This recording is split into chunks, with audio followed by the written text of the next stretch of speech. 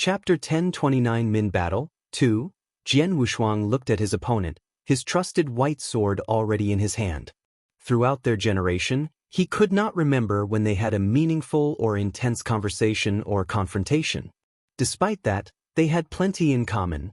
They were losers played by the cruelty of heavenly Tao and fate itself. "It seems we have much in common," said Jian Wushuang.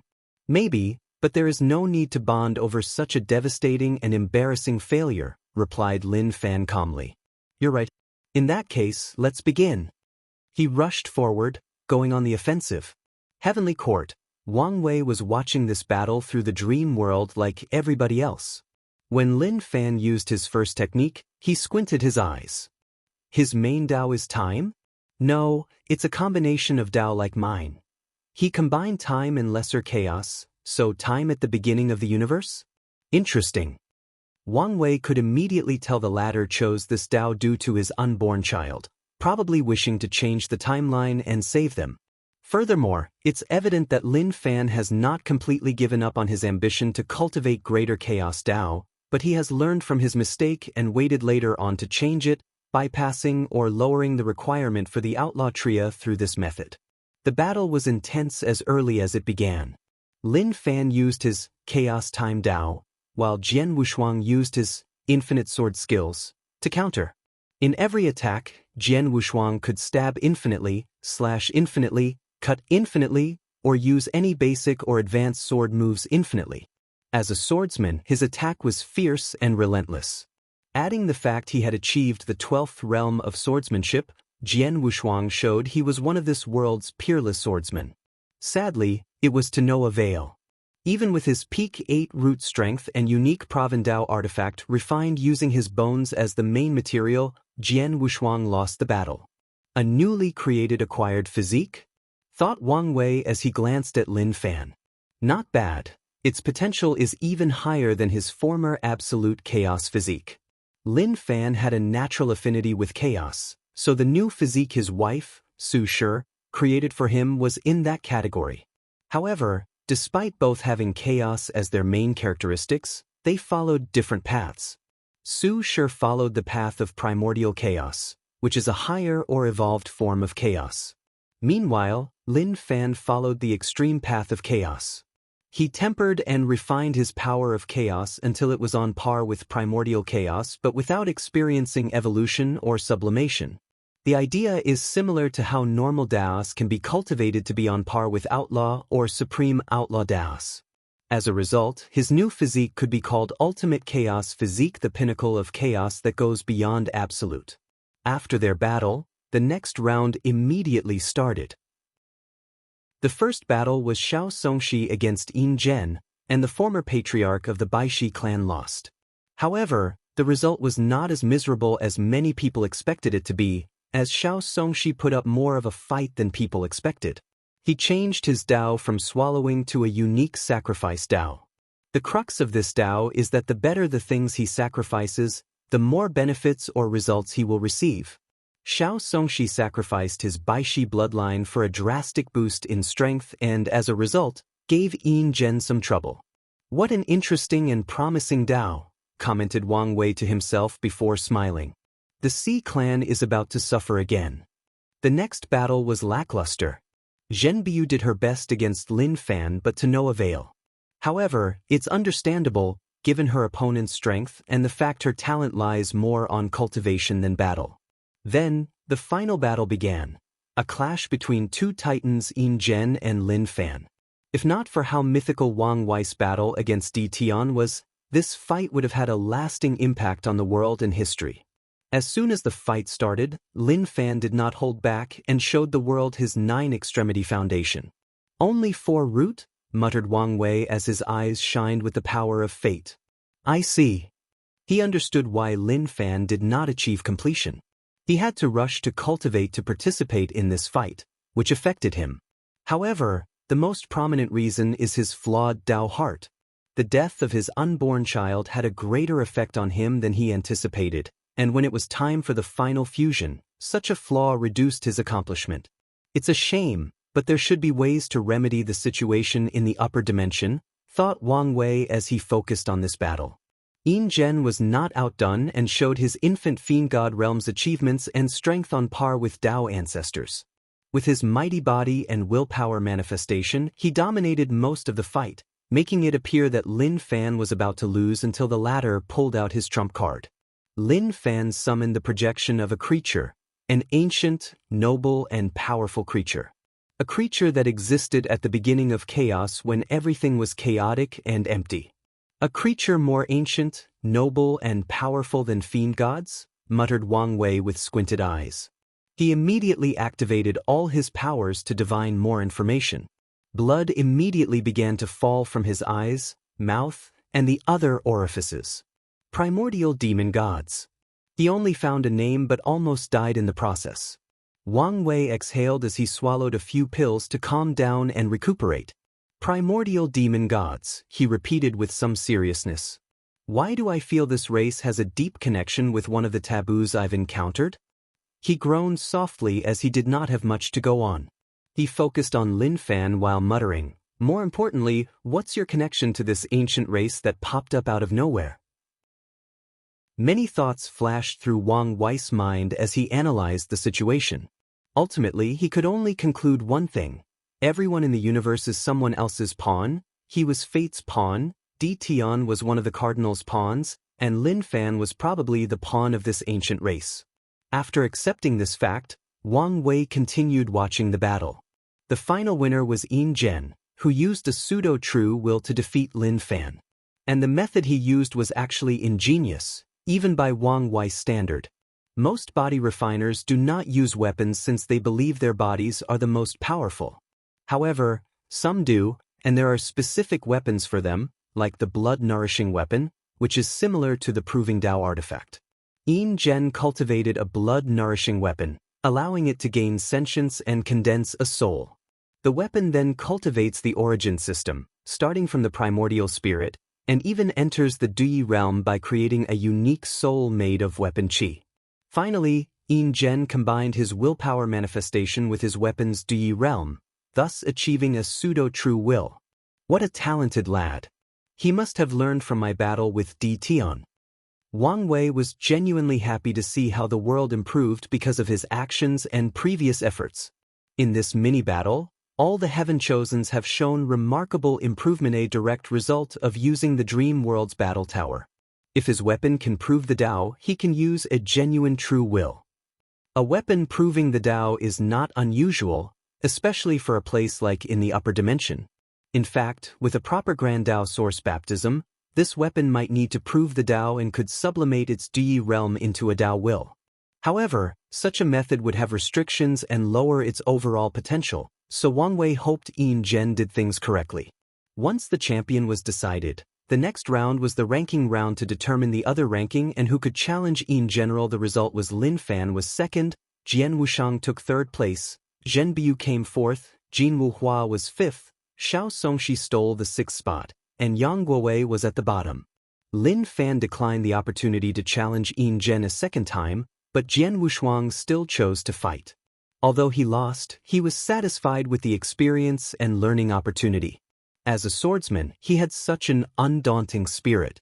Wang Wei summoned the team and had a brief talk with them, telling them to prepare to leave in 3 days.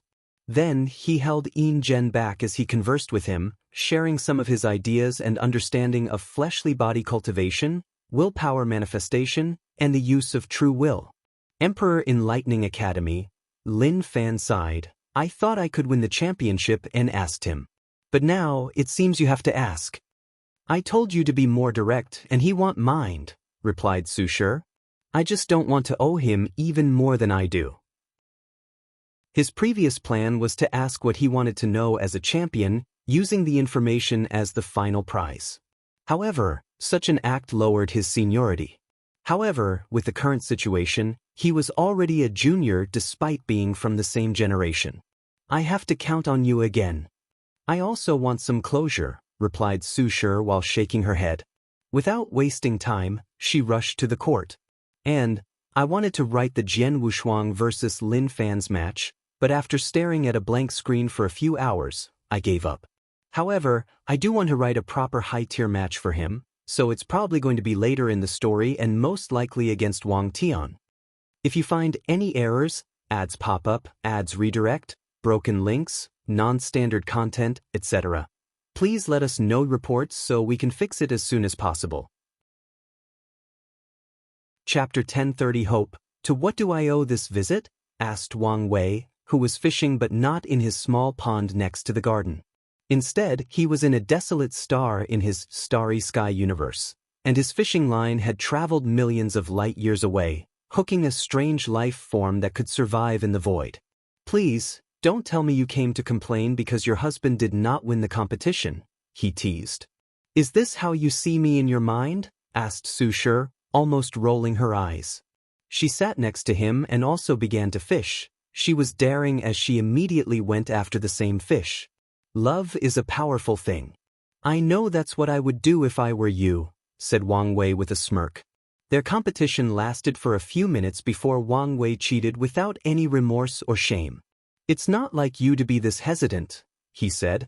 I just don't want to be disappointed by the answer, she replied. Would you feel better if you never know?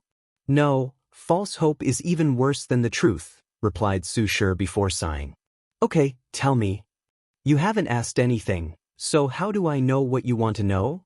Su Shi did not stop herself from rolling her eyes. You know I want to know about the unborn child. Is there a way to save them? Is it possible to revive him? Depends, replied Wang Wei. Can he accept this child if he recreated it with Creation Dao?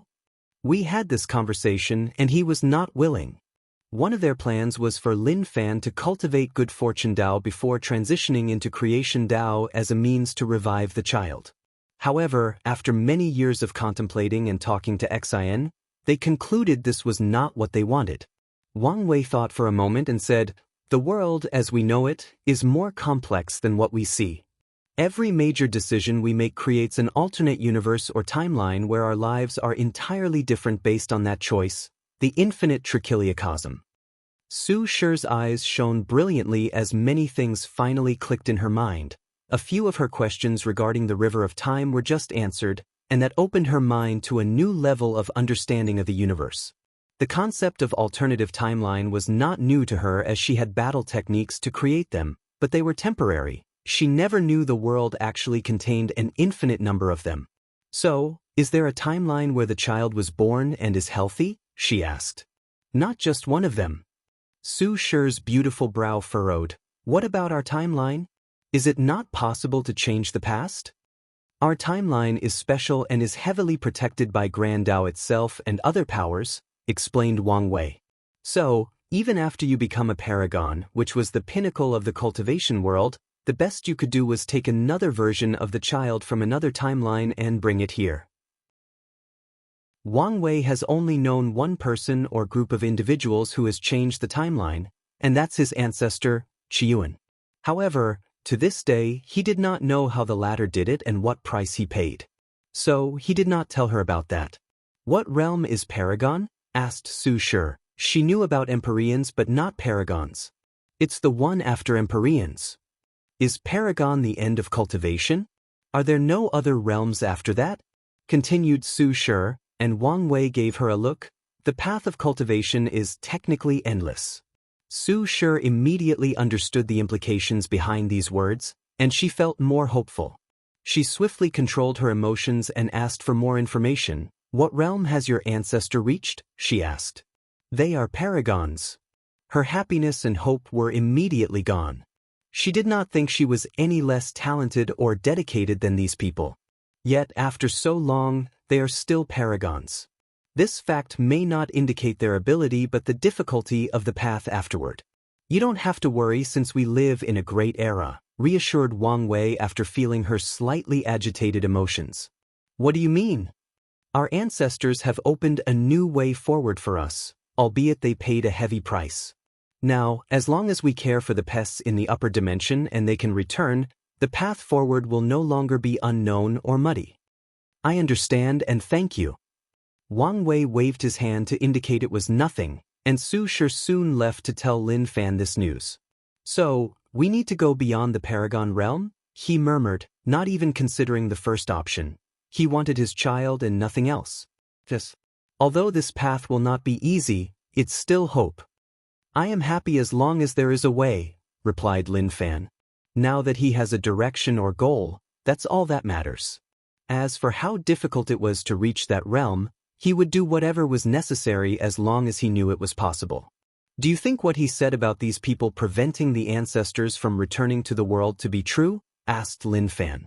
He was not stupid and guessed Wang Wei was using this opportunity to turn them into pawns or advanced parties for his war against these people. His words might have some logic behind them, said Su Shi. What makes you say that? We don't know much about the upper dimension, but we do know how scary such a place would be with all these powerhouses. Now, how did 9 individuals take absolute control?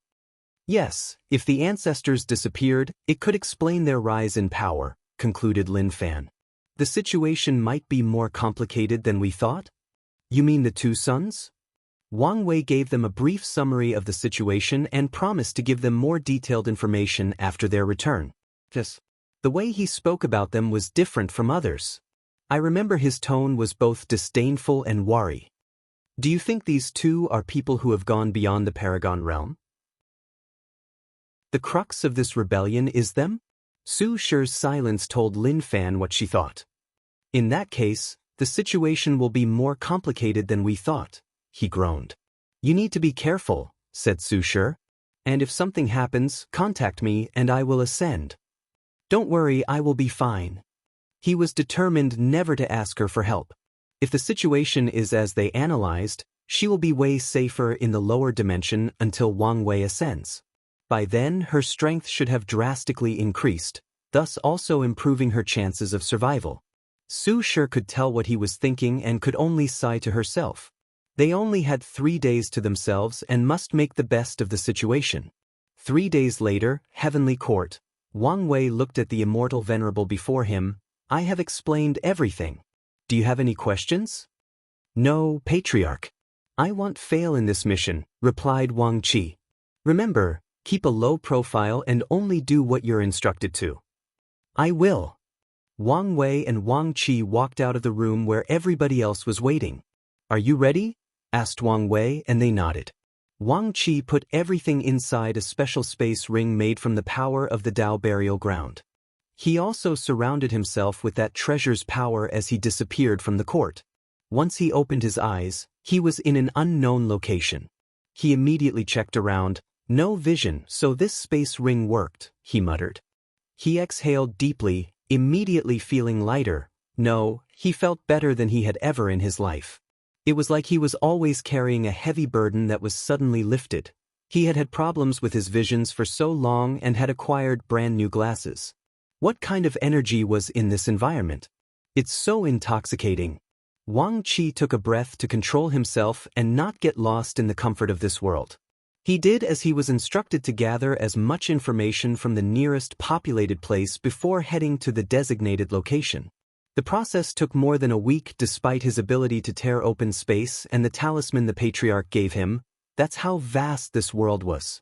Of course, his situation was unique as he was instructed not to use any official transmission array from any city. At his destination, Wang Qi left a communication mark before staying in a hotel. The next day, when he opened his eyes, he discovered he was in an unknown location and was immediately worried. He did not sense or detect when these people took him away from his inn, which greatly scared him. Luckily, they soon proved their identity through the secret codes and marks the Patriot gave him, so he handed these heaven-chosen. Pei Lang held a piece of paper with information on it while Old Ma was on the screen opposite him. When that kid said he was sending us talented individuals, I did not expect they were on that level, said the old man with a wide grin. An extremely talented pure-body refiner, a 9-extremity foundation with a physique better than the absolute chaos physique, an unparalleled swordsman of the ultimate sword path, a Daoist priest with a dual personality, one of which is a pure heart. His eyes were about to shoot fire. Even the others are uniquely talented in their own right. Pei Lang groaned softly. You only focus on their talent but haven't mentioned the trouble with their background?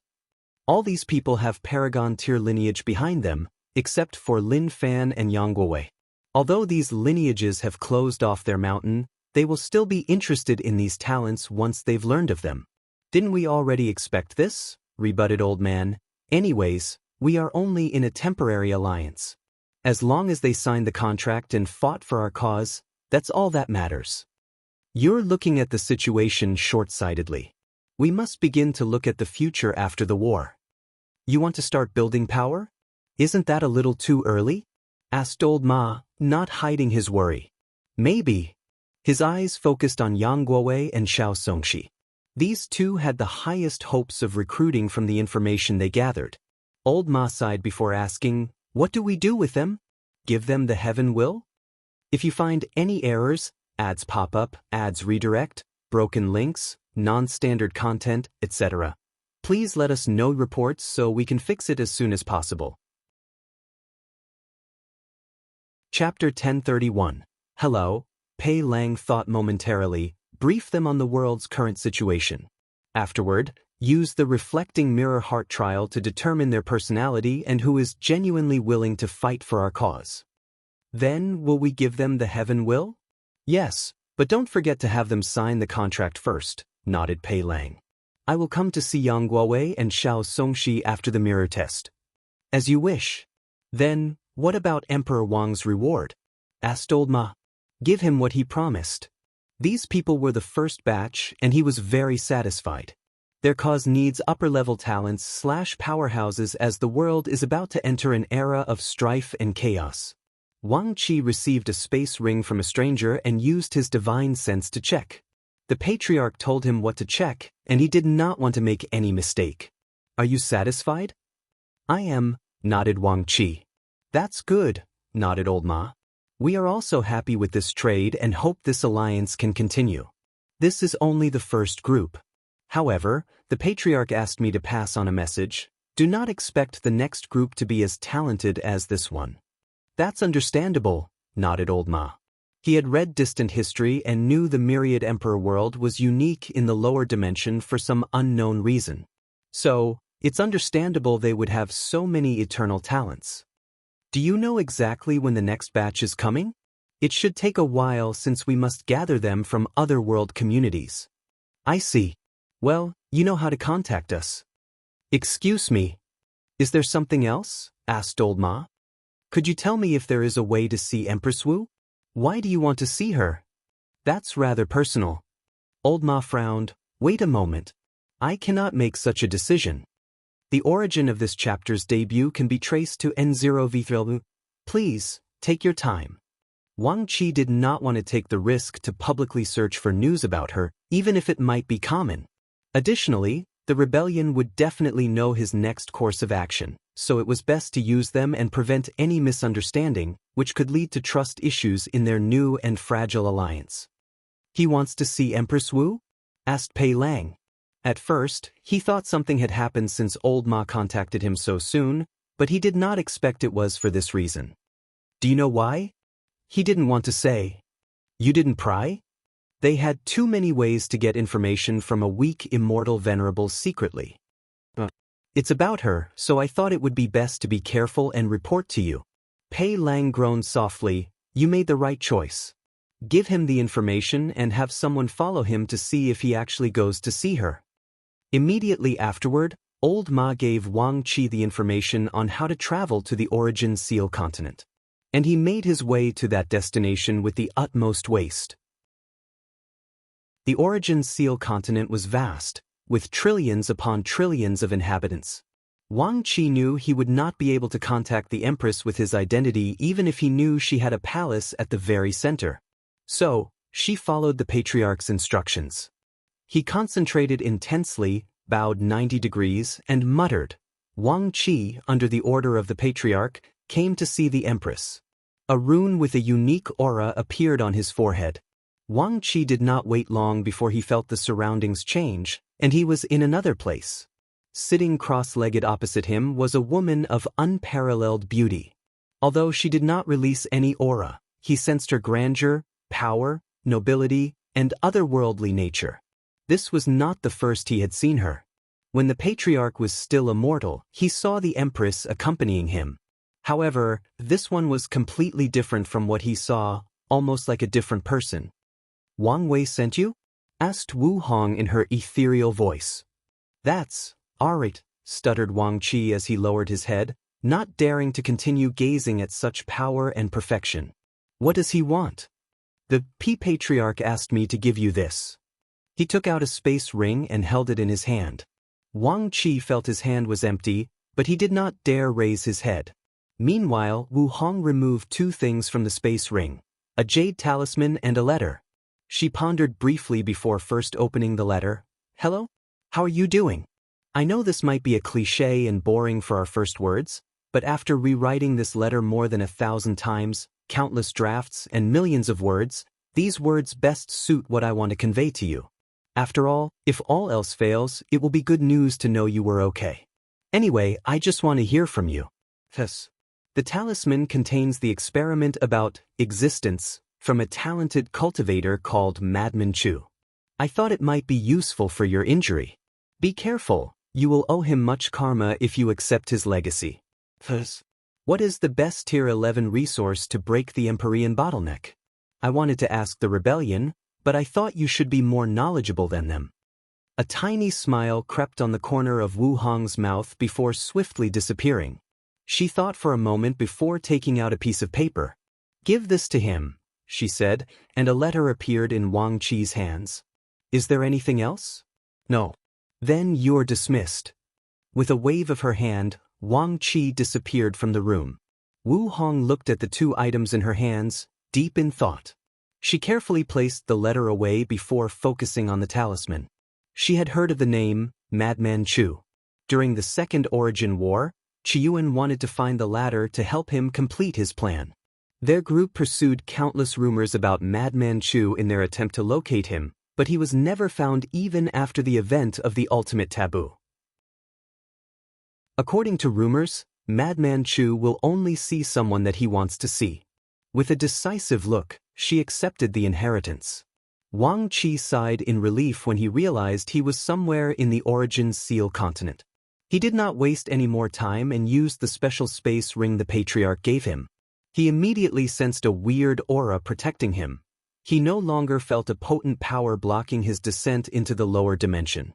Through his connection to the myriad Emperor world, Wang Qi immediately descended to the previous location where he had ascended a few hours prior. He then rushed into the throne room. What did she say? Did she respond? Immediately asked Wang Wei when he saw Wang Qi. Why, yes, replied the tired messenger as he took out the letter. Wang Qi could not tell when the thing left his hand. Hello back. I'm doing okay considering the circumstances. How about you? From what I hear, you're doing beautiful things in the lower dimension. Thus, I would like to thank you for this and the previous gift. I will reciprocate when the time is appropriate. Thus, the best would be Yuandao root.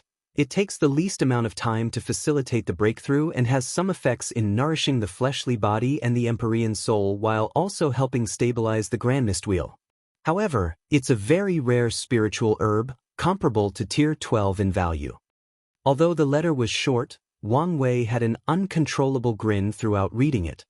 He looked at Wang Qi and through his mind, he saw her again after what felt like an eternity. He saw her unparalleled beauty, strange yet familiar aura, and gray hair. In these short interactions, he had confirmed too many things and removed a heavy burden from his shoulders. Now, he knew she knew something about him, most likely the clone's memories or from his ancestors. More importantly, he knew she would at least give him a chance. Isn't it just pursuing her again? He would gladly do it 1,000,000 times if it meant they could get together again. As for her being different from the ones he met, it did not matter. He would get to know the new her and accept her as she was. Ah, laughed Wang Wei maniacally, and the world changed for him for the second time. A golden rain suddenly enveloped the world, puzzling everybody. However, when people noticed this rain could increase the life of mortals by at least 10 years, low and middle-level cultivators by 5, and upper-echelon cultivators by 1 year, everyone went crazy. Emperor Enlightening Academy, Su Shi and a group of teachers stood outside, looking at this strange vision of heaven and earth. Heavenly Dao even wasted World Source because he's happy? said a teacher, not hiding his shock. I wonder how much you have to be beloved for heaven and earth to treat you like this, a female teacher with slight jealousy added. Not just beloved but powerful. That's true. Do you think any future heavenly emperor can recreate what he has done? Asked Song Li.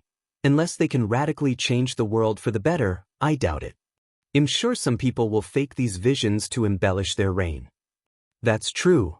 No one likes to admit they were inferior to their ancestors or the people that came before.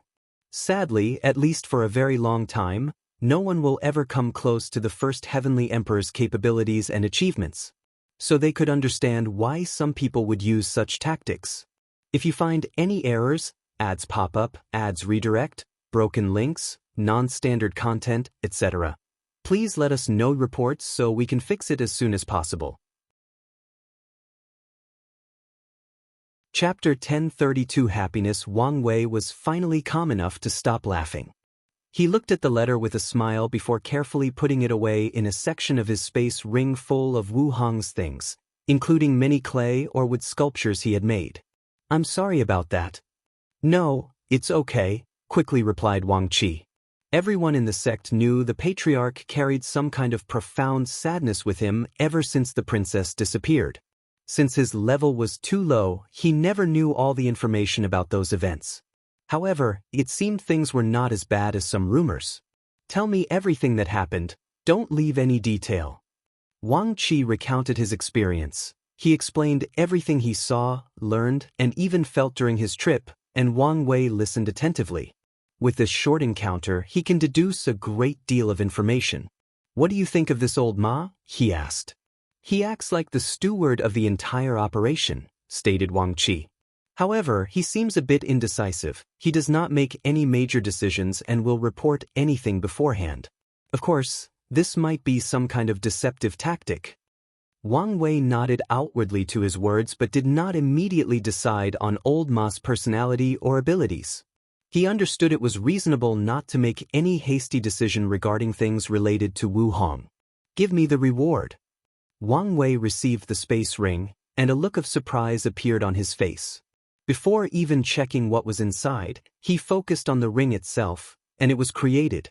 With how developed the cultivation civilization in the upper dimension is, it made sense such a thing would exist, he thought.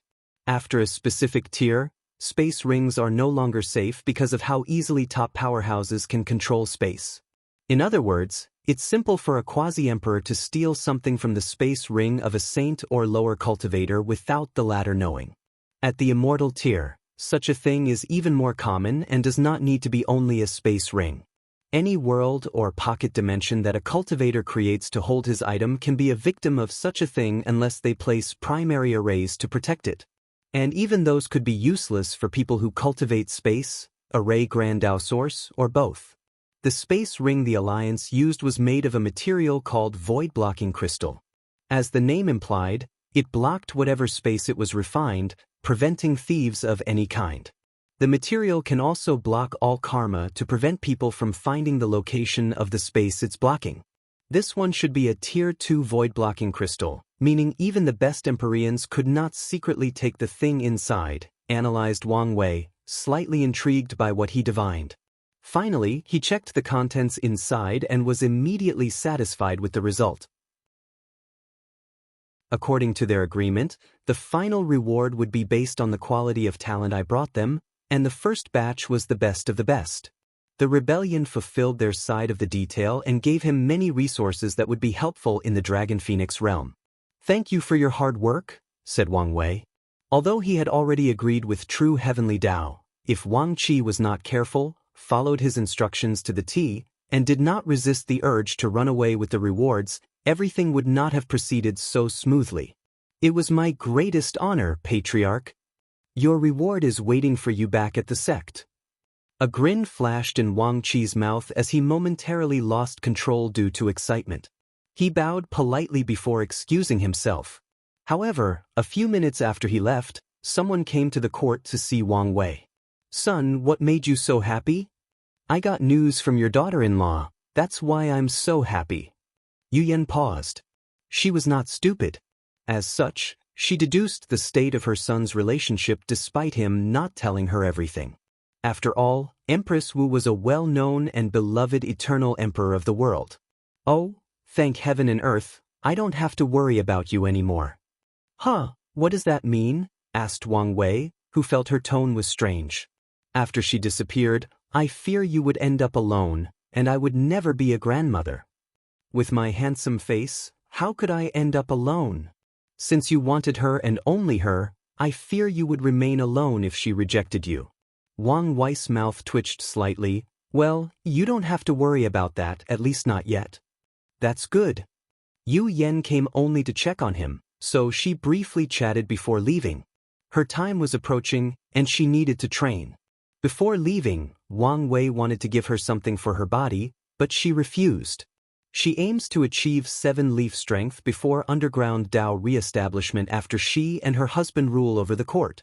Although this path is arduous and dangerous, the experience will also be a form of tempering for her. So, she declined as she believed it was best to leave these rare resources to her son or someone else. After Yu Yan's departure, Wang Wei soon had his third guest. Before the person entered, he heard a loud voice outside. My favorite grandson. Grandpa came to see you. I'm your only grandson. So, this phrase is not as endearing as you think they are, he yelled back, and Wang Chang entered the room laughing. Isn't that a good thing? Now, you don't have to split my love with anyone else. Wang Wei rolled his eyes. So, what made you so happy? Asked Wang Chang. He had only come for a short break when he noticed the changes between heaven and earth. Some good news, and it also involved you, replied Wang Wei. Oh, I'm so close to finding Emperor Nine Sons. Wang Wei saw a glint in his grandfather's eyes, so he explained the situation with these top geniuses ascending. Good, uttered Wang Chang. Recently, I have been having dreams of reuniting with your grandmother. Now I understand why. Wang Wei immediately looked at him seriously. Why are you acting like your reincarnation is your death? Don't look at me like this. I'm not about to do anything stupid, said Wang Chang, almost choking in anger. I just thought I might see her during the process. Do you want me to try to arrange something for you? No need. Let's leave it to fate. Wang Wei could not help rolling his eyes at how ironic such a reply was. He summoned a green crystal the size of a 50-carat diamond. This is for you. What is it? Asked Wang Chang, as he felt this crystal was pulsating or beating like a heart. I asked these people for the heart of an old tree, explained Wang Wei. This thing contains an enormous amount of wood/life energy, so you can train as severely as you want, and it will heal and strengthen your body in the process. Wang Wei was surprised by this thing. He asked for it specifically for his grandfather, so it was not an immortal tier resource. Yet, the energy contained in that crystal was palpitating. However, upon reflection, he realized it made sense. Anything that can be considered old in the upper dimension must at least be 1 yuan epoch. So, I can train even harder? Asked Wang Chang. Yes, but you should still take time to rest. This thing doesn't have as good of an effect on restoring spiritual power, let alone mental fatigue. I know. How do I use it? You only need to keep in one of your heart's chambers. Plush. Wang Chang directly plunged his hand and the crystal into his heart, making Wang Wei speechless. This guy could have swallowed it and controlled the thing to reach his heart or be more civilized and used a small teleportation technique to send it to its destination. But no, he had to use such brutal means. No wonder his technique was so masochist, he secretly complained. Well, I'm back to training, said Wang Chang, who prepared to leave. Then, he suddenly thought of something. Do you have any more of the wine from last time? Wang Wei waved his hand to give him a bottle. Only one? Don't be so cheap. With a thought, his grandfather disappeared from the court and returned to the sect. He smiled as he heard the latter's complaints about not respecting his elders. His gaze shifted to the swallowing zone. He now knew what to turn the Genesis fruit into, but that created some other trouble for him, energy. If he wants that thing to turn into the Yuan Dao root and the best of its kind, he will need to feed it even more energy. What a headache, he muttered before entering a short retreat, waiting for the next major event. If you find any errors, ads pop up, ads redirect, broken links, non-standard content, etc., please let us know reports so we can fix it as soon as possible. Chapter 1033 returned 200 years past, and many people thought the world would be quiet and peaceful until 100 years later, when the next court meeting would occur. However, today would be a day to remember. Heavenly Court. Wang Wei opened his eyes and exhaled. It's already time? He summoned the chi luck of the entire world to block the myriad emperor world from all types of foreign eyes. He did not want an ounce of what was about to happen to be leaked, at least not for a while. Boom. The entire world suddenly changed as visions enveloped every corner. Golden lotus, Dao sounds, purple chi from the east, sacred beasts, sage chanting or preaching, everything was present. Afterward, 7 individuals with noble and awe-inspiring aura appeared floating above the sky. The world was boiling as the people recognized these 7 individuals and realized what they'd become. The people realized the previous battle was not simple and held a great secret, most likely connected to the heavenly court. Sadly, those who knew the truth remained quiet. After these people showed their presence to the world, they immediately headed to the court to see Wang Wei, and they were all shocked. They had previously known how powerful he was, but it was a completely different experience to witness it themselves, especially in their current realm and strength. I have seen your majesty, the heavenly emperor. 7x, at ease, said Wang Wei. While these people were checking him out, he was also doing the same, observing each of them closely. Yin Zhen had now reached the 3rd step of the 10 steps in the Dragon Phoenix realm. His battle prowess should be in the middle of the 5-fold battle realm. Lin Fan had also achieved the 5-fold battle realm, but he should be on the lower end and slightly weaker than Yin. General Jian Wushuang achieved the 3-fold battle realm, but it was the peak. With only a little push, he can achieve 4-fold. Zhen Biu was also 3-fold, but she was more in the middle and lower tier. Jingwu Hua and Xiao Songxi achieved 2-fold with slight differences, while Yang Guowei had 1-fold battle strength. However, both Xiao Songxi and Yang Guowei were only pseudo-eternals and not the genuine type. Yang Guowei is burdened by his father's actions while Xiao Songxi was disturbed by what happened with the Xi clan, analyzed Wang Wei. Those two, along with Jingwu Hua, were the type of eternal talents that were not guaranteed success. In other words, their ability to become eternal hinged on their performance while absorbing the heaven's will. Jingwu Hua's state of mind was strengthened and sublimated after speaking with her father and finding purpose for her life. She performed to the best of her ability and became an eternal. Sadly, these two failed. Tell me everything you experienced after ascending. Lin Fan stepped and explained everything. He did not hide anything. He told Wang Wei everything they saw and experienced, including the mirror test, the contract, absorbing the heaven will, and contacting their factions afterward. Unfortunately, only Lin Fan received some acknowledgement from Emperor Kong, while the others were still silent. So far, there doesn't seem to be any issue, thought Wang Wei.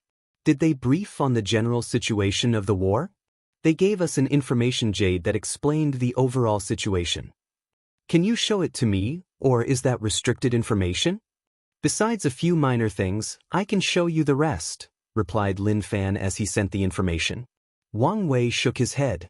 The thing was not detailed enough, but he did not know whether this information was left out or the rebellion simply did not know. Luckily, he learned a very crucial piece of information that he was not privy to prior. Mithriya and Supreme Unity disappeared a few hundred years ago. No, they disappeared precisely around the time he contacted Emperor Jimin. Did Mithriya force him out of the Eternal Ascension world to limit his influence in this chess game, or did they disappear for an entirely different reason? Analyzed Wang Wei.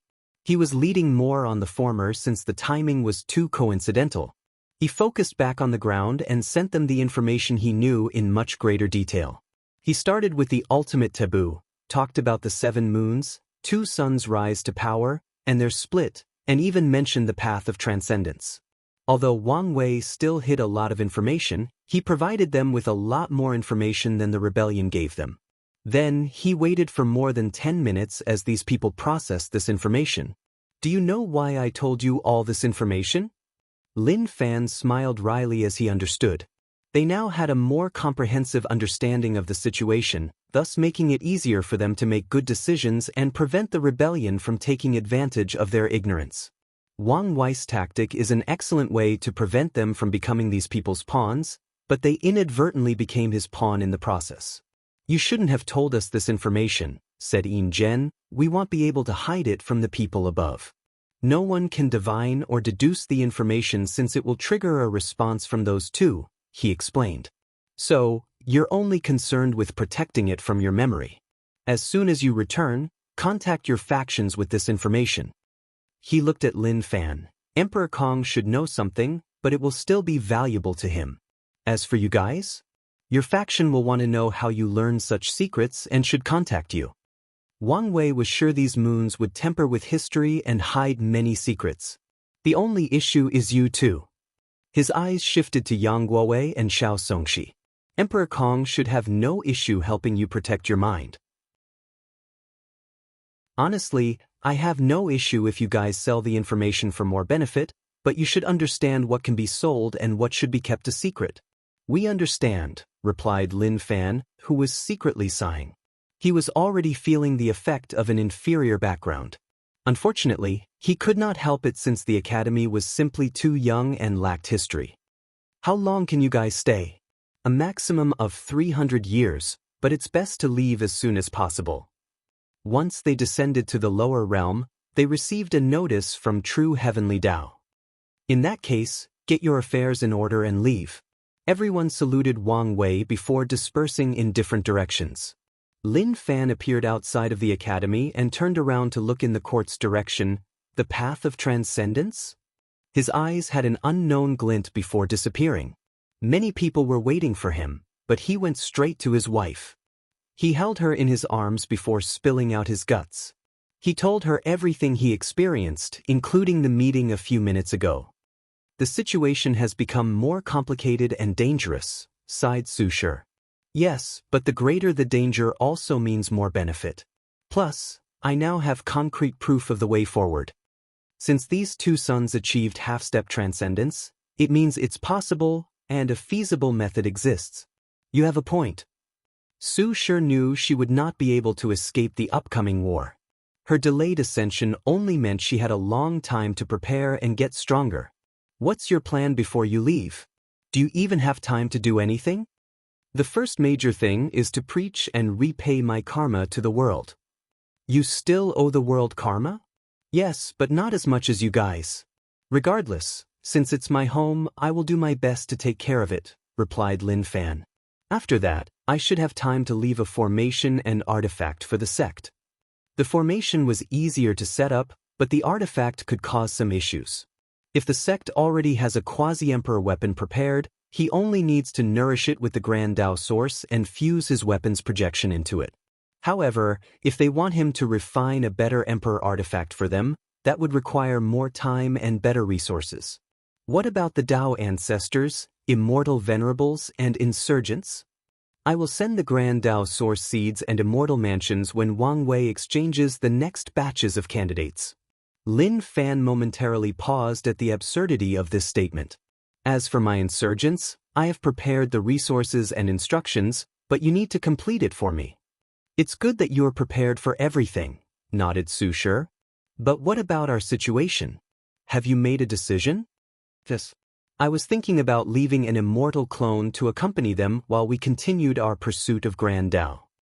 Lin Fan did not hear from her for a few seconds, so he swiftly added, I can even modify their memories so they don't know about my main body.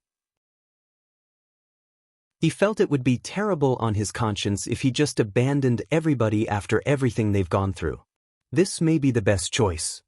If you find any errors, ads pop up, ads redirect, broken links, non-standard content, etc., please let us know reports so we can fix it as soon as possible. Chapter 1034 Secret Vault here. This is for you, said Lin Fan as he placed a space ring in her soft palm. What's this? Heavenly Dao restricted what we could bring back, but some leeways remain. I found a few rare resources for you.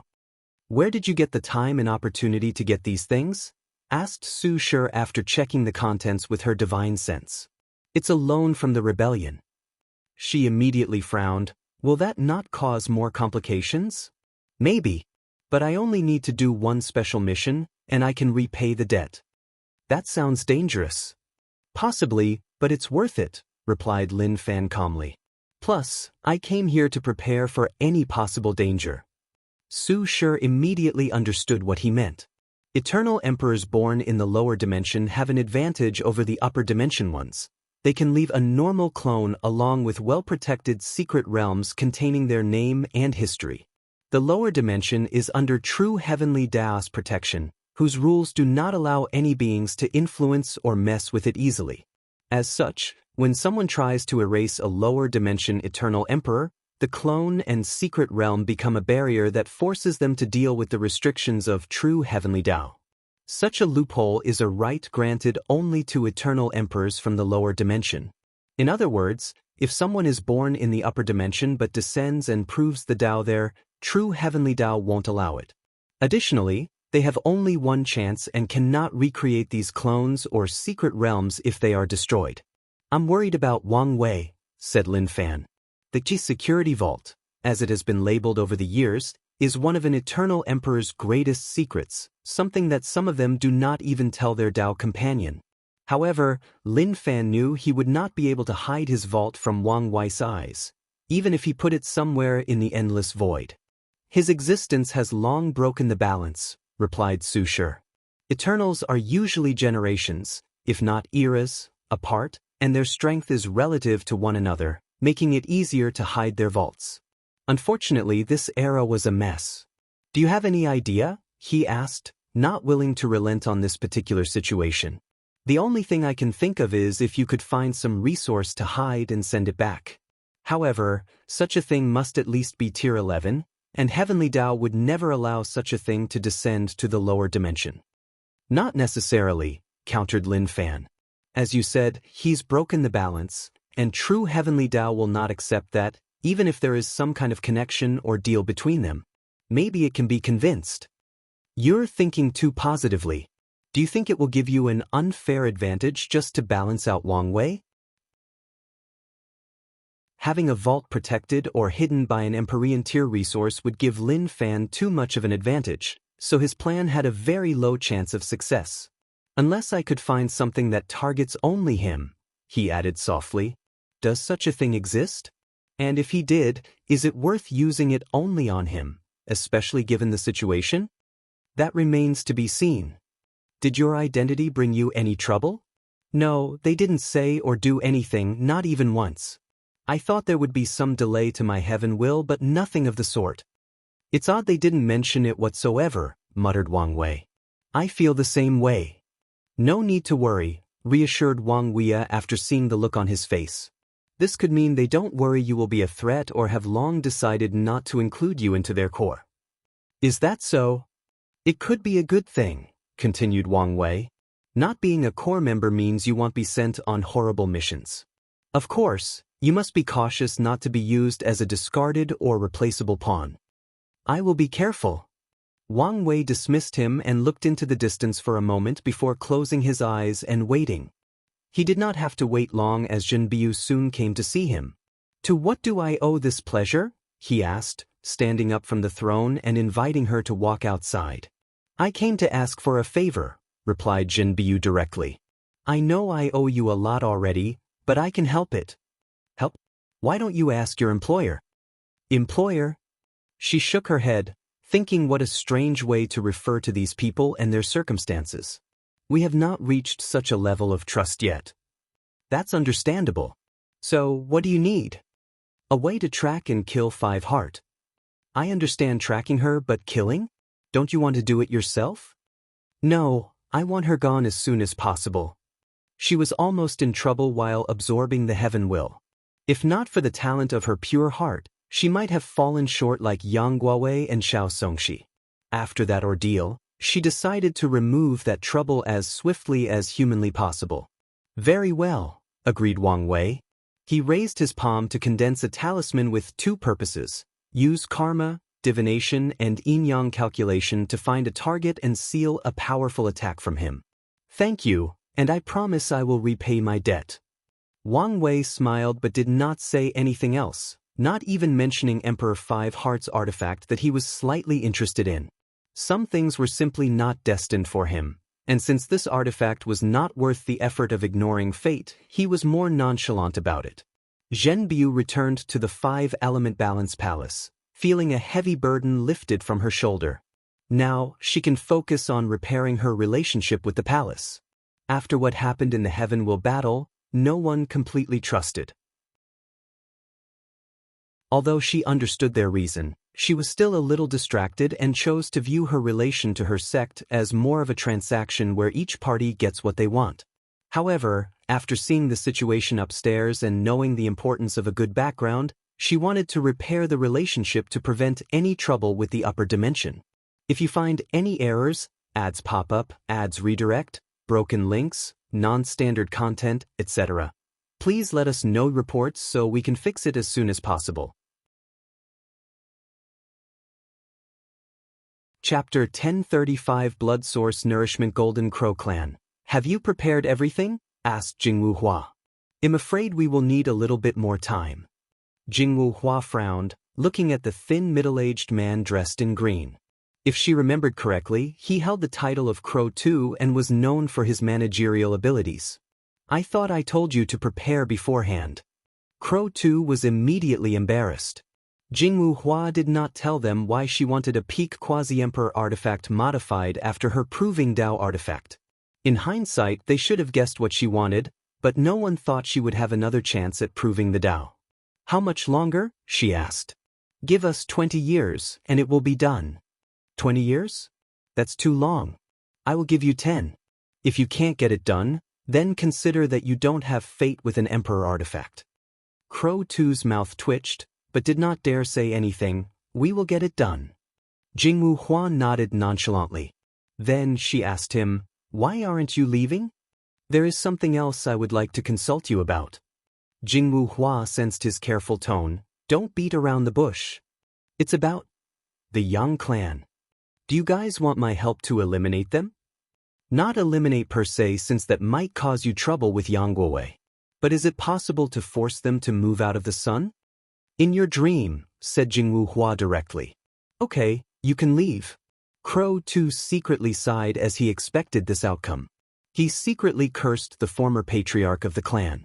That bastard was greedy and wanted to forcefully get his hands on that emperor bone to turn his waste of a son into a heaven chosen. The worst part is he convinced many others in his lineage to follow his stupid plan. By the time he knew of the truth, a terrible rift had already been built between the clan and Jingwu Hua. Crow II walked out of the room, his shoulder lower than when he walked in. He did not even mention the third issue he wanted to discuss, Grand Dao Source Baptism. Something told him their clan should not expect such a favor. Jingwu Hua calmly watched this and only sneered.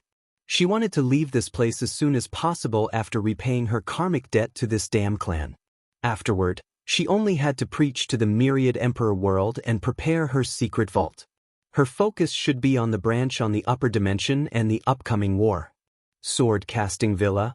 I did not expect the situation to be so dire, sighed Xianxia. At least there is some good news about our ancestors, if that can be called good news. Best we stay positive. True, nodded Xianxia. You have to be careful? I will. What about your goal? I've acquired some information, explained Jian Wushuang. They know about the ultimate sword path, but the extreme swordsmen have gone above and beyond to suppress it. Doesn't that mean you're in trouble? Yes and no, responded Jian Wushuang. There are currently no Paragon-tier extreme swordsmen, so the situation is still manageable. Additionally, I learned that the situation was not aggravated because someone intervened. Someone intervened? Are you referring to one of the moons? Probably not. As you know, we, swordsmen, are arrogant, so how could we listen to them? So, a very powerful and respected swordsman calmed down the situation? I wonder who it is? I have no idea, as everyone I tried to acquire was purposely vague. I didn't want to raise suspicion and not pry too deep into it, replied Jian Wushuang. But as you said, it must be a very powerful and famous swordsman to have such a large influence. My next task is to find more information about this person and their intentions. You suspect they have the same goal as you? I can't help but do, nodded Jian Wushuang. After the news, all extreme path swordsmen reacted harshly, especially after knowing this new path was the trend of heaven and earth. However, despite all their influence, this person chose to calm the flame instead of fueling it. Of course, there is a chance they did not want this new development to affect the current political situation, but I have to be wary. That's a good direction to investigate. However, you should have realized it's not simple to take the destiny of this new path. Of course I do. Jian Wushuang was not stupid, so he knew the difficulty that lay ahead. A little eternal emperor could only dream of bearing the weight of such a destiny. Furthermore, he soon realized the main thing needed to achieve his ambition, the support of a powerful faction. The sword-casting villa appeared to fill these criteria, but things were not as simple as stated. He did not know whether his seniors and ancestors would support this new path or be adamant in their stubborn ways, choosing to eliminate it instead of embracing it. If that becomes the situation he faces, he might have to do things alone. Time is not on your side, stated Xianxia. Wang Tian will ascend in the next generation, not giving you much of an advantage. And if the Heavenly Emperor decides to suppress you as a way to pave the way for his father, your situation will become even worse. Jian Wushuang was silent, looking in the distance. Wang Wei won't intervene. What makes you so sure? 2 reasons. Wang Tian is a swordsman and has our arrogance. He won't allow his son to intervene in such a thing. Secondly, Wang Wei has inherited the Dao opening sex ideology of how to train genius. He will probably treat me as a sharpening stone for his father. You might be right, but it also seems you're relying too much on luck. Xianxia was not as confident as him. My current greatest threat is not the Wang clan. Who else could possibly be a threat? It's that swordsman called Ji Lanfang, replied Jian Wushuang. After I descended, I sensed a few supreme swordsmen, and he was the most dangerous. He's indeed a great threat, uttered Xianxia. Ji Lanfang was of this generation, meaning he could immediately compete with Jian Wushuang.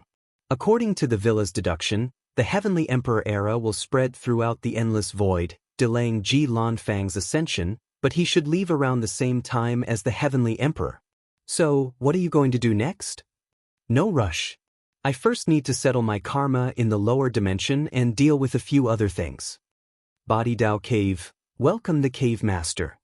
These words echoed between heaven and earth as thousands of people pronounced them simultaneously. Yin Zhen calmly watched everything, taking in everybody's happiness and hidden emotions. He knew why they were so accepted. In the cave's history, the ancestor was the only pure body refiner, while all the others were double practitioners. These emperors did not want to risk dying and chose to prove the Dao as Qi practitioners.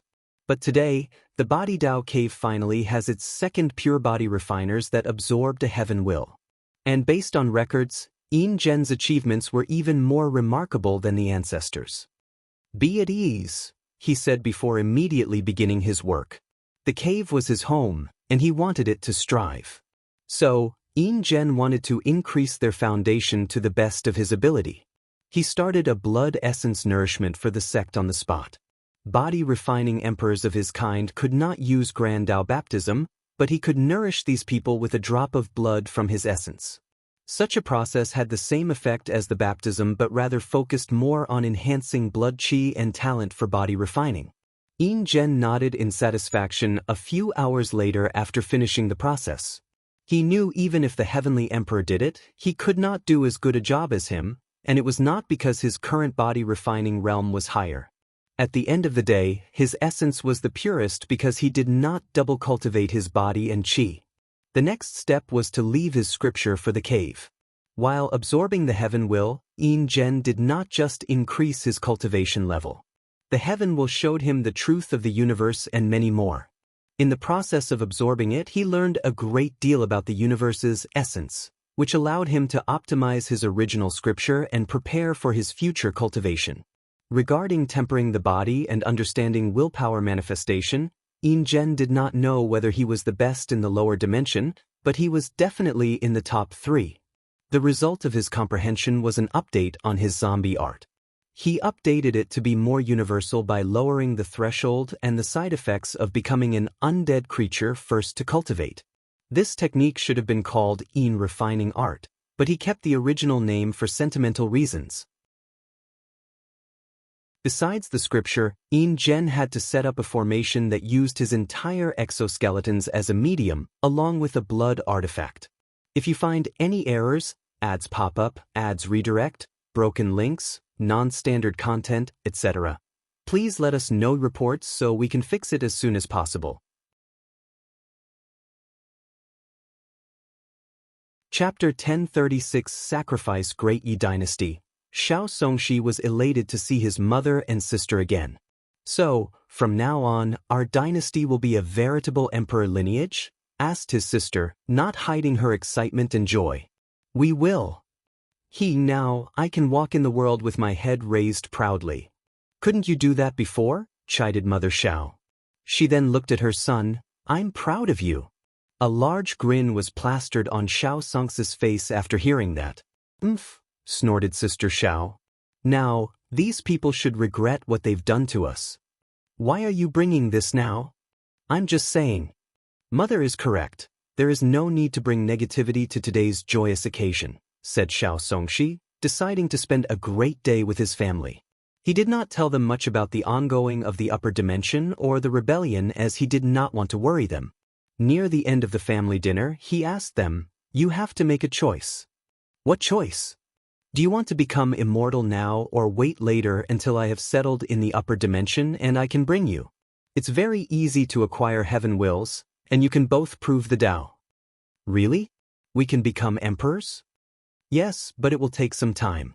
You might have to seal yourself to prevent running out of lifespan. He had already searched the relevant information and knew he could send a projection into the lower dimension after becoming an Empyrean and bringing his family with him. Can you send the heaven will down here? Why are you asking such a question? Asked Mother Xiao. What else? So I can become a heavenly emperor. Xianxia was immediately speechless, while Mother Xiao scolded her daughter for speaking nonsense. No, that's not allowed, he explained. You will have to ascend. Oh, what a shame. Xianxia rolled his eyes. If delusion were a power, this girl would truly be invincible. Sierre, what do you think we should do? He thought for a moment. Let's wait. The emperor path reigned supreme, so it was best to choose it. Although his family had to wait a long time, the sealing process would not make it feel as such. Now that he had made a choice, he had to prepare for the future. He needed to leave a mortal clone to be the ruler of the dynasty and pass on the Xiao clan.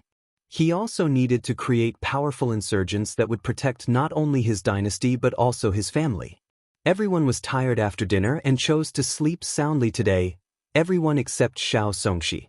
As he watched his sister fall into a true dream, his eyes looked in the distance, flashing with deep hatred.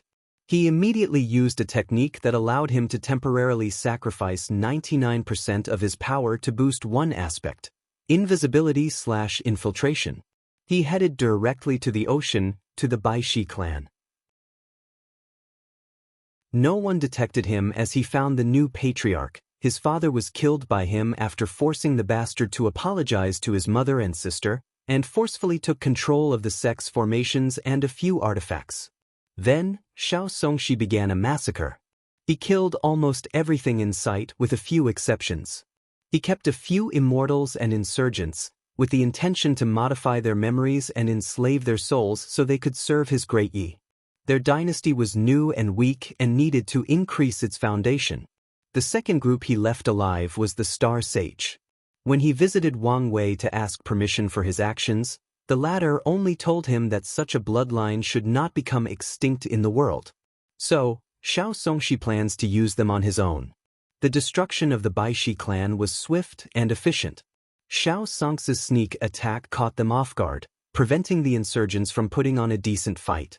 Additionally, he enveloped the clan with their own array to prevent the Sea clan's immortal sovereign from detecting something and intervening. Once he finished his massacre, he launched a terrifying bloodline curse to eradicate the remaining members who were lucky to be outside. Xianxia proceeded to plunder the sect's resources and foundation before leaving. His destination was not home but the court. Why are you here? Wang Wei thought he would be counting his spoils by now, so he was baffled why the latter directly came to see him. I wanted your opinion or input on something, and this is what I want to pay for your help. He wanted to say service but felt inappropriate. Wang Wei looked at the space ring and was slightly surprised. A 5-star sage. The Baishi clan has claimed they did not have one of those in this generation, but now it appears they went to extreme lengths to hide this secret. Why don't you ask the sage? I don't think their ability can help me, at least not with their current strength. I accept your offer, replied Wang Wei. The 5-star sage's divination was very unique and could be of great help to the sect. Plus, he was slightly intrigued by what the latter wanted to know. What is it you want to know? Xianxia took a moment to word his question correctly. Is it possible for me to have a second chance to become an eternal if I sacrifice, let's say, an Empyrean? Wang Wei did not expect these words to come out of Xianxia's mouth, a rather bold and interesting idea. So, is it feasible? Logically speaking it is, but let's check. His eyes lit up, followed by countless strings materializing around him. He played with a few like they were a guqin. Your idea would have succeeded if you were the first to do it. Xianxia sighed as the worst-case scenario he feared had happened. He was not the first or only cultivator to use sacrifice Dao, so it should be expected. Additionally, if there were no limitations to such a thing, people could just cultivate sacrifice Dao as a sub-Dao and try it. What about a paragon? Wang Wei looked at him. Has your desire for power driven you crazy? Xianxia was silent. I'm just not willing. Wang Wei sighed. I'm not one to belittle someone's goal or ambition. Anyways, the current situation is chaotic, so who says it's not possible for a little eternal to capture a paragon and use it as a sacrifice? I know you're just saying these words, but I still appreciate them, said Xianxia as he bowed and left. Soon, the news of what happened to the Baishi clan spread. Countless eyes fixed on the Xi clan as people wanted to know the ins and outs and how things would develop. Soon after, rumors that the Xi clan would appeal to the court to sanction Xianxia's actions spread like wildfire. People began to speculate this event would be significant as it would dictate the relationship between the court and the newly appearing eternal powerhouses. Some people even believed that Xianxia's actions were an act of rebellion. He did it to send a message to the court that no one could restrain him or the others. The discussions soon got out of control as people believed there might be internal strife in the myriad emperor world, an act that would severely affect the progress they've made since the beginning of the era. However, regardless of the final outcome, most citizens had faith in the Heavenly Emperor's final victory. They just worried what price would be paid to end this situation as soon as possible. During this time, the dream world saw its highest usage, allowing Wang Wei to gather a lot of spiritual power. Unfortunately, the people were severely wrong. After a few days, nothing happened, and the Xi clan did not launch an official complaint. The wise individuals were not surprised by this outcome. Nothing can go undetected by the Heavenly Emperor. So, Xianxia's action only meant one thing: it was allowed. No one knew whether the Heavenly Emperor simply did not care and let it happen or they came up with some kind of deal. Regardless of the reason, it happened because he allowed it. The Xi clan knew this and thus decided it was pointless to launch a complaint.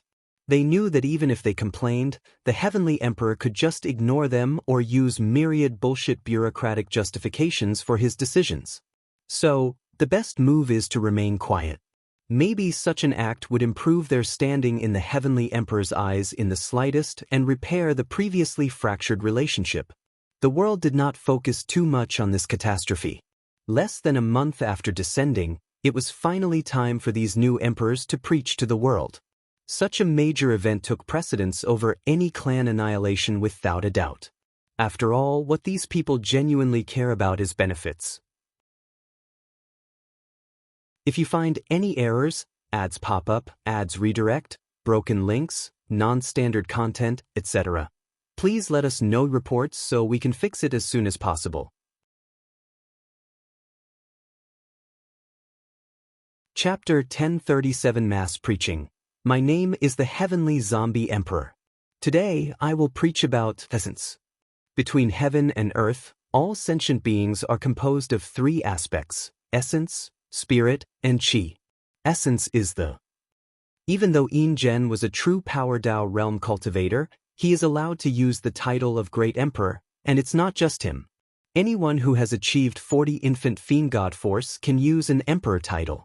The entire world listened attentively to this sermon, including Wang Wei. With the new update of the origin system, body refining has become a core aspect, especially in the divine body realm. So, this sermon served a crucial role in the overall development of the world. The process lasted 3 years, and everything was accompanied by visions that covered the world. Dao rhymes enveloped the myriad emperor world, granting it a sense of mystery and grandeur. Wang Wei blocked the world, so these visions remained internal, but there was a high chance they would not spread, given it was only a sermon, and these people were alternative emperors. I am the Chaos Time Emperor, and I talk about the evolution of time from its earliest state of chaos and disorder to a peaceful and neutral condition that allows the thriving of life. According to the order the group agreed on, Lin Fan was next and began his sermon 3 months after Yin Zhen's ended. He also lasted 3 years, creating a visual experience similar to his predecessor, with the exception that the river of time might have flashed a few times. I am the Infinite Sword Emperor, and my Dao is that of the infinite strike, infinite cut, infinite parry, infinite. Jian Wushuang's sermon was geared toward swordsmen, and he was not apologetic about it. Although people could learn a thing or two from him about attacking, but his target or demographic was the swordsman. Of course, this sermon was considered controversial in the swordsmanship community. Extreme swordsmen are still the mainstream of the world despite losing one of their best, Wang Tian. But now, they realize they've also lost another great talent. Even worse, this one has proved the Dao on this new path. Many people knew there would be some strife in the swordsmanship community once everything settled. Previously, everyone became quiet because they knew their real confrontation was in the next generation after Wang Tian proved the Dao. However, Jian Wushuang's action might have provoked an advanced war between these people. Wang Tian, who was complaining nonstop as to why his son forcefully stopped his training, became genuinely happy that he did. Despite everything he learned and experienced in the swordsmanship world, the benefit he received from learning from an eternal emperor was immense. From then on, he decided to record the sermon of all sword emperors as part of the foundation for the Sword Alliance. Of course, he also knew he could not immediately return to his seclusion once this was over. He had to show his face to the world and quell some of the chaos in his community. This humble Taoist priest took the name Twin Unity Empress to emphasize the unity of man and heaven and earth, man and the Tao, and man and itself. Our journey will begin like all life began, with the balance of the 5 elements, followed by the evolution of Yin and Yang, and we will end with a touch of Taiji. 5 elements has always been the most common and widespread Tao in the world, and with the versatility of Yin and Yang, her sermon was the most favored of everyone, and there is a low chance that someone would surpass her in that area. The people felt they did not have enough once she finished. The dichotomy between going from Lin Fan's esoteric time-related sermon to Jian Wushuang's swordsmanship-focused words and then to her sermon was simply surreal. Most people felt they spent 3 years listening to nonsense, followed by 3 years of something most were not interested in, to listening to the fundamental truths of the universe, and it was such a spiritual experience. Alas, all good things must come to an end. I am the pure Yang Flame Empress, and my Tao focused not on balance but on the extreme. Today, we will focus on the extreme of flame. Jingwu Hua's sermon should have been very popular, considering flame Tao is widespread, but it was not. Firstly, she only focused on the flame aspect of her Tao and did not touch on the Yang aspect. Secondly, she directed her preaching toward the demon race, focusing on applying Tao through the bloodline instead of the normal way of the soul, spirit, mind, or body. Few humans have bloodlines, at least relatively compared to the demon race. Ultimately, People only complain to themselves. After all, she was an eternal emperor and from the demon race, so it was understandable why she took this approach. Maybe she's not as bad as I thought, muttered Aoshin. Long ago, the demon race wanted to form an alliance with her through marriage, but things never reached anywhere. The relationship with the Golden Crow clan can be described as neutral, but that's only because of his existence. Once he leaves, there is a high chance that his kind will revert to disdaining the Golden Crow clan. I can use this to genuinely appease the relationship between us. I was lucky enough to acquire the title of heart-sacrificing emperor. Today, I will show a different perspective on the cultivation world from the aspect of sacrifice. Mortals envy our power, status, and long lifespan, but what price do we pay for those things? What do we sacrifice? Time, effort, morality, and a myriad of other things. Sacrifice is a balanced way of the world that touches on the way of yin and yang. Sacrifice one thing to gain something else, and the more you're willing to pay, the greater the reward. Xianxia's sermon was odd, to say the least. Wang Wei saw it as the cultivation version of a motivational talk, and the effects were more than wonderful. He could foresee the effect as more cultivators worked hard in their journey as they knew whatever difficulty they were currently dealing with was the sacrifice needed to attain power, wealth, and longevity. My name is Yang Guowei, now known as the Chrome Emperor. Color, on a superficial level, is how we see or perceive the world. Although this aspect is fascinating, there is more to colors than this. Yang Guowei's sermon was more popular than Wang Wei anticipated, as the fact he went last did not have much of an effect. He first started by preaching about perception, which was very helpful to cultivators since they learned many applications of their senses and perceptions. However, what made his sermon so popular was his target audience, mortals, the ones focusing on arts and crafts. He weaved ideas and techniques about using color in various arts and crafts, mostly painting, but he was also creative for many other professions. His actions boosted the validity and power of the enlightening temple, which thus further empowered mortals. Wang Wei opened his eyes as Yang Guowei uttered his last words. He could sense the world's unwillingness. After all, they spent 21 or more years straight listening to great emperors, eternals, preach to them. No world in the lower dimension has ever experienced such a thing, and none will ever do. He calmly observed the world as many visions manifested all at once. 7 multicolored dragons materialized in the sky before traveling worldwide, showing their might and presence before each finally ended in their respective sex chi luck. N0V3LTR0V served as the original host for this chapter's release on N0V3LB1.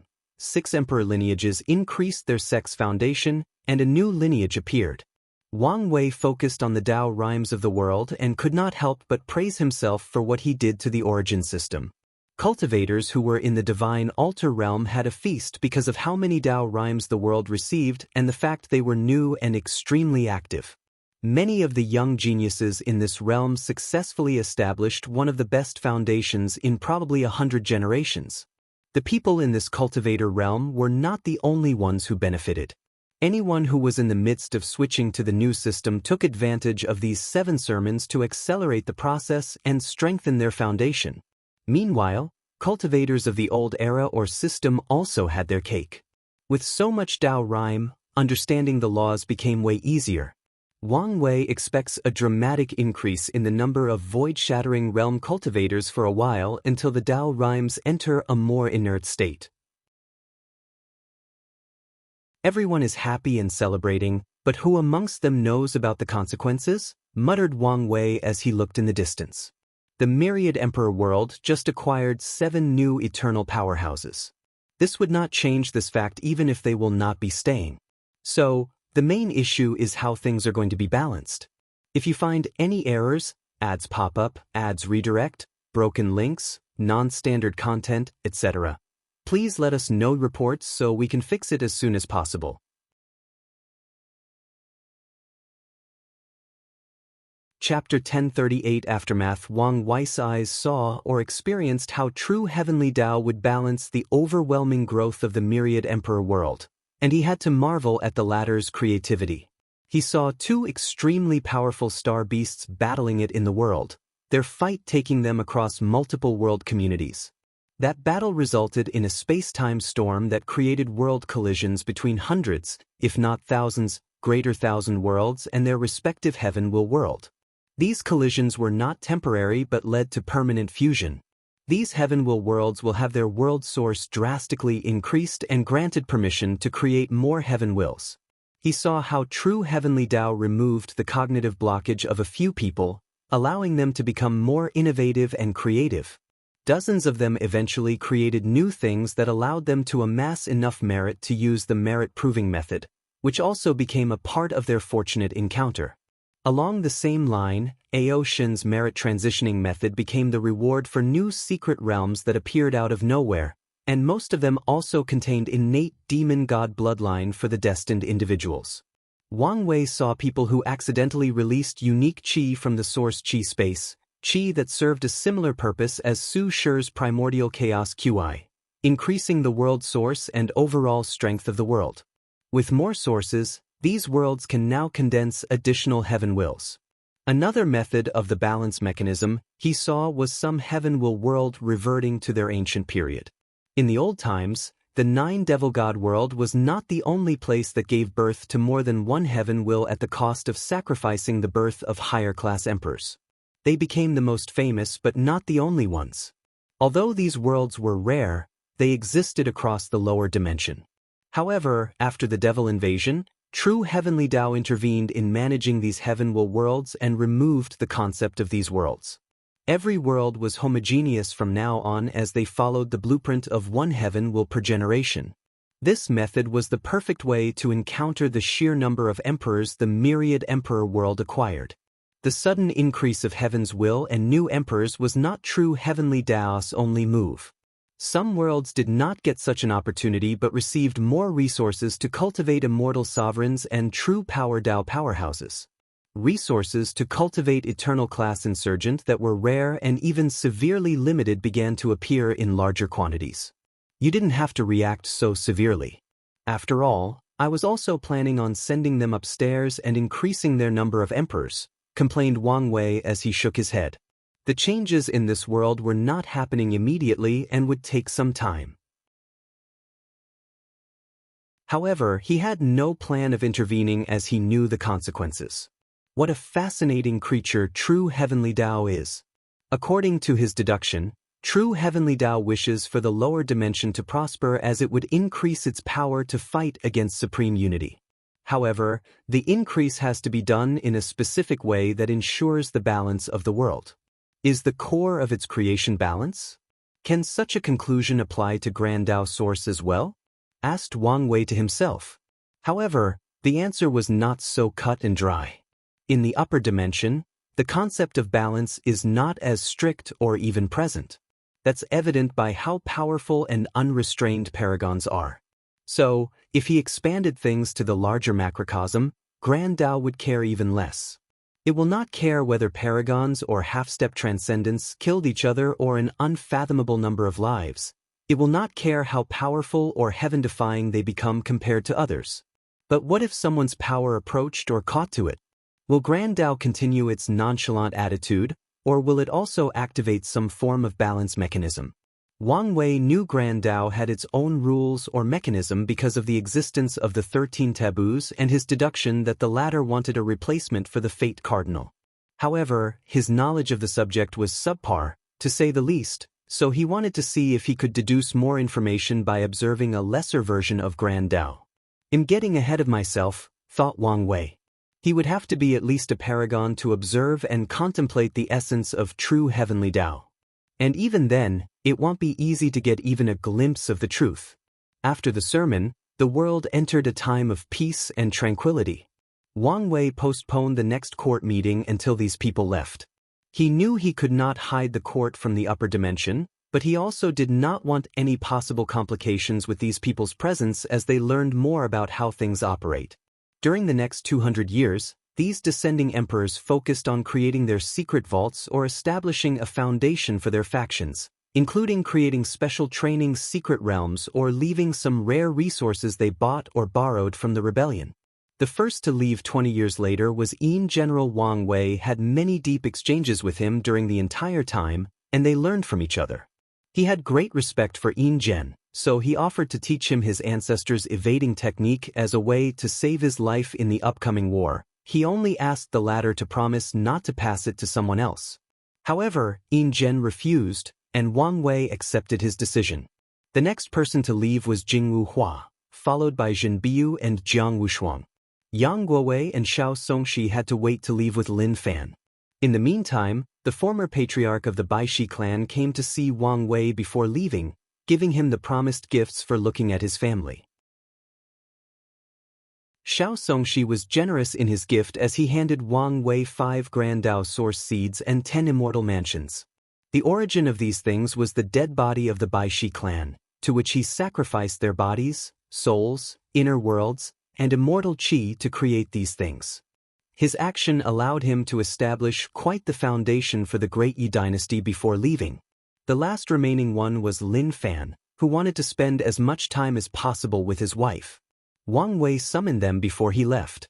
"On account of my friendship with her, I thought I should warn you," said Wang Wei, looking at these two from his throne. "Do you remember the last technique you used during your battle against Gen? You mean the projection I summoned? Yes. I almost died trying to divine information about them, and the only thing I found was the name Chaos Demon God. And Primordial Demon God was changed to Chaos Demon God." Lin Fan frowned as he understood the severity of these words. "What are you trying to say? In this universe, the cruel truth is that everyone is someone else's pawn." "Including you?" asked Lin Fan. "Yes, including me. I never thought someone like you, who pursues freedom, would accept such a thing. Because I know there is nothing my current self can do about it, because I know accepting the fact and slowly playing the game is the only way to escape and become a chess player." "I understand." "Emperor Enlightening Academy, what are you thinking?" asked Su Shi. It had been a few hours since the meeting, and she still had not processed what had happened. She knew this truth that Wang Wei said to him, but it was an entirely different implication coming from his mouth. "Many things have started to make sense," said Lin Fan. "My overwhelming affinity with chaos or my obsession with that Tao." He could not help reevaluate everything in his life and had to force himself. Otherwise, he would definitely overthink certain things. "Do you think it's that bad? Everything looks normal and reasonable. But isn't that the point? If he was treated someone as a pawn, he would, of course, ensure there was no flaw. So, what are you going to do?" "Take his advice," replied Lin Fan. "Accept this fact, continue along my cultivation journey while keeping my eyes open. This is not as easy to do as you state. I know this." Every fiber of his being was screaming to change his Tao and abandon his physique immediately. However, he knew doing something so drastic could result in even more catastrophic results. For a chess player, there is no value to a pawn who becomes aware and tries to rebel forcefully. In such a scenario, the best course of action would be to correct the pawn's path or eliminate it. Furthermore, was it easy to abandon Chaos Tao? Obsessions are called as such for a reason. At the 180 years mark, Lin Fan finally ascended. Although he wanted to wait until the last minute, he did not want to risk true heavenly Daoist ire. If you find any errors, ads pop up, ads redirect, broken links, non-standard content, etc., please let us know reports so we can fix it as soon as possible.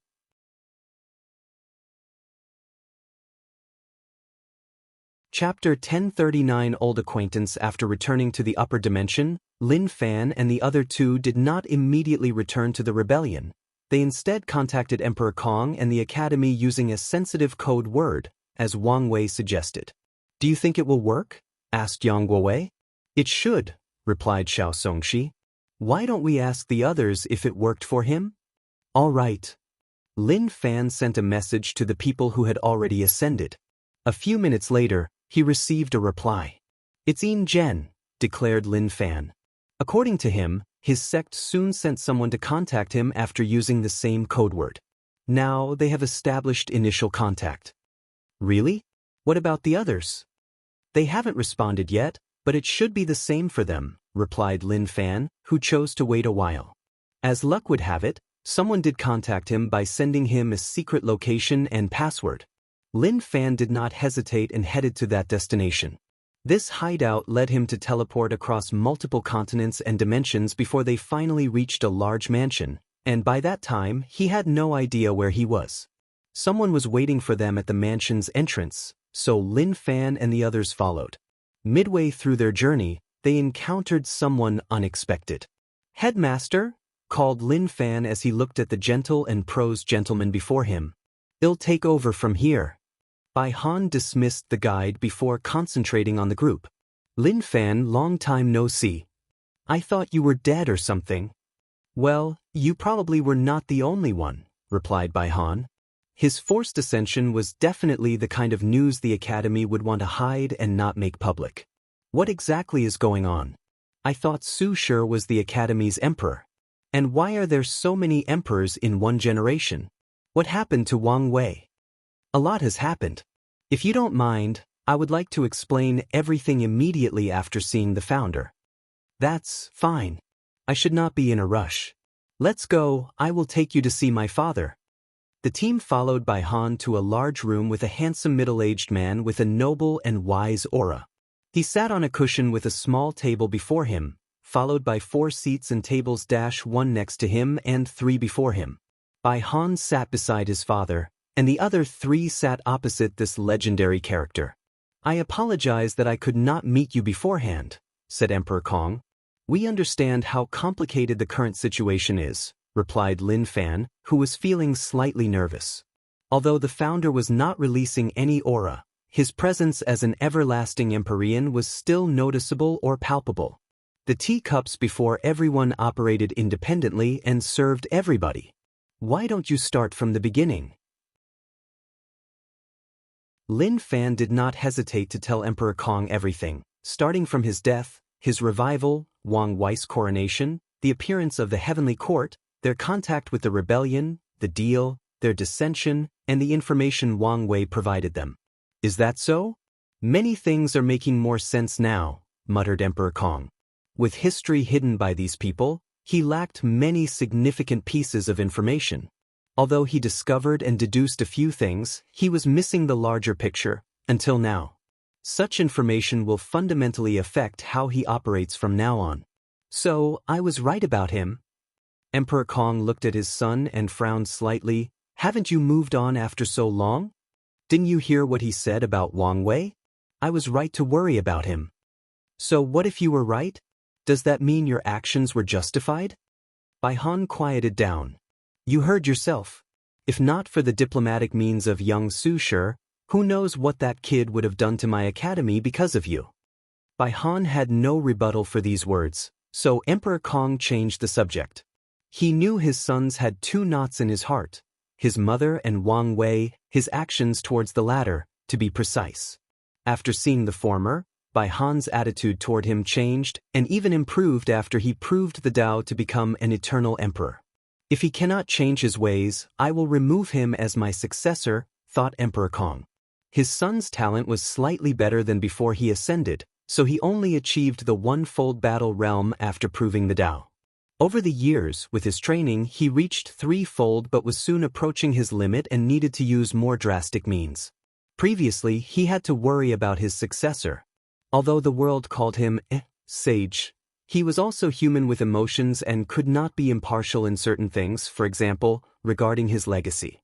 The Academy had many talented individuals, but Emperor Kong wanted someone from the exact same origin as him to be his successor. Luckily, Heaven brought him Su Shi and Lin Fan. Not only were their strengths better, but their managerial and tactical mind appeared better than his son. "Let's continue to observe for now," he concluded. If he wanted to cultivate a top paragon lineage, such a decision could not be made lightly.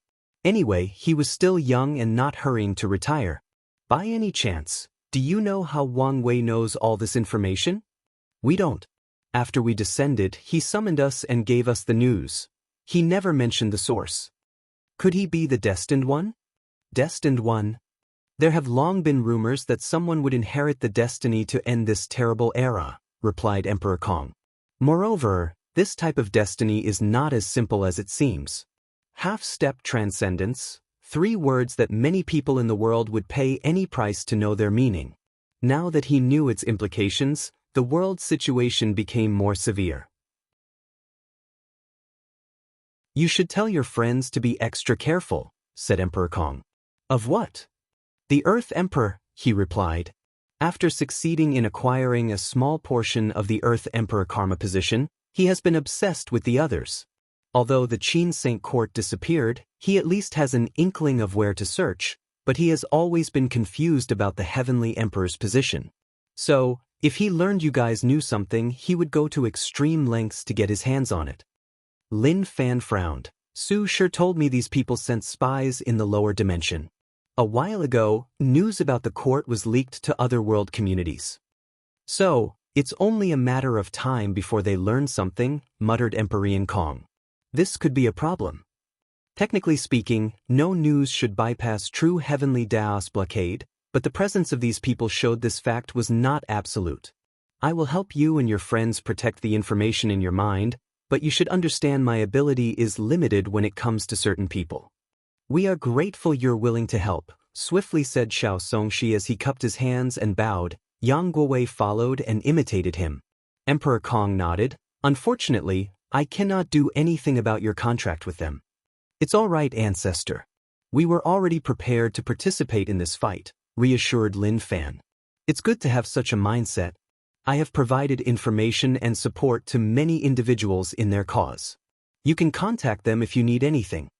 Thank you, Ancestor. Lastly, don't ever fully trust Emperor Jimin, warned Emperor Kong. Who's that? He's the official leader of the rebellion, he explained. He's a man of many faces, literally. Although I don't doubt his dedication to ending this era of oppression, he's also a very ambitious and greedy man, so don't ever put your full trust in him. We understand. Emperor Kong placed a potent seal in their souls before dismissing Xianxia and Yang Guowei. He spent the next few days learning more about Lin Fan before sending him away. Su Junyao should know about this news, thought Emperor Kong. More than 50 million years ago, after she became an everlasting Emperor, they began planning a major event that involved a celebration. They knew they could not hide her breakthrough and prepared for when the news leaked. Afterward, Su Junyao would declare to the world that she would celebrate her party to lure some people to attend. However, Emperor Kong felt it was best to inform her of this new information as it could affect the overall plan. Now that these moons were occupied with foreign threats to their power, it was the best time to plot underneath their nose. Should we wait until the destined one ascends to make a move? Contemplated Emperor Kong. He knew their chances of succeeding would drastically improve if they had fate or destiny on their side. Let me talk to her before making a decision. He secretly left the mansion. Things were proceeding faster than he anticipated, and he did not know whether this was a good or bad thing. If you find any errors, ads pop up, ads redirect, broken links, non-standard content, etc., please let us know reports so we can fix it as soon as possible.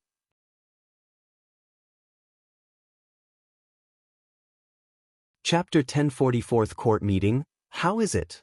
Asked Pei Lang, calmly glancing at Old Ma in the communication array before him. Lin Fan has returned, and he's like the others, with a powerful seal in his soul. Even Yang Guowei and Xianxia? It appeared that Kong might have intervened and helped them. I see. What do you think these people are hiding? It could just be that they're just being cautious. Even you don't believe these words, sneered Pei Lang.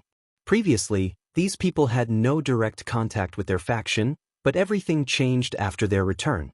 Some of these factions even sent warnings toward their cause, telling them to treat their members with better care. It's obvious they've brought a piece of information that is beyond valuable. An intense killing intent flashed in Pei Lang's eyes as he contemplated eliminating these people. Instead of becoming his aide, they've turned into unknown and uncontrollable variables, and he was unhappy about this. However, the contract they signed indicated he could not intently attack his own people. Furthermore, other people in the cause did not like him and would take this opportunity to deal with him if he attacked them, not to mention the factions behind these people. I also have to consider their relationship with the Destined One. Becoming the enemy of someone protected by fate is a foolish choice in these circumstances, thought Pei Lang, who successfully convinced himself to calm down. Anything else to report? Some of our men have spotted movement from Kong. He might have contacted some of his people. He values Lin Fan this much? It appeared so. Any sign the Dao opening sect has also intervened in this fiasco?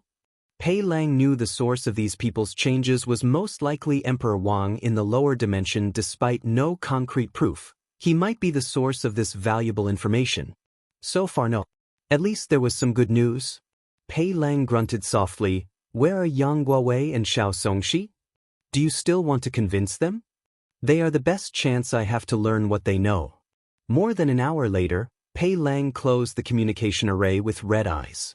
His attempt was futile as none of them were willing to speak about what they knew, even with promises of immense wealth and resources. Yang Guowei remained mostly quiet while Xiao Songxi spoke nonsense. He seemed to insinuate he would sell the information in exchange for a paragon. Pei Lang was unsure, but if he was, he knew this lad was mad if he thought such a deal would succeed. He had to control every urge in his body to not secretly send these people on a suicide mission. He exhaled as he realized what he must do, become a paragon. If he succeeds, his power in the cause and the world will drastically increase. Whatever news these two hid will not be kept from his eyes by then. He might be reluctant to attack the others, but he won't have the same restraint against Lin Fan and the other three. Although these people are busy, they would definitely attack me during the process.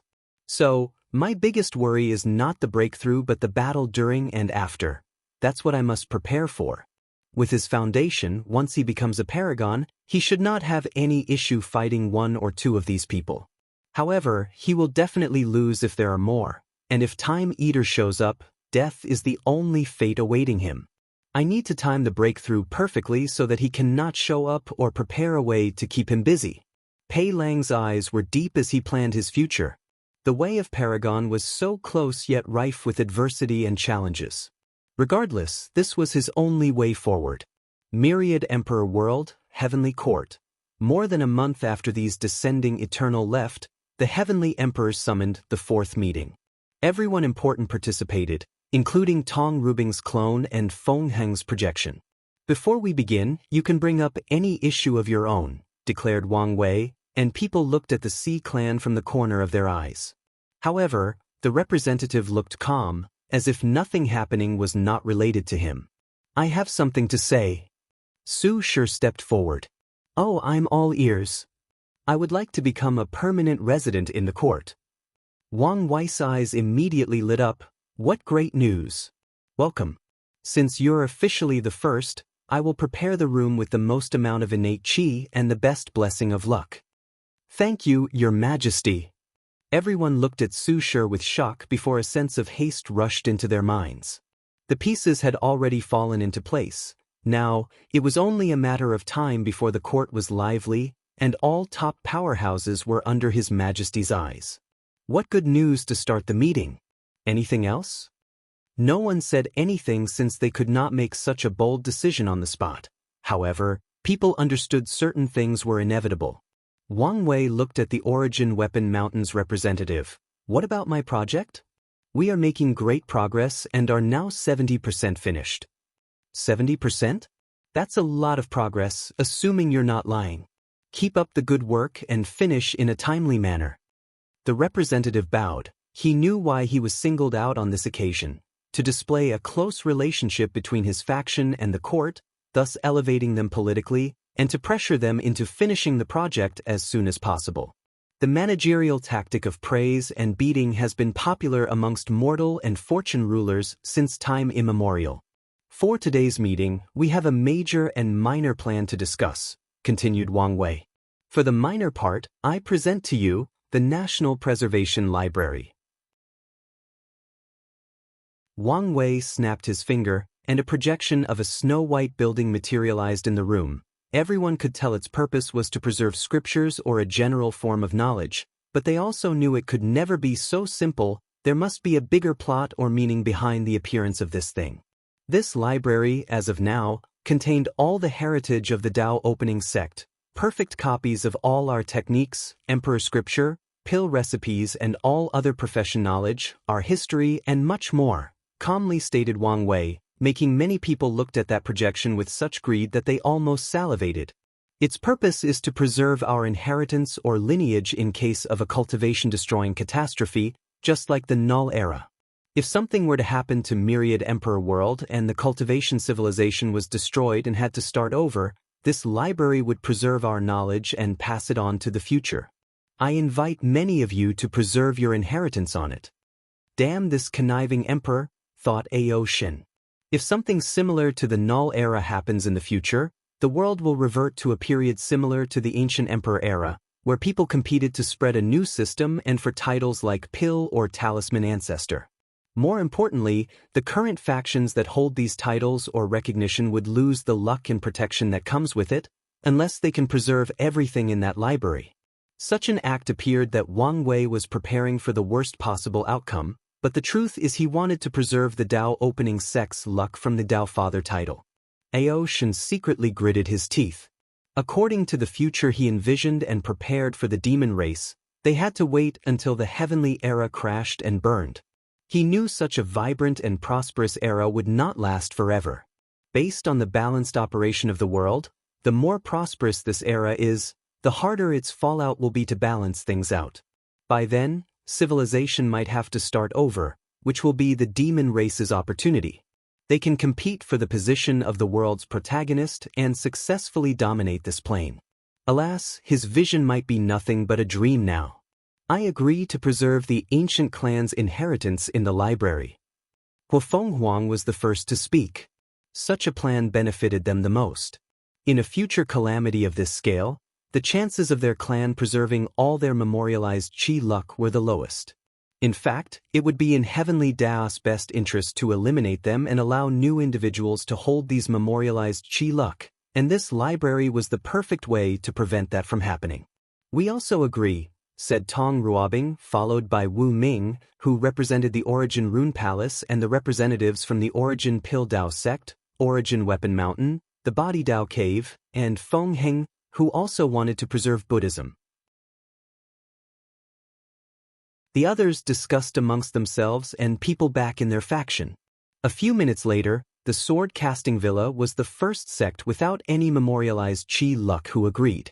They saw this as an opportunity to continue leading the swordsmanship world in the future. By the end of this discussion, a few more sects accepted the proposal, while others were still hesitant.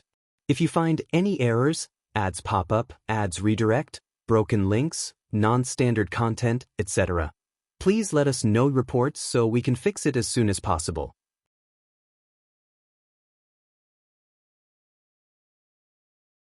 Chapter 1041 Expansion. Wang Wei knew why these people were hesitating about making a decision, fear that he or other people would have access to their sect's inheritance. Little did they know that he had already most of their faction's scriptures. He created the library mainly to preserve his sect's status in the world. He only brought it up to give others a similar opportunity. The library took a lot of effort from him as he hid it in a special dimension composed entirely of void power, similar to the void battlefield. It would be difficult to affect this place since it's technically outside space-time, even if the world's timeline or history was wiped out once again. Wang Wei even left protection to prevent people from using karma or the river of fate from affecting it. Before leaving, he will influence the world's memory so that they will forget the library's existence. Even Heavenly Dao will only vaguely know of its existence. He created an immortal spirit for the library whose only purpose or existence is to bring out the library from the void at the appropriate time. Our next order of business is the lower world expansion, declared Wang Wei. He snapped his finger to project an extensive map teeming with dots of 3 colors, gold, silver, and bronze. The moment these representatives lay eyes on the map, the meaning of these colors entered their minds. Great Thousand Worlds were gold, followed by middle and small thousand worlds. A few people were shocked the court had such a detailed map of this world community, but when they remembered who was before them, they understood everything made sense.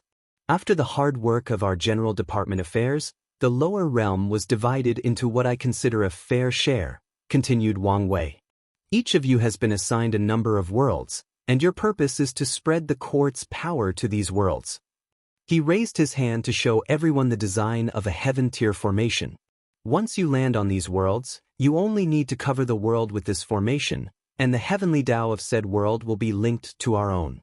Then, you can officially establish God positions and so on.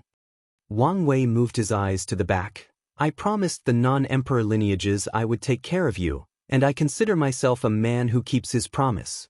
I've designated a decent share of these worlds for you guys. Additionally, I understand some of you cannot lay out a heaven-tier formation yet, so the court has refined these special pillars with the same effect.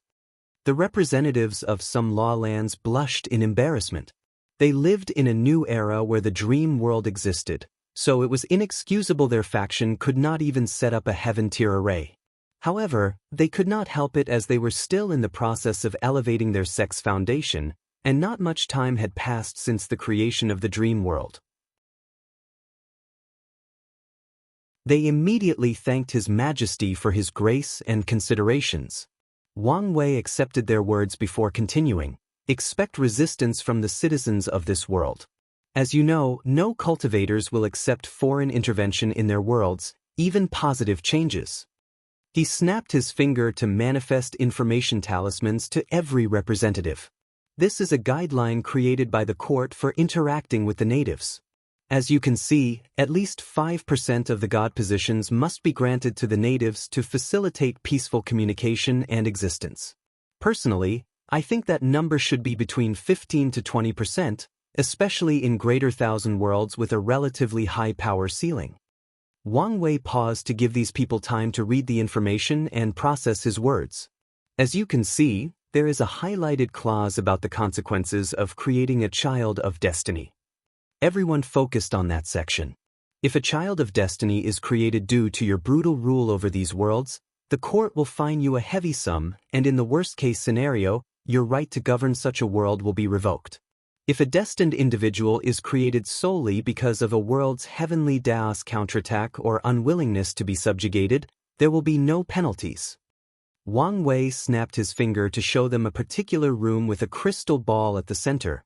This is an artifact I created to keep track of the birth of any child of destiny in the lower realm.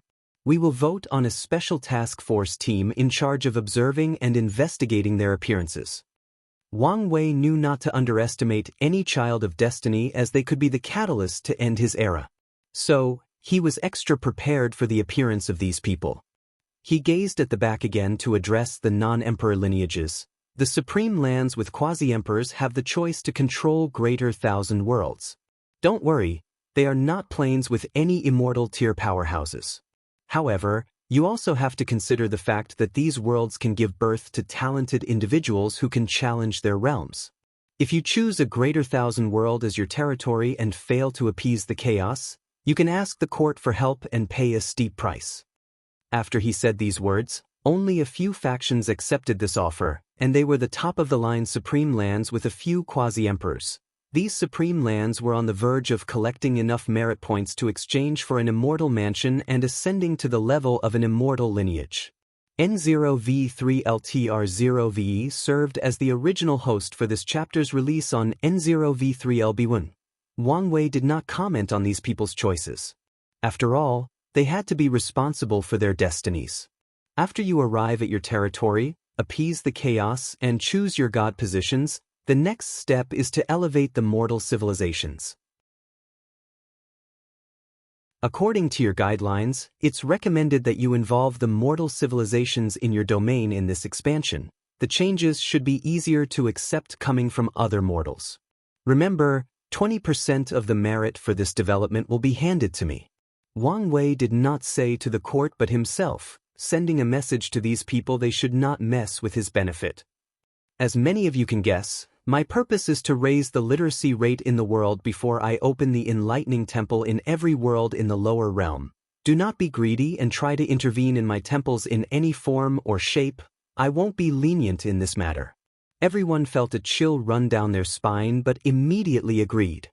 Once everything is set up, you can grant your worlds access to the dream world. I don't think I need to tell you when that is appropriate, you can use your best judgment. Wang Wei's eyes turned to Aoshin. You can open the demon school in all territories of the lower realm, but 90% of the merit goes to me and the Dao opening sect. Aoshin's mouth almost twitched, but he did not say anything. Someone else created the concept of demon school, so he was just glad he was giving a share of the pie. Anyway, 10% of the merit from all the worlds in the lower world was still a heavy profit. I understand. You're a smart guy, so I don't need to warn you of the consequences of not controlling your people while ruling these worlds. I know.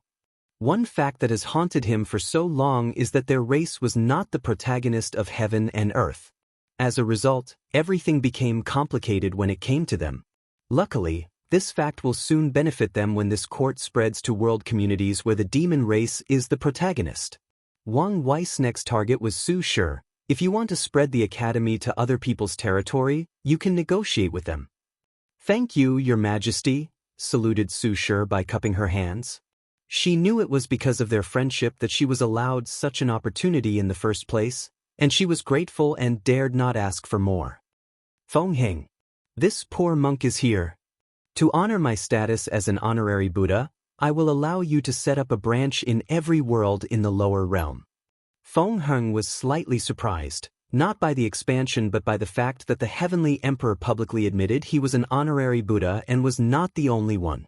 The Taoist sects panicked at this news. They knew the rise of Buddhism was inevitable in this generation, but it would be completely different if they had the support of possibly the greatest and strongest emperor the lower dimension had ever seen. This poor monk? Don't thank me yet, said Wang Wei calmly. Although you can spread Buddhism, you won't be entitled to any god positions or merit besides the one from your domain. Wang Wei made a somewhat bold choice of announcing this news because of Supreme Unity and Mithraya's disappearance. But that did not mean he would also allow Buddhism to grow unrestrained. This poor monk is not greedy. Feng Hing knew he only needed to exchange a few god positions with others in a few key worlds to ensure Buddhism's power was not too scattered and everything else would be alright. Any more questions? If you find any errors, ads pop up, ads redirect, broken links, non-standard content, etc., please let us know reports so we can fix it as soon as possible.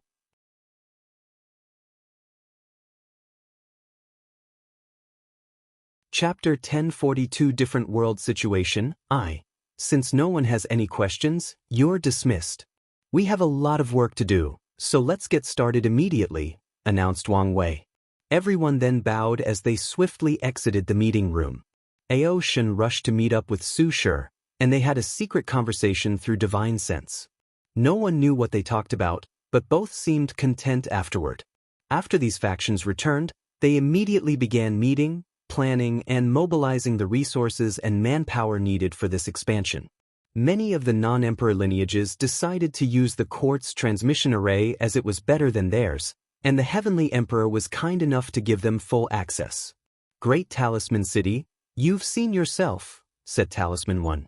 Our territories were not on par with those of a faction with an eternal powerhouse. Even worse, we are treated as one of those lesser emperor lineages. The reason for this is obvious. Tong Rubing's clone was silent. Your status as the Queen Mother of the Star Beast world only benefits you, not the city. Something must be done.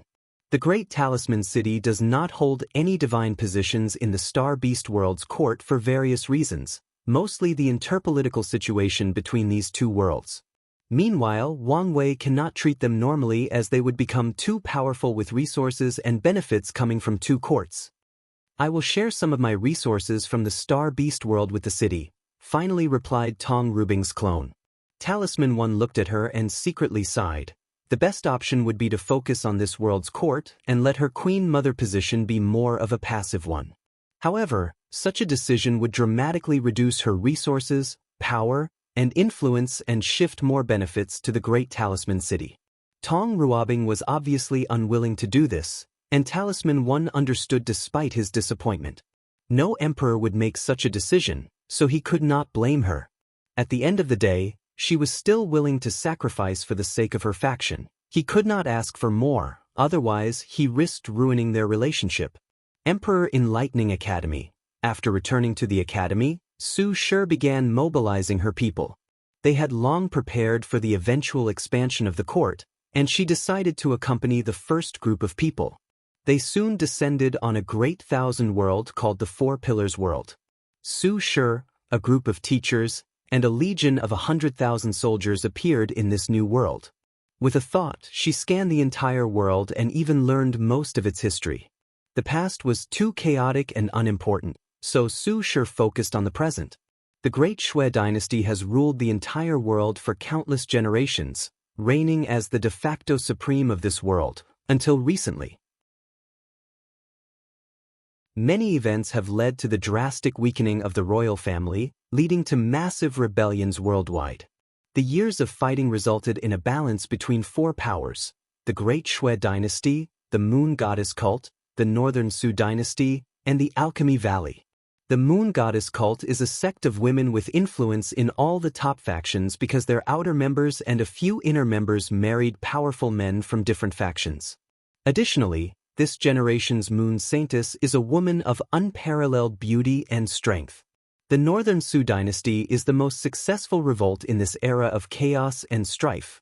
They've overcome countless warlords and the main assault of the Great Shui dynasty before taking control of the northern area of this massive continent that is this world. The Alchemy Valley is a sect composed of countless professions, not just pill refiners. They have been the most successful in this period because they sell resources to both sides of the war. As long as someone has the money, they will sell them pills, weapons, talismans, and arrays. Their actions have garnered the ire of the other faction, but no one can break their sect's protective formation, and none of the two dynasties wish for the Alchemy Valley to support the other unequivocally. After analyzing this world's history, Su Shi knew how to proceed. She released a terrifying aura that made every single living creature in this tremble and kneel. I am the Void Time Empress. Under the order of the Heavenly Emperor, this world will now be under my jurisdiction. All leaders of the top four factions must visit me at the court's branch within 6 hours. While everyone was shocked and still processing the news, Su Shi continued her work. With a wave of her hand, she installed the Heaven Tier formation. She could immediately detect a strange aura permeating and changing the world. To be precise, it targeted this world's heavenly Tao. The void above her head broke, and a tree branch took root in this world. She knew it was a branch of her plane's world tree. The branch contained a special space serving as this world's court. The soldiers and professors immediately started to build a palace. Although it could be as grandiose as the one back home, it still needed to be beautiful and luxurious as a display of power to the world's natives. 6 hours later, Su Shi finally summoned the four people who were patiently waiting outside for the entire duration. As she sat on her throne, all beautiful and majestic, four individuals entered the room. On the far left was a middle-aged man with a few visible white and dressed in a yellow dragon robe. His name was Ho Champu, and he was the current ruler of Great Shui. Next to him was an elderly man with white hair, a long white beard, a green robe, a sage-like aura and visage, and a faint smell of medicine. Su Shi knew he was called the Medicine Saint and held the position of Valley Master in this generation. The third person in the line was the Moon Saintess, an angelic woman dressed in all blue with a cold expression plastered on her face. Her icy demeanor was followed by a cold chill emanating from her as a result of her ice spirit physique and her ice Tao. The woman was the epitome of a cold beauty, and if Su Shi were not present, all eyes would be on her despite her natural aloof and cold aura. Lastly was a handsome young man with shining, long black hair, a black dragon robe, standing tall and straight, and a powerful, confident, and domineering aura emanating from his body. This young man was the legendary Su sovereign Kai Renshu. This humble one has seen the Empress. 3x, huh? Su Shi's eyes focused on Kai Renshu, and he saw the latter was distracted. His eyes had lost control as they were full of desires and lust. She often saw those eyes when she was immortal, but it had been a while. She squinted her eyes, and the Su dynasty ruler immediately began to sweat and kowtow to the ground. Apologies, Your Majesty, for the offense.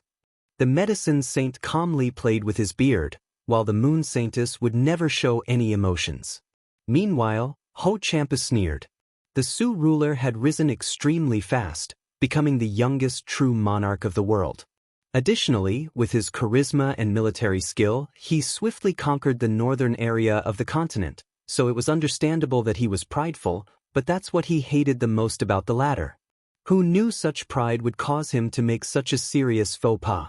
If he could, he wanted to make some snide remark but did not dare. He still remembered that aura. Additionally, he was not stupid and knew what the title of Empress meant. This is the first and last time, understand? I swear on my life it won't happen again. But you can get up. Kai Renshu slowly stood up with a terrifying, calm, and peaceful expression. No one could tell he was just humiliated. It was as if nothing had just happened. Someone born with great destiny? Thought Susher. He should have some value. I know you must be confused about what's happening, she declared. A heavenly emperor has appeared in the myriad emperor world, the heaven-will world of this community, for those of you unaware. He has established the heavenly court, and it's time for expansion into every corner of this world community. I won't bore you with the details, so let's talk about how this will affect you, the divine positions. She snapped her finger, and information about the conferred god list and the god position entered their mind. Su sure did not stop to give them time to process this information and continued. According to the court's rules, I'm only required to give you 5% of the positions. However, I'm generous, so I will hand over 15%. Of this percentage, 80% will be divided between the 4 of you and the rest will be granted to the rest of the world. If you find any errors, ads pop up, ads redirect, broken links, non-standard content, etc., please let us know reports so we can fix it as soon as possible.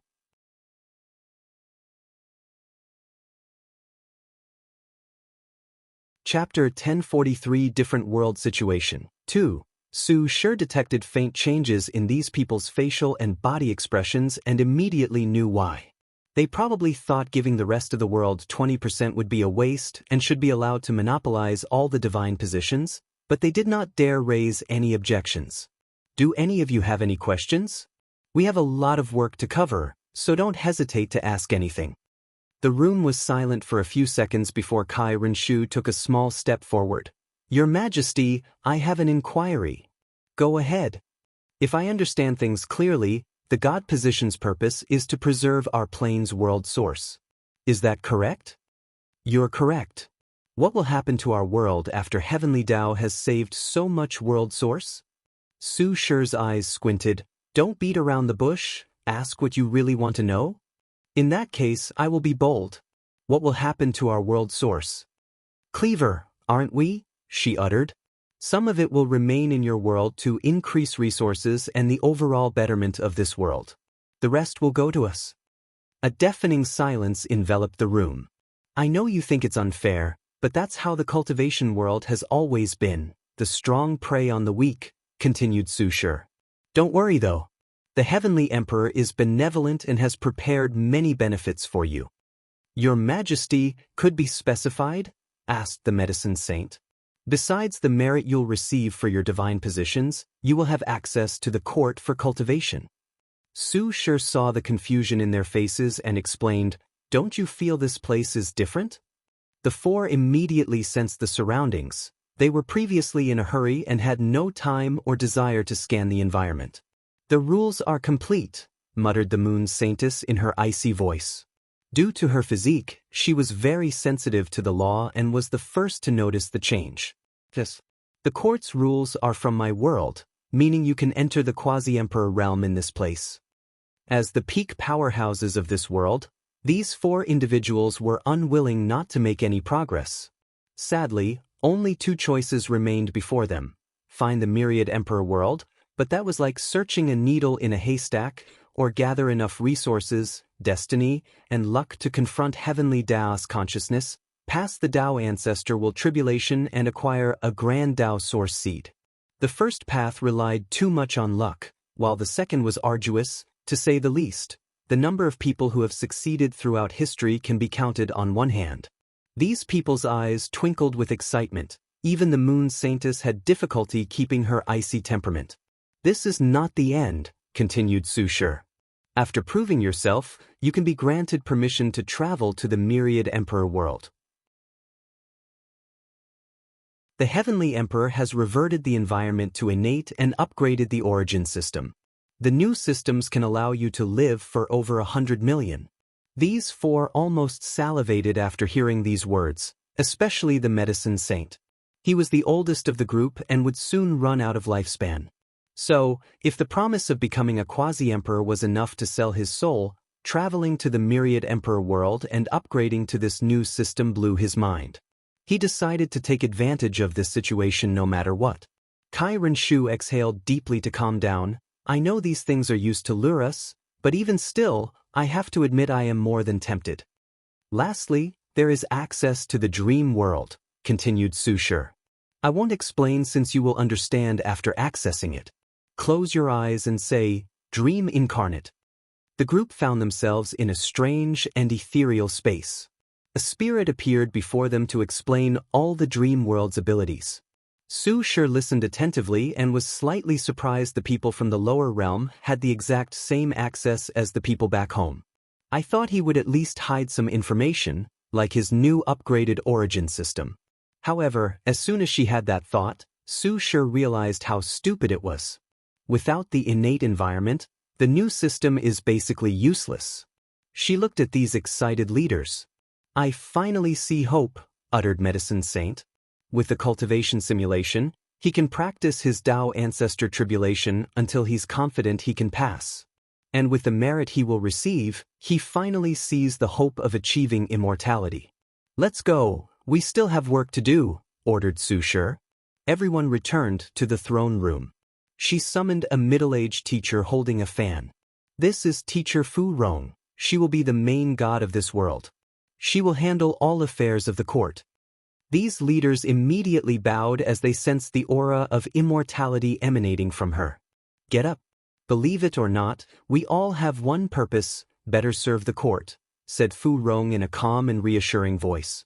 As members of the court, everything is not about benefit, you have duties, continued Su Shi. Your main focus will be to raise the civilization of mortals. She sent the information into their mind about how to cultivate mortals. She even created deadlines for these people to ensure they completed everything in a timely manner. However, once she finished, the room became eerily quiet. Is there a problem? Your Majesty, is this really necessary? Asked the great Shui ruler. Yes, and this task is more important than you can imagine. Her words were direct and severe. The rise of mortal civilization was the main way for their academy to gather merit. The enlightening temples are off limits. She cannot or will not create demon schools since that's a thankless job. She can leave it to Ao Shen to go to all the trouble since he's the one benefiting. Ho Champu smiled wryly. He never cared about mortals, even though they comprised most of his dynasty. His job was to ensure they were fed, had a home, and did not freeze in the winter. Now, he would have to open their mind, which is dangerous since it made them easily prone to revolts, and help them develop military power on par with some of his best armies. He glanced with the corner of his eyes to see these people's reactions. Despite their displayed calmness, he knew none of them were happy with the idea of empowering mortals. You guys need to prepare for the eventual rise of mortals, added Fu Rong. Once the court's duties are completed, they will have the power to balance mortal cultivators. Teacher Fu Rong is correct, stated Su Shi. You need to quickly accept that the world will no longer be as it used to be. The sooner you accept this fact and adapt, the higher your chances of preserving your past strength, power, and privileges. Her voice echoed in their mind. Additionally, I must warn you. The rise of mortal civilizations involved my personal benefit. Do not do anything stupid to affect it, understand? Understand, they replied swiftly. Good. We will summon mortals from our world to better facilitate the extreme changes that are about to occur. Treat them with respect and kindness. As citizens of the court, they are protected. You can imagine what will happen to you if someone purposely hurts them. Su Shi saw they were listening attentively, so she continued. The dream world will not be open publicly as of yet. I will grant you permission to spread amongst your people if you so wish. This world's mortals were not ready for the dream world. Any question? I have an inquiry, Your Majesty, spoke Kai Renshu. Speak. Does the court's rules prevent members from confronting each other? As long as you don't stop your duty or let your fight affect the mortals, we will not intervene, explained Su Shi. If you want, you can settle your dispute in the battle tower to reduce the loss of resources and manpower. It's a binding agreement that is reinforced.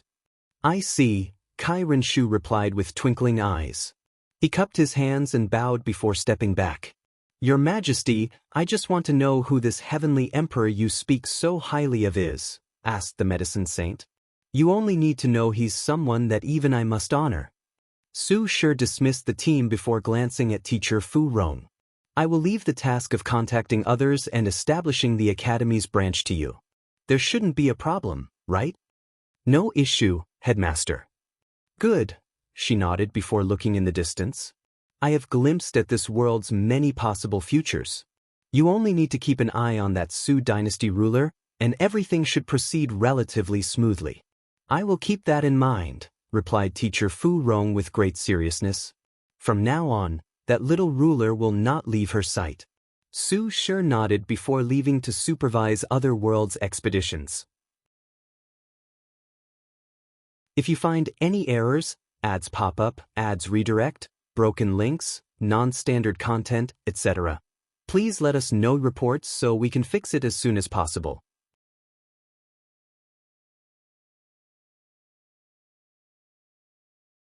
Chapter 1044 Different World Situation 3. Teacher Fu Rong's eyes focused on 4 locations in this world, each entrenched in the territory of this world's 4 overlords. She saw 4 pillars emanating intense Dao rhymes. These pillars were the source of this world's name and could help cultivators comprehend the law. Their existence has been the source of strife or competition since this world's creation. Should I put them under the Academy's care?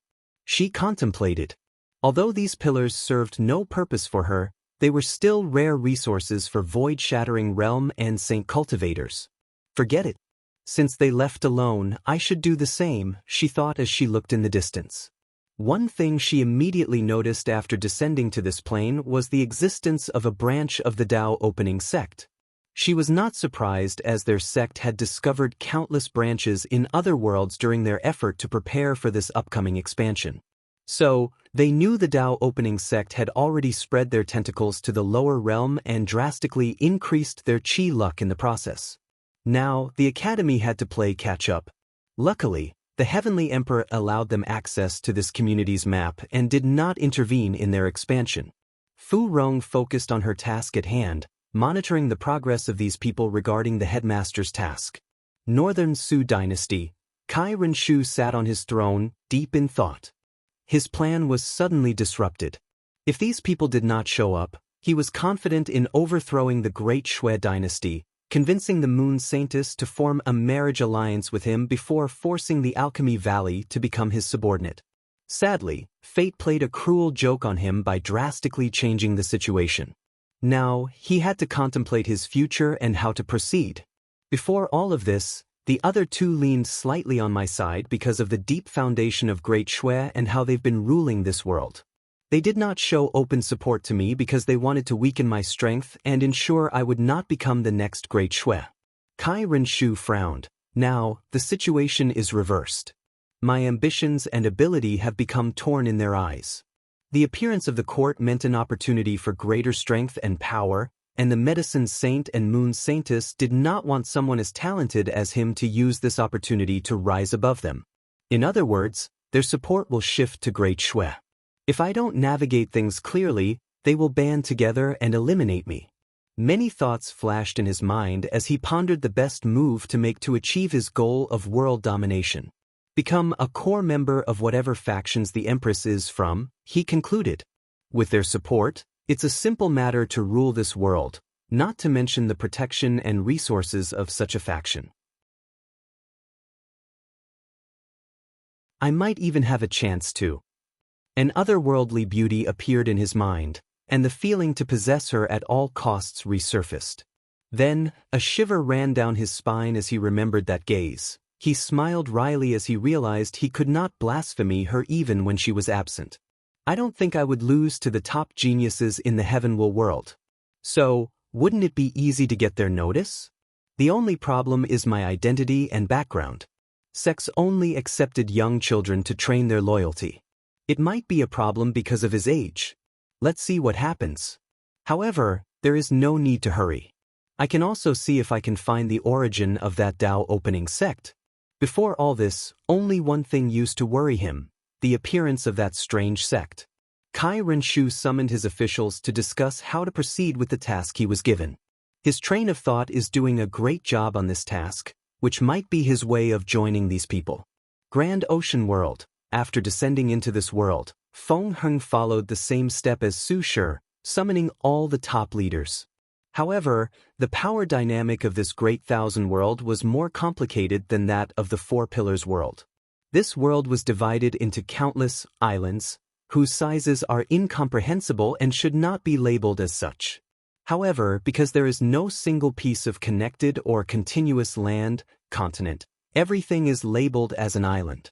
An island lord rules each island, and this title is not just one that dictates the locale. The natives of this world created a slightly unique path of the origin system through the use of the island. An island lord can connect their soul, law, and primarily their domain to their controlled territory, draw power from it, and boost their strength. On their island, the lord has absolute power because of the boost. Because of this ability, all territories in this plane are extremely valuable and sought after. The bigger the territory, the stronger the boost and, thus, the more valuable the island. After arriving, Feng Heng manifested a towering golden Buddha visible to the entire world before summoning the Ji Supreme 10, the 10 most powerful island lords with the largest territories. Respect to the venerable Buddha. 10x, Feng Heng, who sat on a cushion instead of a throne, calmly looked at these individuals. This poor monk came to land under the order of the Heavenly Emperor to take control, improve the world, bless the life of mortals, and spread my teaching. This is how things will proceed from now on. He instilled in their minds information about the conferred God list, divine positions, and the 20% of their share. He also directly announced to them their duty of elevating the civilizations of mortals. The response of these individuals was less than lukewarm. They looked at each other but did not say a single word. Feng Heng understood why. This world values territory and sovereignty immensely, and his existence was like suddenly announcing he was the island lord king of this world, and they were unwilling to accept such a thing. After all, throughout history, only one man successfully controlled all the islands in the world, and some of these people have been fighting for generations without any success or progress. But now, Feng Heng appeared out of nowhere and took control. If you have any questions, you can ask. This poor monk will answer you. Lord Buddha, about our territories? Lady Hu asked. Her family had controlled Stormwind Island for over 1,000 generations, and she had worked extremely hard to become this generation's island lord. She did not want to abandon all her power. As long as you accomplish your duties, this poor monk won't interfere with your power, Feng Heng replied calmly. He could hear the collective sigh of relief after these words. Do we have to convert to Buddhism? Of course not. Faith is a personal experience, and this poor monk would never force anyone to believe. These island lords once again felt reassured. Such a mighty being had no need to lie to them. There are other benefits to becoming a member of the court. I have established a point system that will allow you to exchange powerful cultivation techniques or rare resources. With these techniques, you can enter the quasi-emperor realm. These lords finally displayed excitement. What they want the most is strength and territory. However, a few wise individuals gave the Lord Buddha a strange gaze. They understood these techniques were definitely Buddhist scriptures, meaning even if they didn't join Buddhism, they would have a karmic connection to it. Do you have any more questions? No one had anything to say. Feng Heng pointed to another monk next to him. This is Monk Fawn. He will be the main god of this world and your overseer. If you have any trouble, you can address it to him. Fawn bowed slightly to these people to show respect while also releasing a silver of his aura. Everyone saluted back. The benefit this poor monk offered is the bare minimum, added Feng Heng. As long as any of you laymen do a good enough job, you can even receive permission to travel to the myriad emperor world and access the path of longevity. After dismissing these people, Feng Heng left Fawn to deal with the weaker island lords while his focus was on the sea. He discovered the sea race of this place acted similarly to the one back home and decided to tap into this population. The Heavenly Emperor's actions have shown the benefit, and Feng Heng would not leave this untapped potential untouched. Although he expected some resistance, it was futile before his might despite only sending a projection. Purple Sky World. Ao Shen exhaled deeply, releasing his frustration. As expected, this world resisted his rule after knowing they were from the demon race and had to suppress them. Luckily, he was smart enough to strike a quick deal with Su Shi to borrow some people from her. The purpose of these teachers was to convince the natives of this world that humans ruled the heavenly court, and the demon race was granted permission for their actions. Things calmed down after the Academy's teacher's effort but soon became chaotic when he did not hide his desire to give many of the native positions to the demon race or when he announced he was building demon schools. He once again had to suppress these people while controlling his urge not to kill them all. Finally, after using both threat and diplomatic means, he achieved what he set out to come to this place.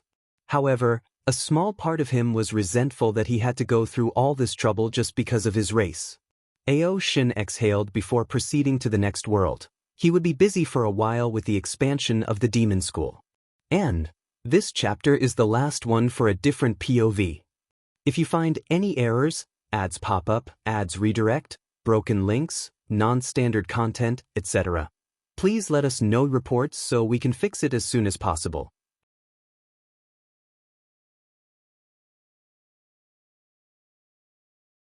Chapter 1045 Patent and Sudden Movement. Heavenly Court. Wang Wei had eyes in every world and saw how these people operated. For the most part, the lower realm natives did not resist because of the sheer difference in power. However, some more belligerent or xenophobic resisted no matter how much blood was shed. One of the top supreme lands was unlucky and chose a rebellious world, forcing them to ask the court for help. In general, things are proceeding smoothly, thought Wang Wei. It's only a matter of time before the court's tentacles spread to every corner of this world community. The next thing is to keep an eye on those thieves. He looked in the distance.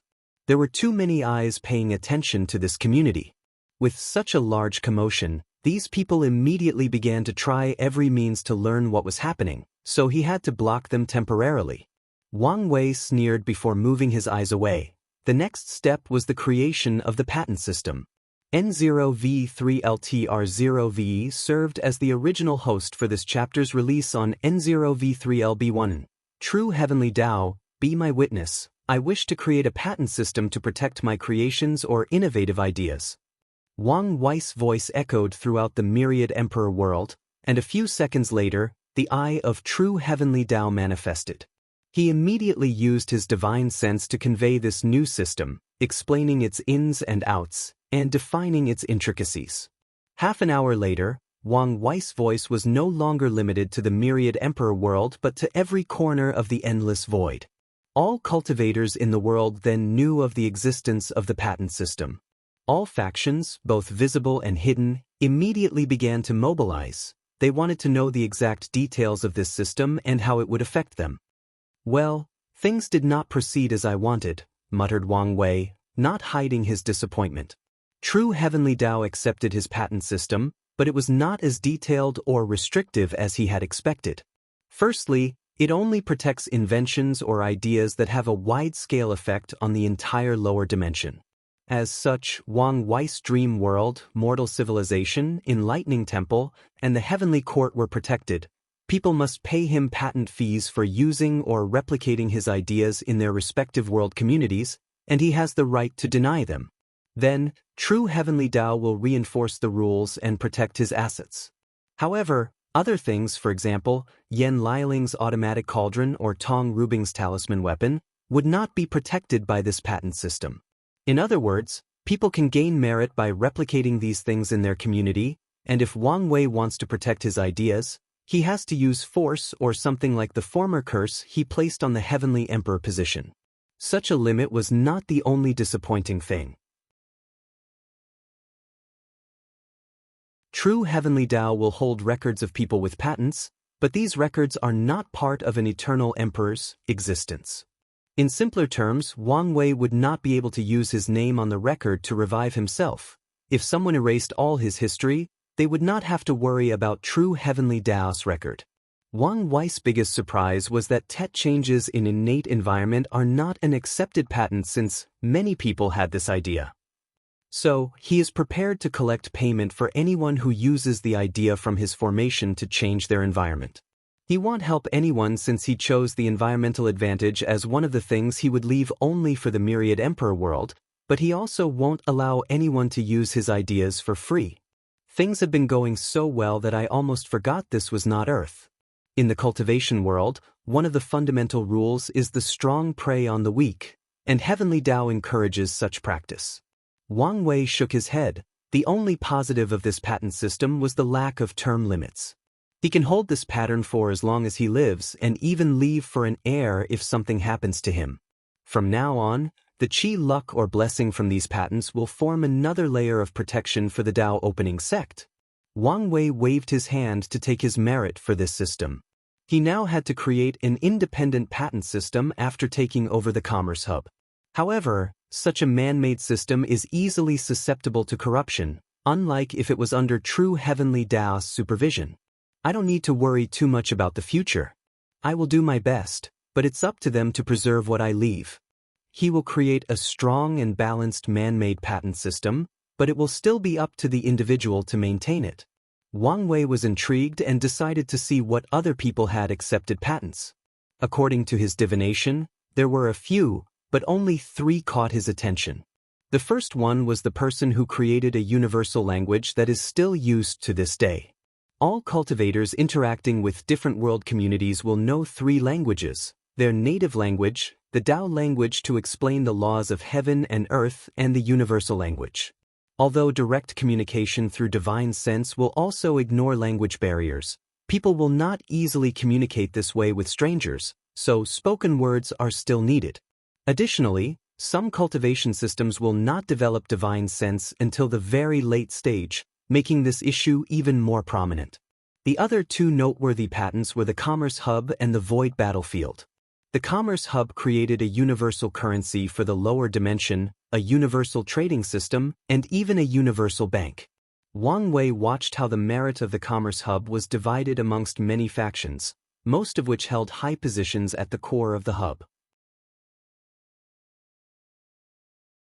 A few of the Foundation factions or individuals had long died and had no descendants, so true Heavenly Tao handed the merit to the group and let them decide how to divide it. His gaze shifted to a faraway world to a thin mortal girl working on the farm. She was the descendant of one of the Commerce Hub's founders. The merit entered her body and immediately granted her a body suitable for cultivation, a basic technique of her world, followed by a peak gold chi luck dragon. She was shocked, and so were the other farmers around her. Then she ran home, packed her things, and swiftly left the village. Calm, quick, and decisive, thought Wang Wei, but not cruel enough. The best choice was to eliminate the people who saw her and delay the trouble that was coming. Wang Wei removed his gaze and focused on something else. What to do? The patent for the Void Battlefield belongs to a sect with 3 great emperors. If he wants to create his void battlefield that runs through the entire endless void, he must ask them for permission and pay the fee for using their idea. Let's use a diplomatic approach first. If they disagree. He had a cruel smile. The cultivation world's law of the jungle is something that I can also appreciate. Wang Wei turned away, preparing for his next plan. He had a few more things to do before continuing healing and cultivating. He suddenly stopped as he sensed something. He divined what he wanted but felt resistance, so he temporarily activated all his strength to proceed. The corpse-selling sect is about to move? His eyes lit up as he navigated the infinite strings of fate, trying to find the future or fate he desired. They want to acquire a patent involving the death business and recycling dead bodies. Beforehand, they need to make some changes to how they operate. This is my chance. He immediately contacted Wang Ju and told her about the news. This was the perfect opportunity to either infiltrate or find more information about the corpse-selling sect. Wang Wei smiled at this good news, no longer minding the unpleasant experience with the patent. However, he soon returned to a contemplative expression. He wondered whether this new movement on their part was simply because of the appearance of the new patent system or whether there were greater implications. For example, was this an indication of Death Reverence's return? This theory is not too far-fetched. With Mithriya and Supreme Unity gone, these people in limbo should be restless and preparing for their return. It's possible the corpse-selling sect is gathering merit and luck to facilitate his revival. Wang Wei frowned. For once, I'm on Supreme Unity's side. I hope he does not allow these people to return yet. He does not want to be Death Reverence's enemy now. Not only was the latter probably a primal paragon, but from what Wu Hong told him, he was a weird person with a terrifying secret. It would be a nightmare to make such an enemy in the current period of his cultivation journey. Should I just ignore the corpse-selling sect? Contemplated Wang Wei. No, they are one of the greatest unstable variables of my era. They must be eliminated. His eyes became firm and no longer wavered in his decision. He returned to his throne and activated a communication array that displayed a screen. And, previously, the commerce hub scaled to a few hundred world communities. I have officially retconned it to a third of the lower dimension, or more than 1,000 world communities. If you find any errors, ads pop up, ads redirect, broken links, non-standard content, etc., please let us know reports so we can fix it as soon as possible.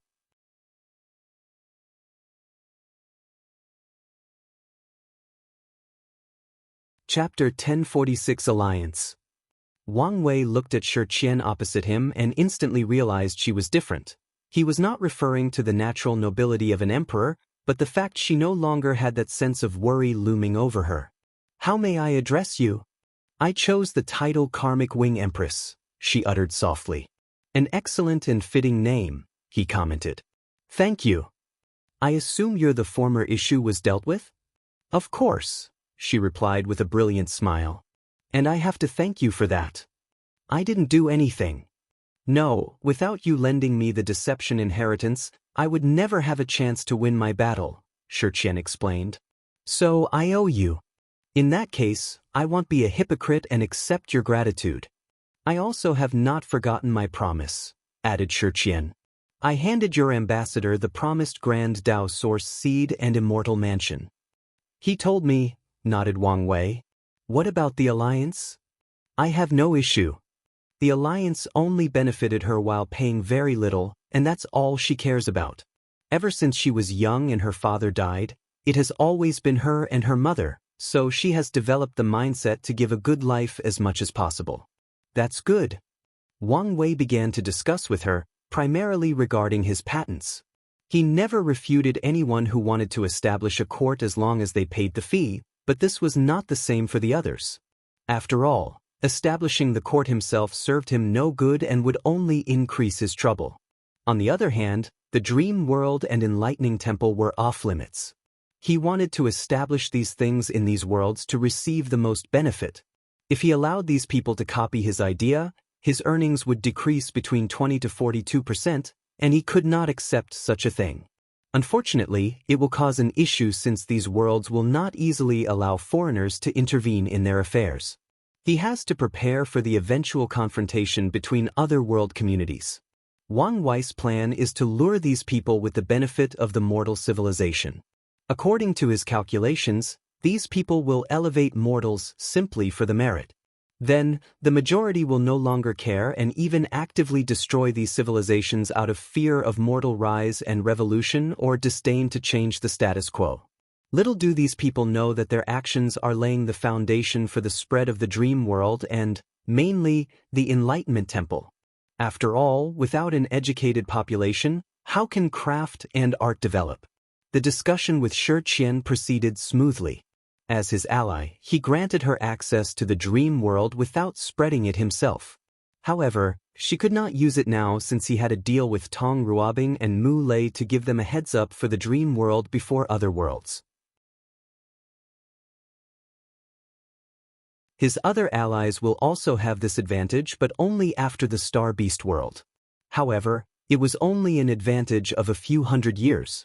After this exchange, he had a second meeting with another ally, Xianxia, or the Cosmic Dominion Empress.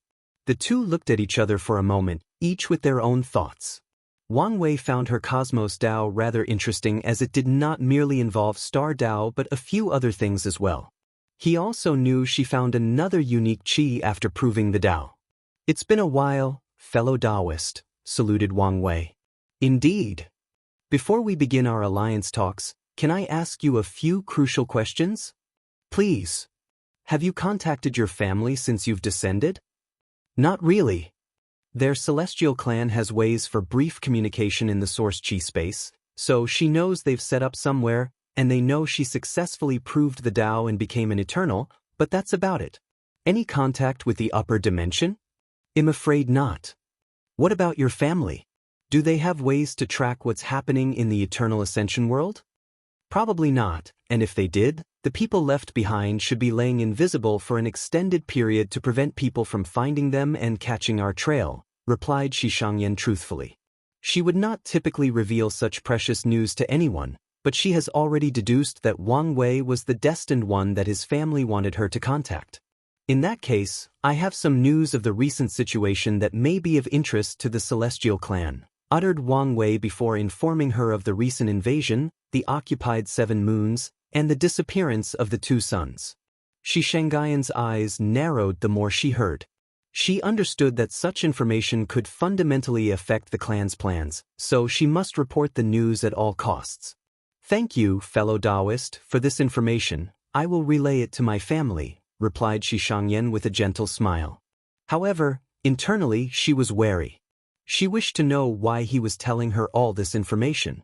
Could he just want to improve our relationship? No, such a person with deep thought would never do things for such a simple reason, she analyzed. So, what's his purpose? Many thoughts flashed in her mind. She thought of many possibilities, including using the Celestial Clan to further muddle the water in the upper dimension.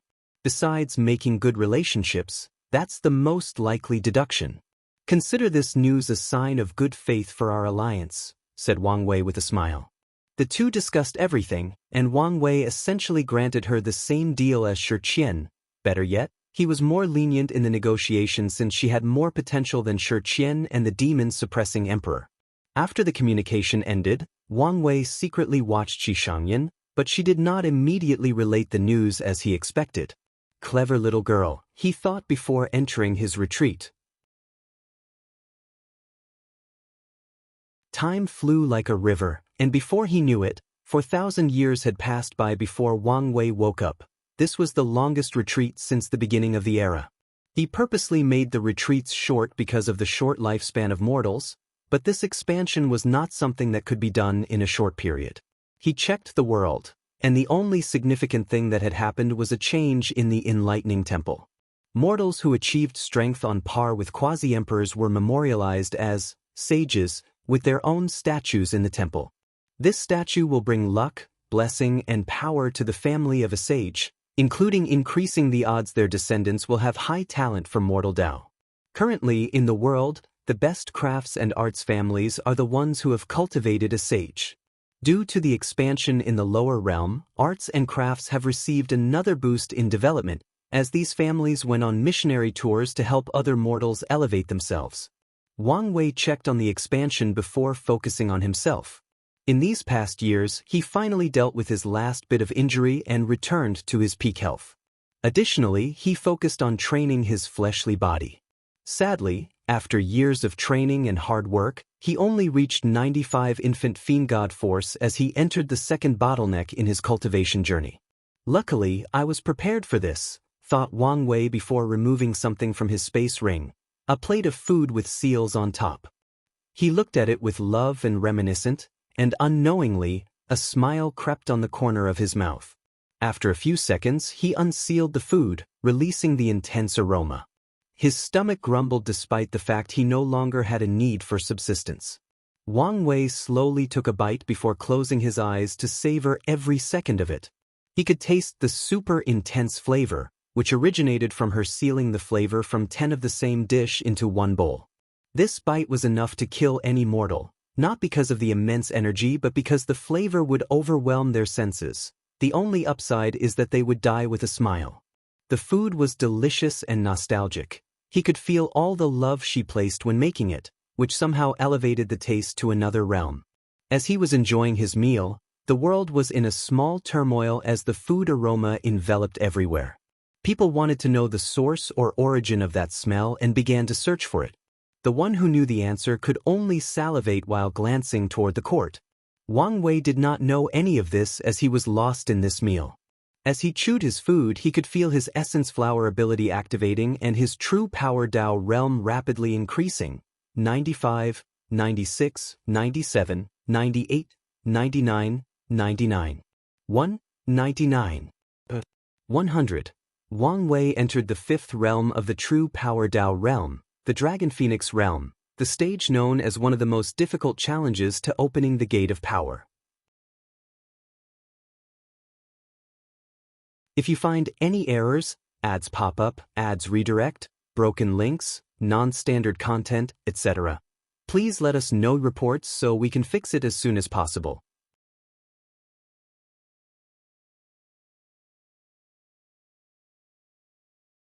Chapter 1047 Dragon Phoenix Realm. Wang Wei closed his eyes, and he saw a gate in his body. It was tall, gray, dull, and with the character Fortence written at the center. The gate was still somewhat blurry since he was still in the first step of the Dragon Phoenix realm. Wang Wei opened his eyes and clutched his hands. The current strength of his flesh was the threefold battle realm, and if he wanted to be specific, 38. 5% of the Grand Dao source. His fleshly body had surpassed his actual cultivation level of 32% Grand Dao source. Let's start with the tribulations, he muttered. He did not immediately start but sent a message to his mother to begin spreading the enlightening temple across the more stable worlds in the lower realm. He also sent his clone to secretly protect her since he would focus on the tribulation. Once everything was taken care of, he closed his eyes and started. This particular realm in the true power Dao realm is difficult for two reasons: cultivation and tribulation. There are only 10 steps, but each step equals 5% of the Grand Dao source. However, like Qi refiners, the 5% increase is not the same in the first step as the 5th or even 9th step. As such, it's difficult to cultivate in this realm, and it can burn resources like crazy to push the body to such heights. However, that's not even the most difficult aspect. The minimum requirement to open the gate of power and reach the adult fiend god realm is 10 steps plus passing a third of the indestructible body tribulation. Wang Wei started his first tribulation by choosing poison, a side door of medicine Dao. An unknown dark green poisonous cloud enveloped him and began to poison every inch of his body, making it react in some strange ways, including rashes. The pain was intense, almost reaching that wretched tribulation in the ancient dragon realm. He did not know how long the process lasted, but his body seemed to have sublimated when it ended. It took Wang Wei a moment to realize what had happened. So, that's what it means by indestructible Empyrean, he thought. Eternal and everlasting walked the path of eternity, which manifested in altering their existence, and making it no longer limited to flesh or matter, to the soul or spirituality. Things like name, history, accomplishment, and impact become part of an individual. Indestructible Empyreans walked a different path. They added the characteristic of indestructible to their existence, making them very hard to kill. They accomplished this through a simple but direct approach, tempering the body with the 3,800 original Daoists until it develops basic immunity to these Daoists. Wang Wei had just passed the poison Dao tribulations, and facing any poison-based Grand Dao source, his body has even higher defensive capabilities. After the first tribulation, he closed his eyes and rechecked his gate. As expected, a small poison cloud symbol on the dull gate made it more vivid, alive, and noble. From what he knew, body refiners must pass 1267 tribulations before opening the gate. That's the minimum requirement, and such a number has a high risk of failure. Failure to open the gate will result in immediate and absolute death, no exceptions to eternal emperors. Empyreans and everlasting will survive with severe injuries to their existence, but will lose the opportunity to walk this path forever. From Wu Hong's notes, he knew this was the same penalty for paragons, and no one is spared if they fail to open the second gate of flesh. Next, let's continue with the other side door Daoist, muttered Wang Wei. The Dao or order of Dao chosen for the test matters. After each test, the flesh will be sublimated after acquiring its indestructible characteristics. That is to say, the body will become even more challenging to destroy and temper. To deal with this issue, Grand Dao, the administrator of this test, will dramatically increase the power of the next Dao. It will not improve the power slightly to a level slightly above a cultivator's tolerance, but an exponential increase. Such a rule makes the tribulation increasingly challenging with more Daoists, which is why body refiners who have opened the gate of power are so rare. Wang Wei theorized that when the body had 3 gates, the first gate granted body refiners an infinite lifespan, and this particular tribulation should have been divided into 2 realms: infant fiend god and dragon phoenix, thus granting people a lot more time to prepare and plan for them. According to the tips the ancient desolate emperor gave him, some people will use powerful Daoists, like time or destruction, as their first tests. This tactic increases their odds of passing. However, he warned him not to do such a thing and used the fact that some Daoists are inherently more powerful than others to better temper his body. According to the latter, there are differences between indestructible Empyreans, and it mainly originated from a cultivator's preparation and foundation before opening the gate. People who leave the outlaw and supreme outlaws as the last parts of their tempering establish a better foundation than the ones who begin with them. Wang Wei followed his tip and began his tribulations with the 800 side doors Dao before proceeding with the 3,000 main Daoists. Time passed, and another 6,000 years flashed by without him knowing it. He had passed 400 tribulations and reached the second step in the Dragon Phoenix realm. Sadly, all his previous resources for tempering the body, including those from the Dao burial ground and primordial desolate, were used up. No wonder this path is so difficult, complained Wang Wei. He did not use as many resources as other body refiners because he did not use resources that helped his regeneration, which was a common thing used to aid in the tribulations. But even then, he ran out of resources quickly, and he had just started in this realm. In the latter stages, his requirements will be even more drastic. He had plenty of merit stored and could use it, but he would never do something so stupid. When his ancestors preached to him, they warned him about merit. They said he could use merit to boost his understanding but never use it to increase his cultivation directly. Ancient Desolate told him never to use it in his body refining. No matter how small, taking a shortcut will affect his willpower, and that's a major taboo for any body refining.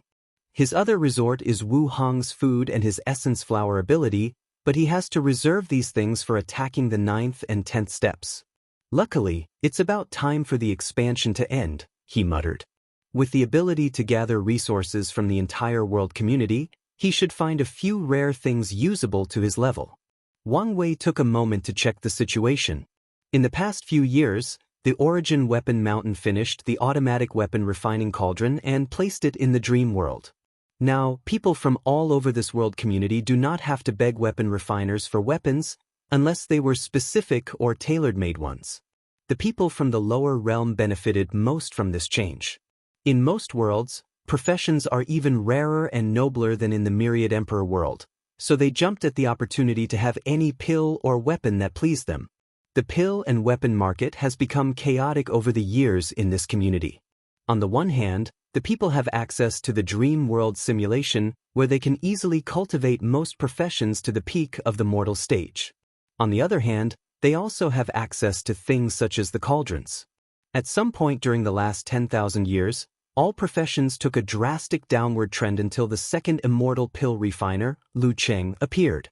His appearance showed the world that Yan Liling was not an unreplicable case and that high-tier professions were the future. Not long after him, Fu Kaiyun and a few other people also showed up. Tong Rubing's clones created an automatic talisman cauldron and put it in the dream world. The Dao opening sect did not say anything since they'd been working on this thing for a while, and she was faster than them. The good news is that Kai Song has also created her automatic cauldron to manufacture puppets in batches like a robot factory. However, such innovation remains private property of the Dao opening sect and is not open or known to the public. The Fate Shadow Guard has even been tasked to monitor any factions trying to create such a cauldron. The last missing part is the array cauldron, and things are proceeding smoothly since talented people worldwide are working on it. However, low and middle-level arrays rely heavily on topography, so they need to deal with the issue. Their answer was to create a spirit with intelligence and powerful calculation ability. If someone wanted a formation in an area, they would have to provide visual proof of the place so she could calculate how to install the formation. So, I created the Industrial Revolution in the cultivation world. With the rise of these cauldrons, personal crafts have been replaced by fast and efficient mechanical manufacturing. This change has positive and negative aspects, as seen by how the world reacted to them. However, that was not Wang Wei's main concern.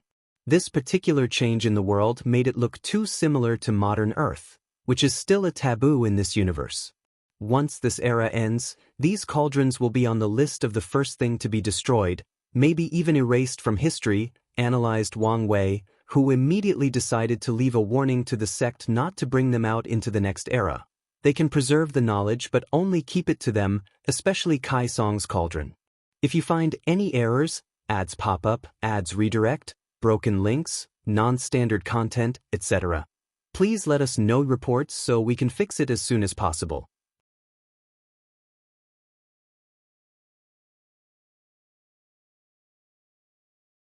Chapter 1048 Wrath's Journey. Wang Wei's gaze focused on his family. His grandfather had used that heart for intense and cruel training, which allowed his bloodline to develop at a rapid rate. Wang Wei had not had contact with Yang Guowei for a long time, but his intuition told him the latter had found the Nine Sons Emperor. That is to say, his grandfather can have his revenge match very soon. His father was still in retreat. His clones or incarnations in the swordsmanship world had already reached the void-shattering realm, and he was on his way to finish his nine-extremity foundation. As for his mother, she was in the lower realm, spreading the enlightening temple. More than 2,000 years ago, she achieved her cultivation goals and began the final step of gathering merit to prove the Tao. My deception method seemed to have worked, thought Wang Wei as he realized true heavenly Tao was less strict with the Tao opening sect or the people close to them. As such, his mother had a high chance of becoming an empress. This gives more hope for Li Jun and Yan Liling. His gaze shifted outside of the myriad emperor world to other world communities. A few significant changes had occurred. The primary one was that a few heavenly emperors had appeared. These people gritted their teeth and paid the fee to Wang Wei after true heavenly Tao became the one protecting his patent. The most powerful of the heavenly emperors is undoubtedly He, the battle god emperor. Many people in the Commerce Hub are still stubborn and do not want to pay the fee, especially after learning about the myriad emperor world's expansion in the lower realm and the other things they've created that can gather merit. They wanted to copy it and build their own dream world and maybe even enlightening temple. However, these patents are not even open to the public. So, the only way to get their hands on them is to kill Wang Wei and force the Tao opening sect to permit them. And if the sect does not agree, eradicate it until there are no inheritors to these patents. After knowing their thoughts, He came to these people with the promise of helping him kill Wang Wei, and they believed him because he revealed the Spirit Genesis sect's greatest kept secret, the broken Empyrean artifact. Such information brought great confidence to these people from the Commerce Hub, and He used this opportunity to grab more power and rapidly recuperate from the loss he suffered at Wang Wei's hands. Although the sect was not back to its full power since it could not easily compensate for the things lost in the garden, his actions drastically reduced the time they needed to recuperate. Of course, He-Shi's life was not all positive.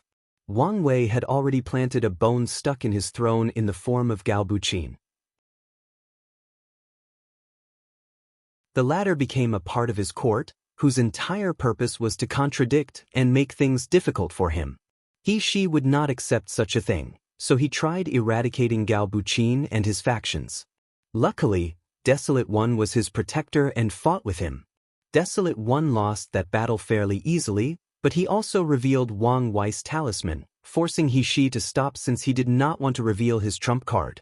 Does he want to lure me into his world and use that artifact? Thought Wang Wei with a sneer. Although he could not divine information about He-Shi due to the artifact, the Fate Shadow Guard had already infiltrated the upper echelons of the commerce hub, so these people's actions did not escape his sight. I've been patient with you because of my worry for Emperor Jia. It seems it's time to stop being cautious and eliminate you. No matter what Emperor Jia hides or does, the truth will be revealed once he deals with He-Shi.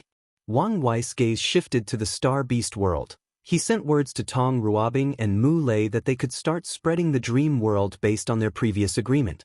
Afterward, a screen appeared before him, and a few seconds later, Wrath's beautiful face appeared wearing a crimson dress. "Why is it so hard to see you?" she asked. "That's not my fault. When I'm available, you're in retreat. When you're free, I'm the busy one," shrugged Wang Wei. "I thought you were avoiding me. And why would I do something like that? Who knows what shady individuals like you do? I feel like you have a warped view of what kind of person I am. No, I see you for what you are. And what is that? It's best that I keep my thoughts out so as not to ruin our acquaintanceship." "I thought we were friends," said Wang Wei with a smile. "Friends? If we are friends, why don't you publicly meet me and announce we are working together?" Wang Wei coughed slightly, a little absurd at this conversation. He felt like he was conversing with his mistress, who grew resentful of her status and wanted a genuine relationship. "Back to the main topic, I've kept my part of the bargain and saved as the remaining devil races," said Wang Wei before summoning a red crystal ball containing a small world. With a wave, he sent it across an infinite distance to her. Wrath held the thing in her hands. "What about the devil gods?" "My property, of course." There were 4 remaining devil gods, and Wrath once exchanged one with him. The remaining 3 were his resources, and he would not hand them over. "I thought we were friends? Shouldn't friends be more gracious or giving? My mother once told me women were born actresses, they can change spots faster than leopards. I'm starting to think she was correct. And is there something wrong with that? You, men, have your naturally strong physique to survive this world, and we have our changing faces and tears." "Fair point, but let's not discuss this," said Wang Wei. "Tell me what happened to you?" "Let me think. After I left, I traveled throughout the endless void for more training and experience. In my journey, I encounter a few worlds whose hatred for my kind has not abated after so long. These people have raised our devil race in captivity for generations, treating them worse than animals." Wrath did not hide the hatred and anger in her eyes. "I saved the ones I could and gave hope to the ones I could not." She sighed with some melancholy. "The only good news about that ordeal was that my devil sword absorbed more of our race's resentment, pain, and karma, thus increasing its power. After that, I did as you suggested, use it like a pill to make up for my failed 9-extremity foundation. I achieved 4 root instead of 2 as you predicted. I found a plane called Chaos Bell World with a chaos treasure fused to its core. This world could deploy powerful protection around it in times of emergency and protect it from foreign invasion. I thought it was the perfect place to use as our new home." She looked him in the eyes. "You were correct. With the purple merit, true heavenly Tao accepted our new status. We are now the Neo-Devil race. A new race? Yes. With a human bloodline weaved into us, we now also have the ability for good, apathy, and innovation, on top of our natural instinct to absorb negative karma." Wang Wei almost gave her a strange look. The Neo-Devil sounded like humans with a perfect devil race bloodline. However, since true heavenly Tao acknowledged them as a new race, their bloodline would no longer be so simple. "What next?" I proved the Dao and took the title of Devil Empress. Bold name. Well, I'm prepared for the consequences of that name, replied Wrath. Since then, I have been slowly integrating my kind into the Chaos Bell world. I want to turn it into a place of sanctuary for us. The Chaos Bell world is the perfect place to protect your kind. You only need to watch out for people trying to take it down from the inside. I've made preparations for this possibility. But what next? Asked Wang Wei. You can't expect the Neo-Devil to stay cooped up in their home world forever? Isolation is the best way to protect us, said Wrath. I will try to change the world's view of us before I leave, but if I fail, this method will at least preserve our existence for a few eras. I have a way that may help, added Wang Wei before explaining the dream world to her. Yes, communication and understanding are the best ways to eradicate hatred and generational history.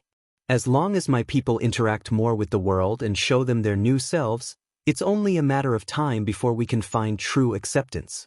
If you find any errors, ads pop up, ads redirect, broken links, non-standard content, etc., please let us know reports so we can fix it as soon as possible.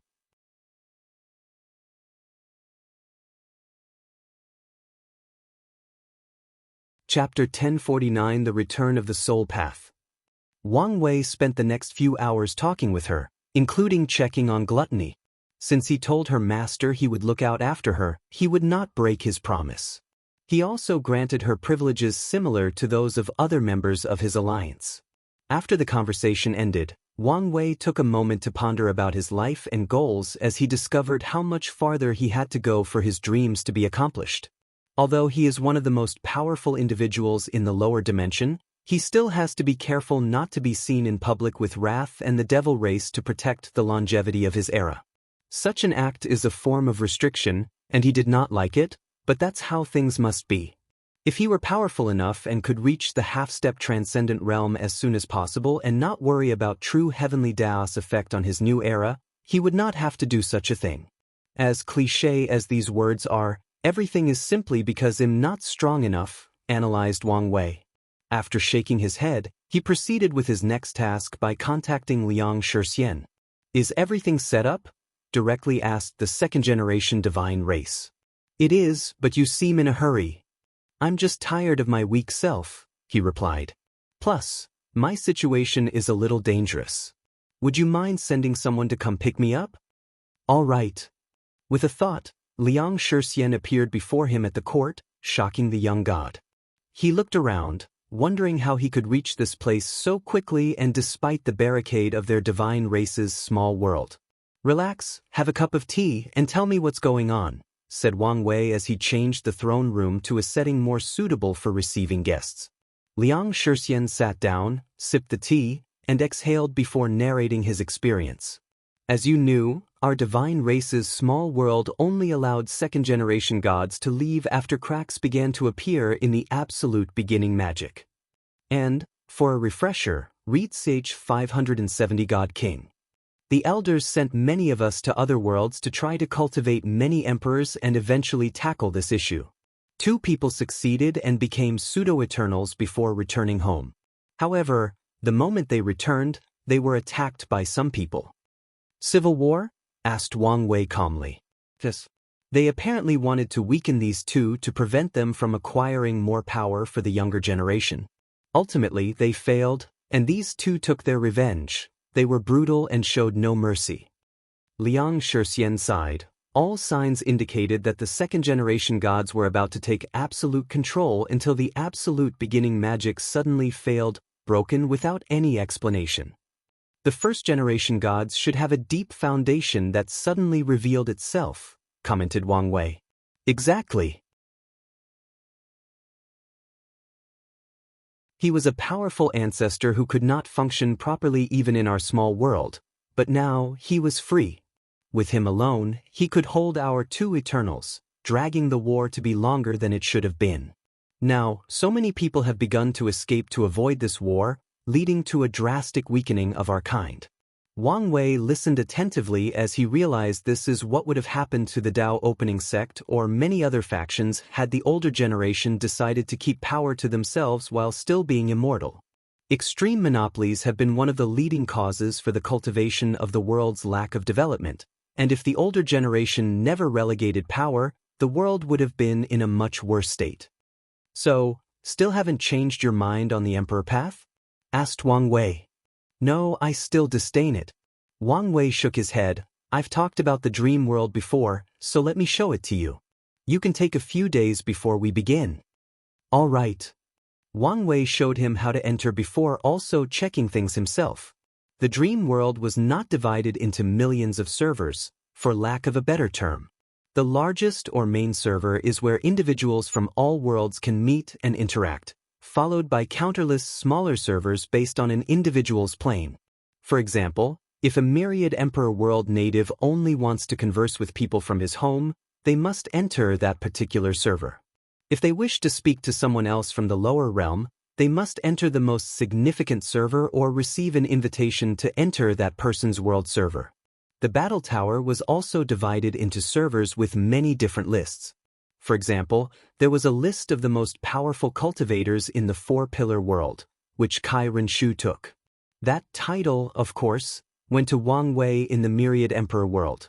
Li Jun held the position of the most powerful heaven chosen in the myriad emperor world and the main server.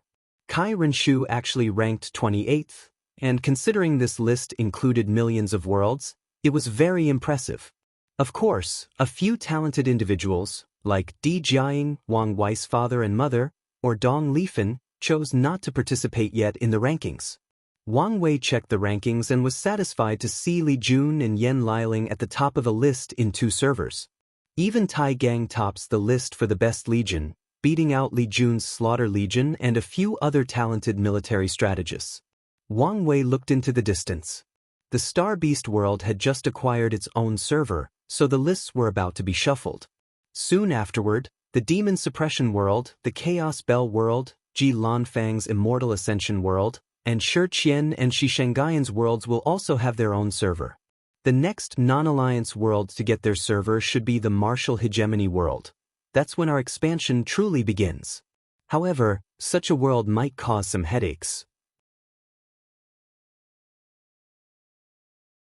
Hopefully, Su Shi can provide some help to the situation, thought Wang Wei. A few days later, Liang Shixian was ready, and Wang Wei took him to a special location in the dream world. The second-generation god looked at the golden hues floating everywhere, and his eyes shone brightly. Such a significant amount of incense, he commented. He does not think he had seen such an extravagant amount. That's normal since it's from an entire world community, replied Wang Wei calmly. You know the plan, so let's begin. Liang Shixian sat cross-legged on the floor and began to cultivate. He ran the cultivation method Wang Wei created and immediately began to condense his soul ring and divine flame. The soul has certain innate qualities, one of which is its immortal essence. Without cultivator interference, a mortal's soul would not die or be destroyed and continue the endless cycle of reincarnation. The first part of this technique or path is to condense a soul ring born from the soul's immortal characteristic. This process is extremely difficult and virtually impossible for most mortals without a higher being's aid. However, Liang Shixian was a god and cultivated soul law. After numerous attempts, he condensed a soul ring above his divine soul. The next step was to absorb the incense and combine it with the ring. Incense, as an energy source of the gods, also contains divinity characteristic, and divinity is associated with immortality and power. Liang Shixian gave his 100% concentration to condense his divine flame. Since the deception trial, he has been practicing this technique even though it was full of problems back then. He was confident with all his simulations in the past few days. Wang Wei calmly watched him. He should be helping him in this part, but he knew of Liang Shixian's pride, so he only watched. After an unknown amount of time, a golden flame appeared above the soul ring in Liang Shixian's sea of consciousness. The divine flame was bright, noble, immortal-like, and divine. It released a bust of power that washed away every corner of Liang Shixian's soul and body. Now, not only was his soul immortal, but his body also shared the characteristics. How do you feel? Powerful but also disappointed, said Liang Shixian. He could tell his strength was only on par with second-class emperors. You should be proud. Other people would never have this level of strength after becoming god kings. If not for your affinity with incense and your talent as a second-generation god, you would probably only be on par with third class. Liang Shixian shook his head, but Wang Wei did not say anything. He warned him beforehand and should have expected this outcome. What can you do? Besides bypassing most defenses and directly attacking the soul, I seem capable of temporarily borrowing power from the Grand Dao source, he replied. That makes sense. Your soul is powerful enough to bear its power. However, I'm guessing the duration is very short compared to Dao ancestors. A god king's divine flame was the same as a Dao ancestor's inner world or an immortal venerate's immortal mansion. If it's destroyed, they lose their strength and suffer serious injuries. Yes, long-lasting battles against them are not recommended. Wang Wei nodded. Do you want to immediately announce the return of the soul path? No, I'm currently too weak, denied Liang Shixian.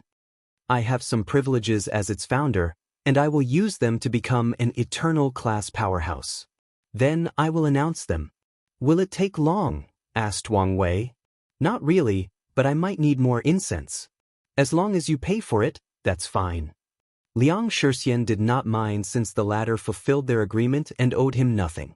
If you find any errors, ads pop up, ads redirect, broken links, non-standard content, etc., please let us know reports so we can fix it as soon as possible.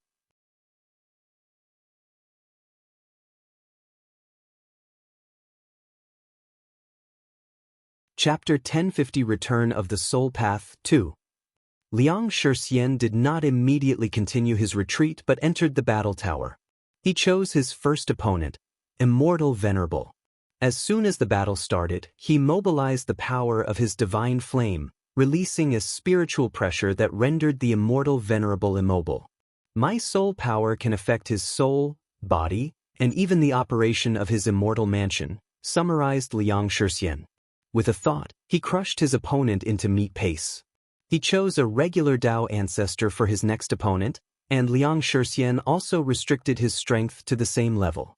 He had one purpose for this battle, to find how long a regular god king could last in battle while borrowing the power of the Grand Dao source. The answer was 7 days of constant battle. Liang Shixian frowned.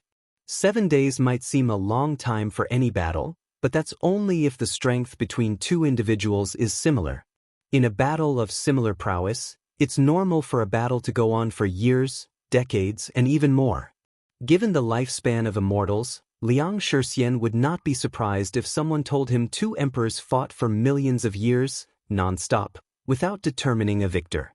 God kings must not rely too heavily on the Grand Dao source. Our main battle method should be direct soul attacks, or using illusion and other mind-interfering methods, analyzed Liang Shixian. Maybe we should use other laws to make up for it?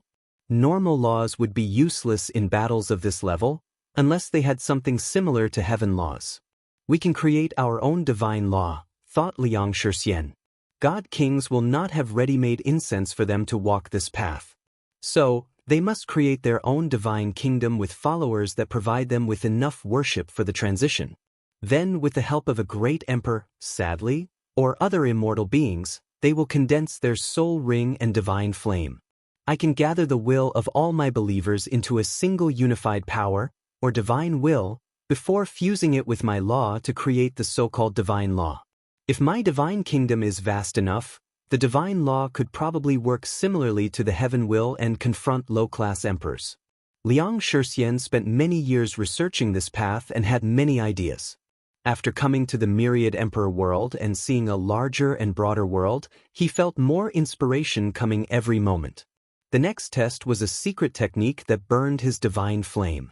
In dire situations, Dao ancestors and immortal venerables can do the same to their inner world and immortal mansions. The research revealed what he had previously deduced. His soul path is way better than the immortal path but slightly worse than the Dao path.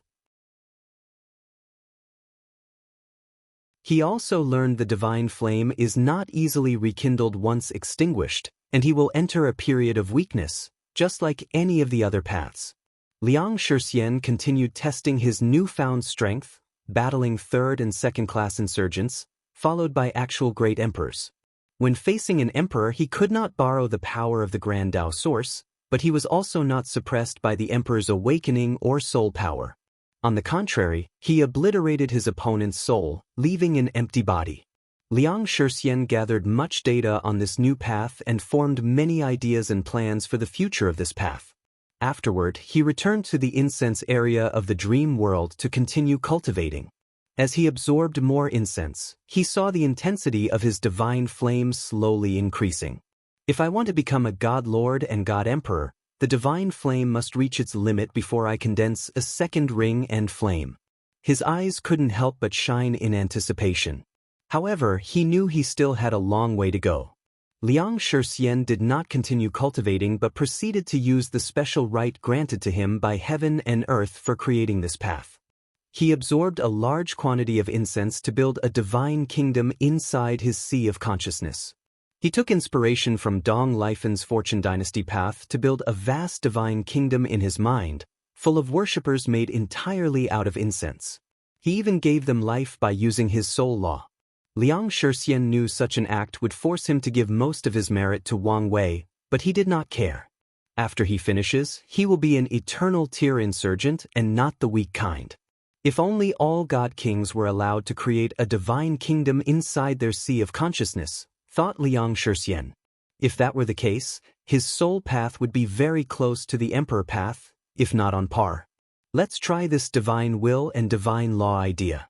Liang Shixian looked at all the citizens in his kingdom and began condensing their will and desire into a single force or power. Unfortunately, such a thing was not his forte, so he quickly failed. Without a choice, he contacted Wang Wei to see how he could help. Then, the founder of the soul path had found his lips twitching unconditionally. "Fine, I will pay," he said, and soon afterward, a vast amount of information entered his mind, making him secretly sigh. Even with his current strength, he could not see the limit of that cheap bastard's power. "Success," celebrated Liang Shixian as he felt the new power he condensed. Fusing the divine will with his three laws, river, thunder, and soul, was relatively easy once he got the hang of it. However, he soon frowned. "The divine law is too weak to affect eternal tier battles," concluded Liang Shixian. After considering things for a moment, he realized it made sense. Heavenly Tao boosted heaven's laws, but which one? The limit of the majority of Heavenly Tao is second class, so how could they help 5- and 6-star primarchs? Such a job would fall to true Heavenly Tao. His divine will cannot compare to such an entity. The good news is the divine will can act as another form of Tao will or will manifestation, albeit a weaker version, thought Liang Shixian. Another bad news is the method of condensing it and divine laws is an insurgent technique, meaning that it will not be universal to all God Kings. Liang Shixian groaned. Each passing moment further proved to him that his path was not as special as he had envisioned or wished it to be. "It's okay. A part of me already expected this," he told himself. Regardless of the outcome, he would not regret his decision, and that's because his disdain for the Emperor path outweighed anything else. The cultivation retreat ended, so Liang Shixian walked out to see Wang Wei waiting for him. "How long has passed?" "Only 5 years passed outside," replied Wang Wei. "I guess I owe you even more." Liang Shixian knew time formation capable of affecting immortals was not simple. "This one is in the house," replied generously. He only saved the latter a few 100,000 years, which was nothing for him. "Are you ready?" "Yes," nodded Liang Shixian firmly before appearing somewhere in the court. He did not stand above the sky in the myriad emperor world, which could be interpreted as rude since he's an outsider. So, the ceremony was somewhere in the court. "Heavenly Tao above, be my witness. Today, I, Liang Shixian, create the soul path to immortality that I dared call the God King path." His voice echoed throughout the world, and a few seconds later, an eye materialized above the sky. The eye of true Heavenly Tao manifested, gazing intently at Liang Shixian. Typically, this process would only take a few seconds, but oddly, the eye lingered for close to a minute, making Wang Wei frown. Is this related to the previous disappearance of the soul path? He thought. To this day, he still has no idea what has happened to that path. The only valuable information he learned from Wu Hong was that some chaos worlds still had the soul path, while others were the same as the eternal ascension world. However, overall, the soul path had drastically decreased in the chaos universe. After what felt like an eternity, visions manifested between heaven and earth as the eye dissipated. Afterward, Liang Shixin's voice traveled throughout the entire lower dimension, alarming the world of a monumental change. Purple merit descended from the sky, and 65% of it went to Liang Shixin while Wang Wei pocketed the rest. But soon afterward, Liang Shixin had to give most of his share to Wang Wei, leaving only 10% for himself. Liang Shixin looked at the small portion left in his hand with a slight headache. But he gritted his teeth and handed another 5% to Wang Wei. What's this for? I want to use your incense to train a few followers. You should have access to some reserve, right?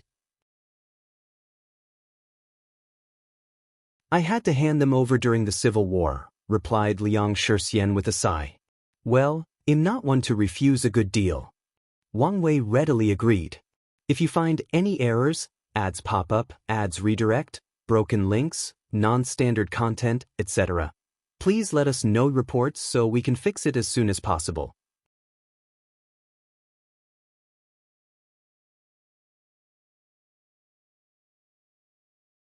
Chapter 1051 Alternative Soul Foundation. Somewhere in primordial chaos, two titans were clashing non-stop. Then, out of nowhere, Supreme Unity suddenly paused. He immediately realized his mistake and tried to reach it, but it was too late. Methreya took this opportunity and hit him with a golden palm, drawing a few drops of blood in the corner of his mouth. You should know better than to be distracted in this kind of battle, she stated before continuing her non-stop offensive. Meanwhile, Supreme Unity had to take a moment to compose himself and control his emotions. The return of the soul path allowed the eternal ascension world to fix a missing part of its existence, which in turn increased true heavenly Daoist power and control while reducing his. I cannot rely too much on Heavenly Book, thought Supreme Unity. It's time for me to take action. Many powerhouses in the upper dimension felt the soul path's reappearance. They knew that such changes would have worldwide repercussions, but only a few people knew exactly what these were. Origin Seal Continent, did you feel it? Asked Wu Hong. Yes, a new soul path, nodded Yanhai. This one seems related to divinity instead of a pure soul path. That's not what I care about. Do you think his influence has been lifted? Probably. I mean, there have been signs, replied Yanhai. The soul path returned in many chaos worlds, so it's not surprising. I'm just wondering how this will affect the future. The chaos universe will simply become even more complicated, replied the Sword Empress. Spirit, essence, qi, and Tao, only with these four things in perfect balance can the universe be perfect. Once that is achieved, many simple things will become complicated. Many things that were once impossible or unauthorized will become common. This time, the chaos will truly be impressive, sighed Wu Hong. The Third Origin War? Said Yanhai with great fighting intent. I don't think it will be called like this. If Kishin's conjecture is correct and the kid will be the one who starts the chaos, why can't he use this name? As his ancestor, the least he could do is let me name the event. Wu Hong rolled his eyes. How are your injuries? Great. It won't be long before I won't be a small shrimp of an emperor, replied Yanhai. How about it? Want to fight then? No, I don't want to embarrass you again. It will be different this time. I have a powerful body and entered a new swordsmanship realm. You're definitely not my opponent. And do you think I haven't improved? Wu Hong rebutted. The memories she received from the unknown clone were helpful in more ways than one. Yanhai looked at her. Even the slightest improvement is difficult in their current realm but also drastically increases their strength. If you're scared, say so. Wu Hong ignored her and disappeared, making the Sword Empress snort. No matter what, it won't change the fact you will be my little daughter-in-law. Chu Divine Dynasty, Pei Lang felt the changes between heaven and earth, and many ideas flashed in his mind. The other paths are the backbone soldiers and middle-level officers of the revolution, and having a new path will also mean more variety in their troops. He groaned as he knew he had to attend an official meeting of the dynasty before having the free time to contact Old Ma. Without hesitation, he wore his official clothes and headed to the palace. Midway through the voyage, Pei Lang felt a sudden terror overcome his mind. The feeling of dread was so intense that his body was shaking. What's going on? He quickly searched for an answer, and his face became ugly, an omen of death. His intuition was warning him that death was rapidly approaching. What happened? Was my identity exposed? This was unlikely. Pei Lang was not stupid and knew someone was protecting him. Otherwise, he would never be able to hide from certain individuals. Calm down, he repeated over his mind while breathing. No matter the situation, as long as I can become a boundless paragon, my chances of surviving this catastrophe should improve. As Pei Lang attended today's meeting, his facial expression never revealed any anomaly. No one could tell this famous prime minister received a terrifying omen of death. Pei Lang returned home after discussing the issue with the new soul path and immediately contacted Old Ma. Sir, we have good and bad news. What happened? We found old man Tianji, replied Old Ma. I'm assuming that's the good news. What about the bad? Well, we didn't find him per se, but he left a note for you, explained Old Ma before showing him the note, which read, "The pill is both a great fortune and a disaster." Pei Lang's eyes squinted. Diviners always speak in riddles and never direct with their words, a fact that he did not like. However, these words were easy to understand and deduce. The pill itself has no issue, but the process of breaking through will not be simple. Sir, what are you thinking? Asked Old Ma. Don't know. What do you think I should do? The situation is stable, so I don't think you need to rush, said Old Ma. We can take our time to ensure that your breakthrough will be smooth.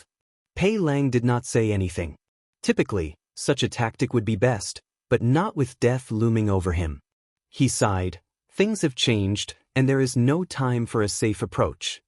What do you mean? Don't worry about it. I will enter seclusion to prepare for the breakthrough. I will leave a clone for you to contact. Sir, how sure are you? If this were any other time, I would say 80%. But now, I don't know. Old Ma was silent momentarily. Take care and be careful. Pei Lang nodded. They discussed how to best utilize this new path and increase their strength. As soon as the conversation ended, Pei Lang began to act. He had prepared many exits for himself for different situations, including needing a clone to replace his main body and preserve his identity. Once that was done, he disappeared from the world's view. Myriad Emperor World. Wang Wei looked at Xianxia in puzzlement. Such an act of returning the soul path to the world should have been a far grander event. However, besides the merit, nothing of significance occurred. He did notice a powerful destiny protecting the latter, and once Xianxia returns home, his race will also be protected. However, he felt the entire thing was underwhelming. What could be the cause? Thought Wang Wei, deducing countless possibilities. It's either the return of the soul path is not as important as I believe, or True Heavenly has reduced the impact of this event as a form of protection for Xianxia. Wang Wei was leaning on the latter. Just like Heavenly Tao owes Buddhism for what happened with the absolute beginning emperor, the divine race also suffered due to that catastrophe. So, it's possible True Heavenly Tao converted all the rewards and benefits of Xianxia into destiny and chi luck of his race. Under Xianxia's request, Wang Wei teleported the latter's followers from their clan's dimension. Afterward, Wang Wei began to check on the world. Many people are intrigued by this new path. Most of the god positions are accompanied by faith, meaning many people already have some level of resources for this path. So, many people who were previously trying to save for a Grand Dao Source seed opted for this cheaper path instead. They were happy as long as they were not the lowest of immortal venerables. While Wang Wei was waiting and observing, Yan Liling came to see him. Little sister, what happened? I have an idea and wanted to run it by you. I'm all ears. You know I've been trying to understand existence to establish a 9-extremity foundation? Indeed. How is your progress? I'm very close. I only need a slight push, and I feel I will succeed, replied Yen Liling. That's good news. Is that what you need my help with? Asked Wang Wei. We could try Lin Fan's approach. If he erased her existence before reviving her through existence reconstruction, she might break through that last barrier. That's actually a good idea, replied Yen Liling. But that's not it. I was considering whether I can achieve an alternative 9-extremity like Juner, but instead of the body, through the soul. Normally that would be impossible. There is a reason that the limit of strength is 7 leaf, and only through body refining and 9-extremity can this be overcome. Are you thinking of taking inspiration from this God King path? Exactly, nodded Yen Liling. Let's see. We can modify the process so that you condense a soul ring with the deep growth characteristic of the soul instead of its immortal nature.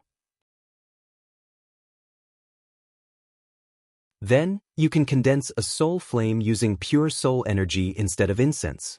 The soul flame should temper your soul beyond the limit and achieve strength on par with Dao ancestors, if not higher. So, it's possible? Asked Yen Liling with shining eyes. As an alchemist, the soul is very important to her, so this way is more compatible to her than the 9-extremity foundation. We can try.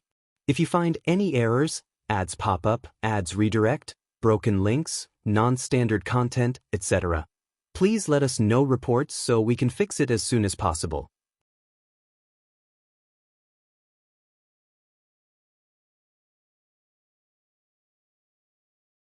Chapter 1052 Hard Success, Transition and Transaction. Unedited chapter. Wang Wei frowned as he watched Yen Liling in the simulation trying to condense the growth soul ring. Things were not as simple as he imagined. The rules of heaven and earth allowed only the body to break the limit of 7 leaf, meaning it was not easy to break or become the exception. He began to help or assist her in the process. He showed her the soul's essence and allowed her to experience what it's like to have an emperor soul, followed by an innate paragon soul. However, all of these did not help, and she still failed. Yen Liling, let alone Wang Wei, were not people that easily gave up, especially the latter, who felt like someone was mocking him for trying to become an exception to the rules. So, he went extreme. He instilled Liang Shixing's memories of condensing his soul ring and divine flame into her mind. He allowed her to peep at the secrets of reincarnation, watching an infinite number of mortal souls experience life and death and how their souls develop in the process. He used his subsoul, Dao, to allow her to experience how every stimulus affected the soul, including negative emotions, positive emotions, trauma, willpower, ambitions, desires, cultivation, law baptism, injuries, healing, etc. Wang Wei even showed her what it would be like to be a hive-mind creature with direct access to trillions of souls. Then, after years of effort and simulation, she finally succeeded. This was way harder than I expected, commented Yen Liling as she saw the ring above her primordial spirit in her sea of consciousness. The process could be described as torturous, which would be putting it lightly. The only good news is her understanding of the soul has reached a level she never thought possible. That's because you weren't trying to become a god king. Otherwise, the process would not have been so stressful, explained Wang Wei, who felt both relief and anger that the process was so arduous. That's worrying. Indeed. I'm afraid only people with an extreme talent for the soul have a chance of succeeding in this method. So, this foundation is only for people with professional Dao? And even only the very best of them? Summarized Yen Liling. In other words, only people like her, Tong Ruobing, and the deceased Qin Chen might have a chance. Wu Ming, who is on the same level as them, relies more on his unique physique and might fail. Lu Cheng also relies on his innate talent and risks failure as well. After all, Yen Liling used the force control skill, which is an even better version of his talent, but it was not enough for the procedure. The fact that there are 3 people with the talent for this kind of foundation is a testament to how many unparalleled geniuses this generation has, observed Yen Liling. Wang Wei groaned after hearing these words. He still has not given up on his father achieving 10 supremacy and thought this method might allow him to refine an innate emperor soul, but it appeared this attempt was futile. It seems Dad might have to wait for a foundation re-establishment in the later years of his cultivation journey if he wants a chance at 10 supremacy, analyzed Wang Wei. Let's proceed to the next part, added Wang Wei, and Yan Liling continued with the simulation. The next part was also difficult but not as extreme as the first. They had ample pure soul energy from the dream world's excellent business model, and Yan Liling now had a deeper understanding of Soul Dao to increase the likelihood of success and accelerate the process. The combination of pure soul energy and the soul ring and ensuring the innate soul flame, name chosen by Yan Liling, contained the characteristic of nurturing further to aid the growth or development of the primordial spirit took significant work between the two before finally succeeding. How does it feel?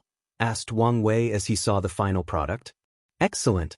I can feel my soul growing with each passing minute, explained Yan Liling. It won't be long before I can bear the power of the Grand Dao Source for a short period, meaning I will be able to refine Dao pills. That's great to hear, replied Wang Wei before frowning a little. I'm starting to think my plan for you guys to prove the Dao is unnecessary. At this point, it would be best to wait for the right generation and participate in the battle. No need. I am more than happy to safeguard your era after you leave, replied Yan Liling. And I know Junior feels the same. But there is no need. We want to, and that's what matters. Wang Wei sighed. Alright. I just had a great idea. What if I fuse the origin pill flame with the innate soul flame? It should increase your soul's potential or higher limits while also increasing your pill refining ability, analyzed Wang Wei. However, as you know, this thing is very exclusive, so it won't be easy to fuse. We have the time. That's true. Do you want to condense the soul ring and flame now or continue with the simulation? Asked Wang Wei. It's best that I finish everything in one fell swoop. As you wish, but things are about to happen on the outside, so I will leave a projection to continue helping you. That's all right. Wang Wei left the dream world, and a little over 500 years had passed on the outside. Of course, Yan Liling had spent countless times higher inside the simulation with his help. With a single thought, he checked the world and muttered, "Things are about to set up in place." A few days after his exit, visions manifested all over the myriad emperor world, followed by a mighty and noble cry of a dragon.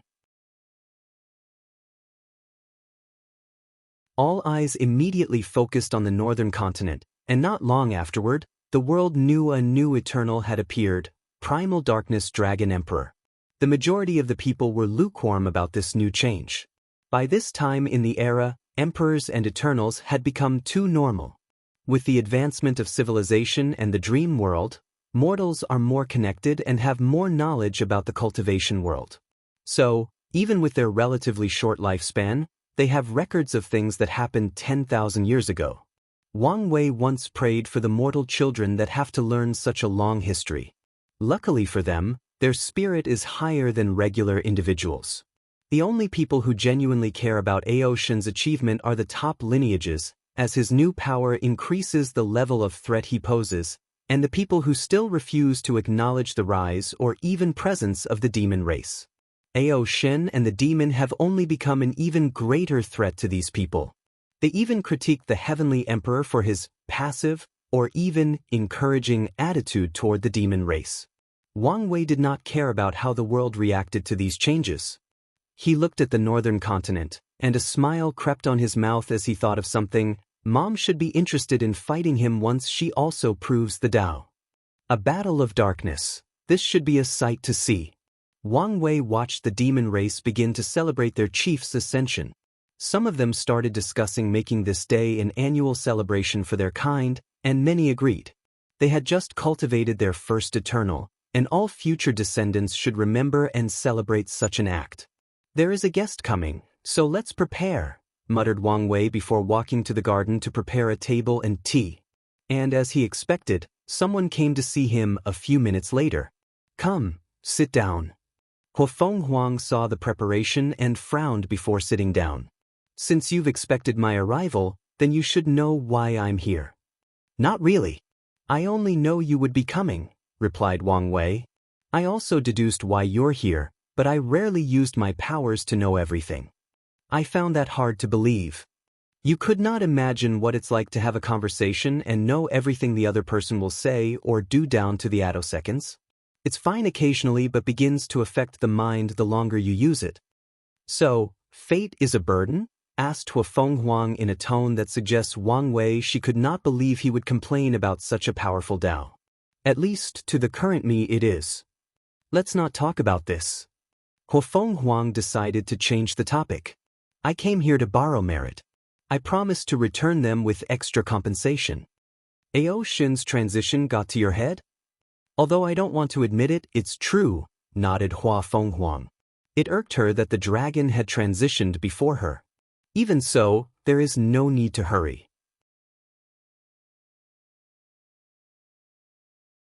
With enough time, you should be able to gather enough merit. But I don't want to wait any longer. If you find any errors, ads pop up, ads redirect, broken links, non-standard content, etc., please let us know reports so we can fix it as soon as possible.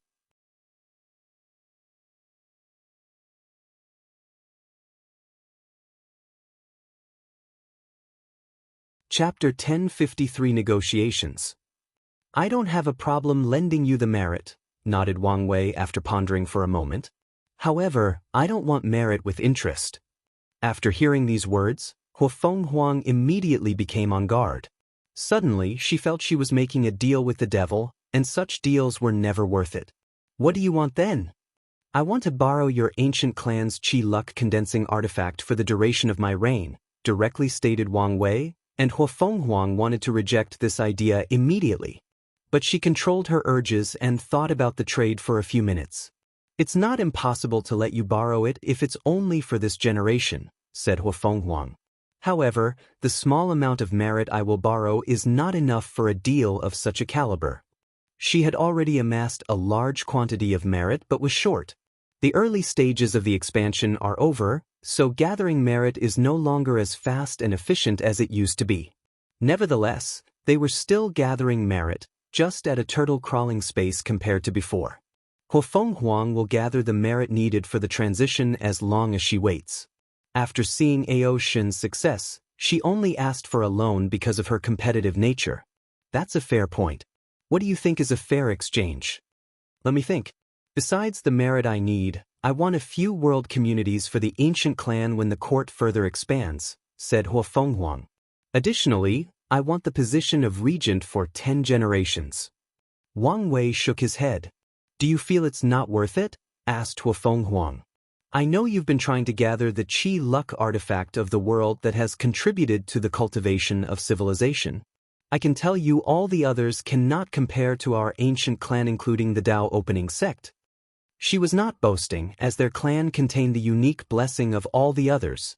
Dao Father Qi luck, Alchemy Ancestor Qi luck, Talisman Ancestor, Array Ancestor, and Weapon Ancestor. Their clan's Qi luck is not as potent as the others because they are from an old era cycle, but it's still significant since these destinies have been blessed for the fact they were the first.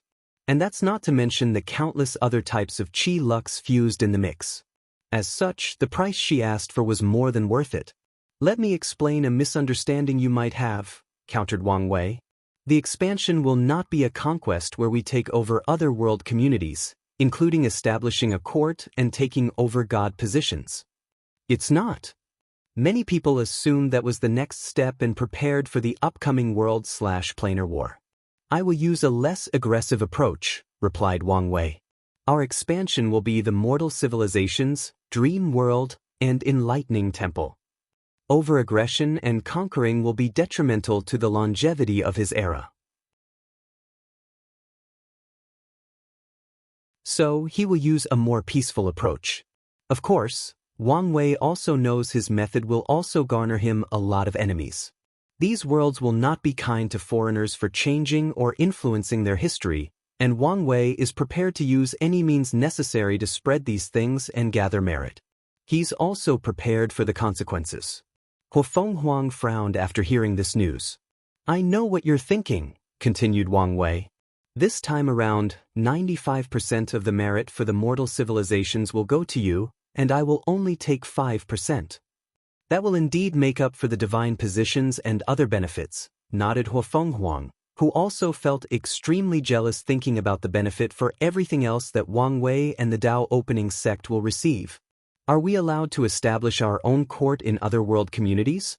Asked Huang. Yes, but you must reduce your power in this court, just like the Great Talisman City.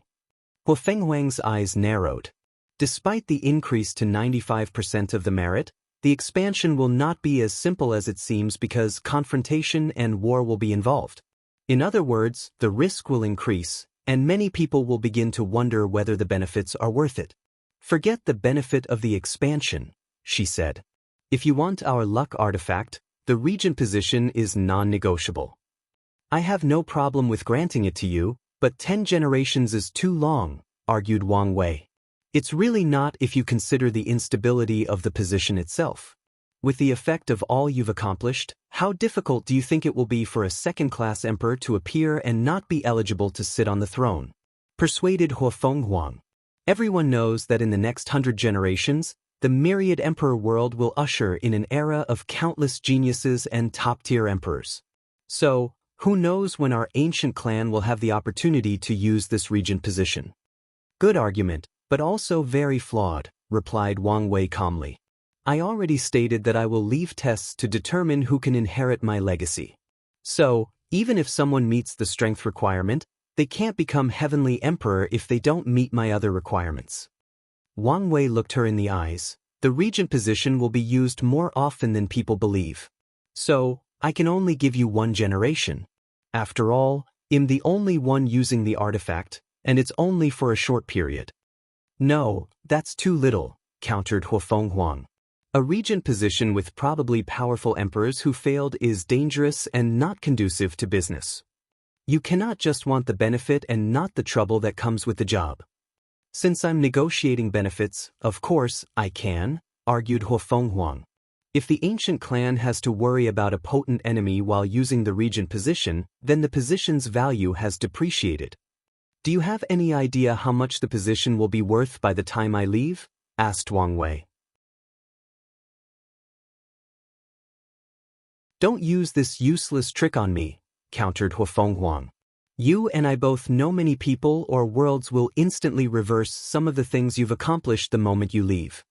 Wang Wei's eyes secretly twitched as he had long predicted this outcome. Sadly, this was the price for using force to forcibly make these people and worlds develop, for the rapid development without preparation, and the backwater and conservative mindset of the cultivation world. His dream world will be fine as most people will find it helpful and want to protect it. Furthermore, true heavenly Dao won't want such a thing to be removed from the lower dimension after seeing its positive effect. The courts will also be okay as they have been the trend of heaven and earth for a long time. The progress he brought to mortals is the one he knows will be dismantled. Cultivators have always despised and looked down on mortals despite once being one. So, they will never accept such people have equal rights as them. Even worse, many won't even accept the fact that mortals are no longer the dirty and ignorant individuals they were and should be. Luckily, the mortals will have the enlightening temples to protect them and give them a fighting chance. And if some world might create a miracle where a mortal's art could reach the level of an immortal, these worlds will be saved. Things will not crumble as fast as you say, replied Wang Wei calmly. The fear his strength will bring to the world will prevent those people from actively acting on his legacy for at least a few dozen generations. Furthermore, he will also leave a fighting chance for the mortals. The sage statues in the temples are the first step. At the right moment, they can manifest a spirit and bear the destiny, karma, and luck of their people, who worship them as sages and protected them. With these sages, the mortals will have a fighting chance of survival even if a great emperor is the one trying to erase their civilization. Under the fear of my power, no one will touch my things for the next few hundred generations, Wang Wei calmly stated. Still over-exaggerating, no, you're simply underestimating me, countered Wang Wei. None of you know how powerful I will be before leaving and to what length I'm willing to go to protect my legacy. Huang felt a chill run down her spine. However, She quickly regained her bearing and continued this negotiation. They talked for more than an hour before agreeing. In the end, Wang Wei was not willing to give the regent position for more than one generation. There were too many benefits to being a regent, and he only had to use the ancient clan's luck until his ascension. So, Huofeng Huang had to settle for other benefits like keeping all 100% merit in a few of the worlds during the community-wide expansion. After her departure, Wang Wei summoned Ao Shen to have an official chat with him.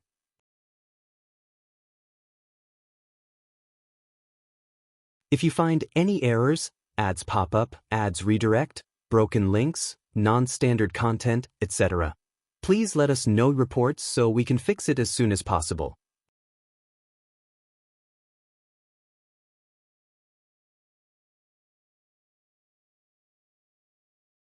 Chapter 1054 Dragon Gate. Ao Shen walked into the throne room and saluted as usual. With his awakening, Dao will manifestation and a bloodline ability that turned into a source technique, he has achieved 3 peak battle fold, and that will increase after refining his unique Proving Dao artifact and using the remaining merit he has to increase his cultivation. However, he knew such strength was useless before this man. "What can I do for you, Your Majesty?" "I call you here for 2 reasons, stated Wang Wei. "Firstly, I need to know whether the demon race will stay in the Myriad Emperor world or if you plan to leave to set up your own rule somewhere else." "Do you want us to leave?" asked Ao Shen instead of answering. "I don't care what choice you make, I just need to know which one it is so I can prepare beforehand." Ao Shen frowned, wondering whether these words were a threat. By his deduction, Wang Wei had no need to do such a thing, but he could not help thinking of the worse. He observed for a few seconds but could not find any information from the latter's bland and calm expression. "The Myriad Emperor world is as much our home as any humans," replied the Primal Darkness Dragon Emperor. "We have fought and contributed to this world despite how humans repay us every time. So, no, we do not plan to leave our home." Ao Shen never thought of leaving, otherwise he would have done so long ago. He considered this place as much his home as the human race despite all the misfortunes and mistreatments they've suffered. Additionally, Ao Shen's greatest wish is one day his kind will become the protagonist of this world, so leaving was never an option. "That's good to hear," nodded Wang Wei, who chose not to comment on the latter's passionate speech about the demon race's plight. Was the human race wrong? Of course.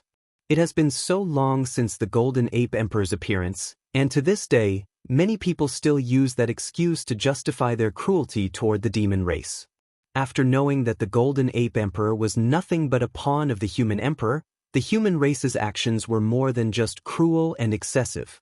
Unfortunately, he was still a human and needed to see many things from this point of view.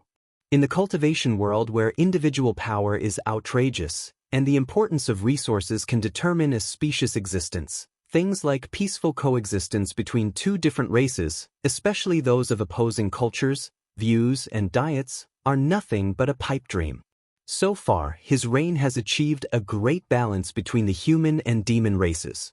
He never belittled them, raised them from the ground, treated them relatively fairly, or tried to oppress them. But this cannot be said for his successor.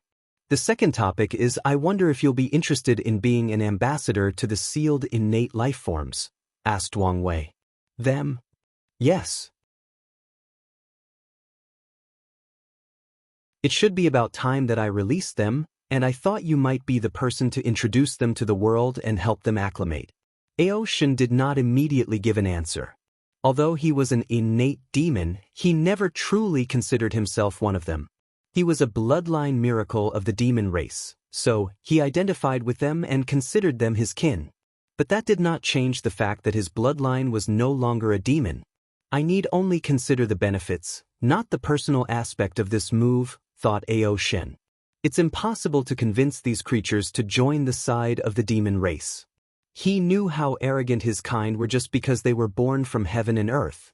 So, even if these new ones aren't as arrogant because of the era, some things are innate, and for the innate demons, arrogance was one of these traits. Being the ambassador is an opportunity to form an alliance with the returned innate demons. Whether the alliance was military or economic, the demon race would benefit. I accept the position, replied Ao Shen. That's good to hear, nodded Wang Wei. I will lower the restrictions in their seal. They should regain their consciousness and mobility but still cannot leave their small world. He waved his hand to give him a talisman. This should allow you to enter their sealed area. However, I recommend you communicate with them through divine sense first and only enter after they give you permission. Ao Shen nodded as he would do the same even without these words. He understood the need for respect of his kind, so he would never barge in even if he could.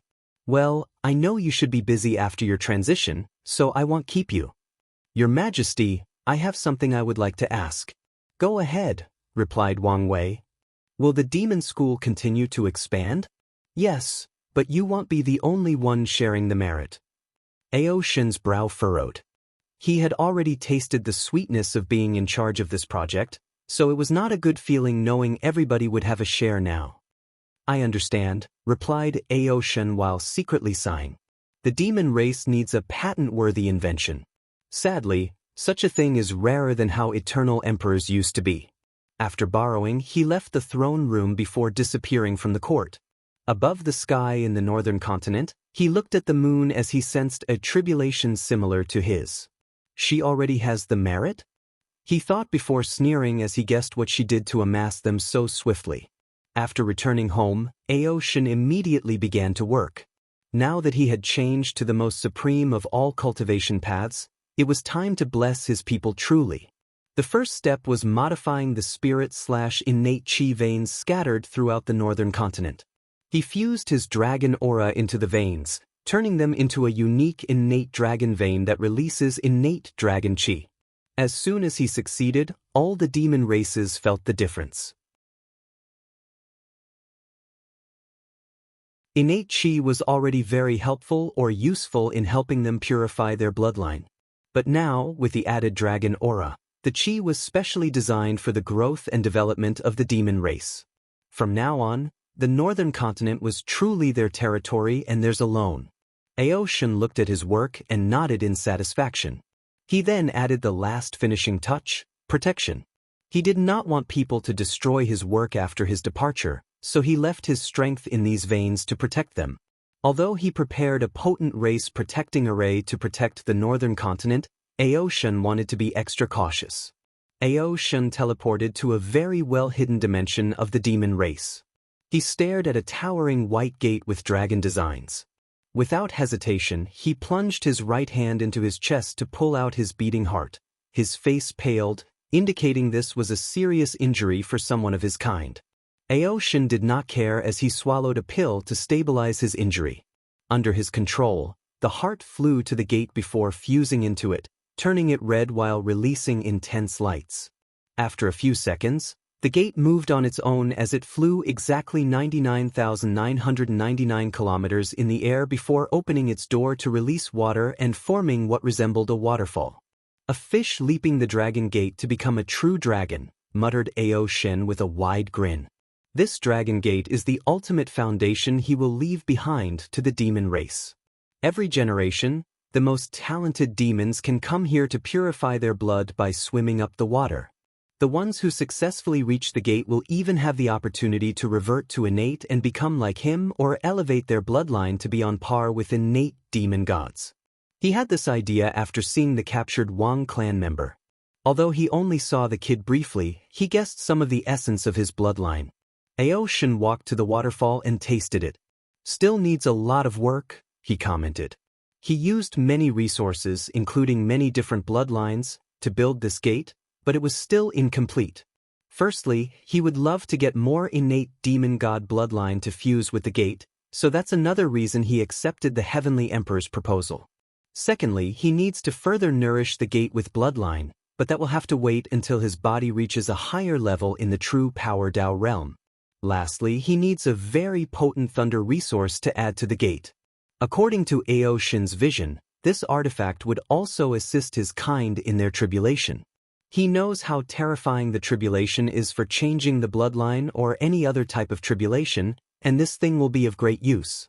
Ao Shen left this place to participate in the festivities. He still had a few more things to accomplish before he could visit the innate demon gods. If you find any errors, ads pop up, ads redirect, broken links, non-standard content, etc., please let us know report so we can fix it as soon as possible.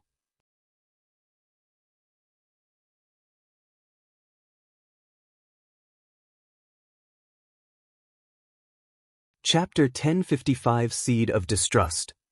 Heavenly Court. Wang Wei observed the talisman with the characters, Ancient Clan, in his hand. The Ancient Clan was not a monolith, so their Qi luck artifact was many and took different shapes. However, the overall condensed luck of everybody manifested in the talisman in his hand. I thought it would be much harder for Hua Fenghuang to get her hands on this thing. It seems her control of the clan is greater than I gave her credit for, thought Wang Wei before looking at the moon. He saw her tribulation, and it was something to scoff at. True heavenly Tao was ruthless in the tribulation, most likely as a way to deter people from walking the path of transition. This is probably why, despite the ancient clan giving birth to a few 4- and 5-star primarchs, no one has actually transitioned. Of course, this kind of tribulation is child's play compared to his immeasurable tribulation, but it's not something ordinary heaven-chosen can handle. After observing for a while, Wang Wei put away the talisman before visiting Su Shi. After she made the court her residence, they talked often and further developed their friendship. Innate demon god race small world. This world is wrong, said Primordial Life, a giant woman with 4 spike horns and small celestial bodies orbiting around them. Yes, there seems to be some incongruity with our birth, agreed Primordial Death, a gendered neutral colossal being with all black eyes, no pupil and 6 arms. Primordial Might, why don't you say anything? The others asked, looking at another titan with significant muscle, blue skin and 4 eyes. If you check the history of this world, you would understand why, replied Primordial Might. The others followed his lead and used their divine sense to scan the books of small supreme lands. So, we used to rule this land? Asked Primordial Death. The 3 looked at each other. They had no memories of their ancestors and did not inherit any of their legacies. However, the previous history has made their situation more complex to navigate. So, what should we do? Asked Primordial Life. We do not have any connections to our ancestors. Our focus should be integrating into this world, replied Primordial Might. Just accept things like this, rebutted Primordial Life. Did you not sense that gaze after we were unsealed? Primordial Might asked, and everyone shivered at the mention of these words. They remembered that fear and warning. This is not our world, and the sooner we accept this, the better chance we have at surviving and eventually thriving, warned Primordial Might. He was the embodiment of the power law and also the idea that might is right. Since the human race hunted their predecessors to extinction, he believed they had the right to rule this world. Okay. In that case, let's discuss with the demons to see what they think, nodded Primordial Life. So they contacted the Ancestral Dragon, Empress Phoenix, and Origin Qilin. The conversation went all right initially until Aoshin showed up, telling them he was the ambassador of the court to introduce and initiate them into the world. The primordial gods noticed Aoshin's identity and became suspicious of his motives towards the innate demons. Luckily, the latter did not act rashly, and his actions showed nothing suspicious during the short meeting. However, the primordial gods realized their counterpart might have a direct ally in the form of the acquired demon race while they had nothing. So, they prepared for the possible break.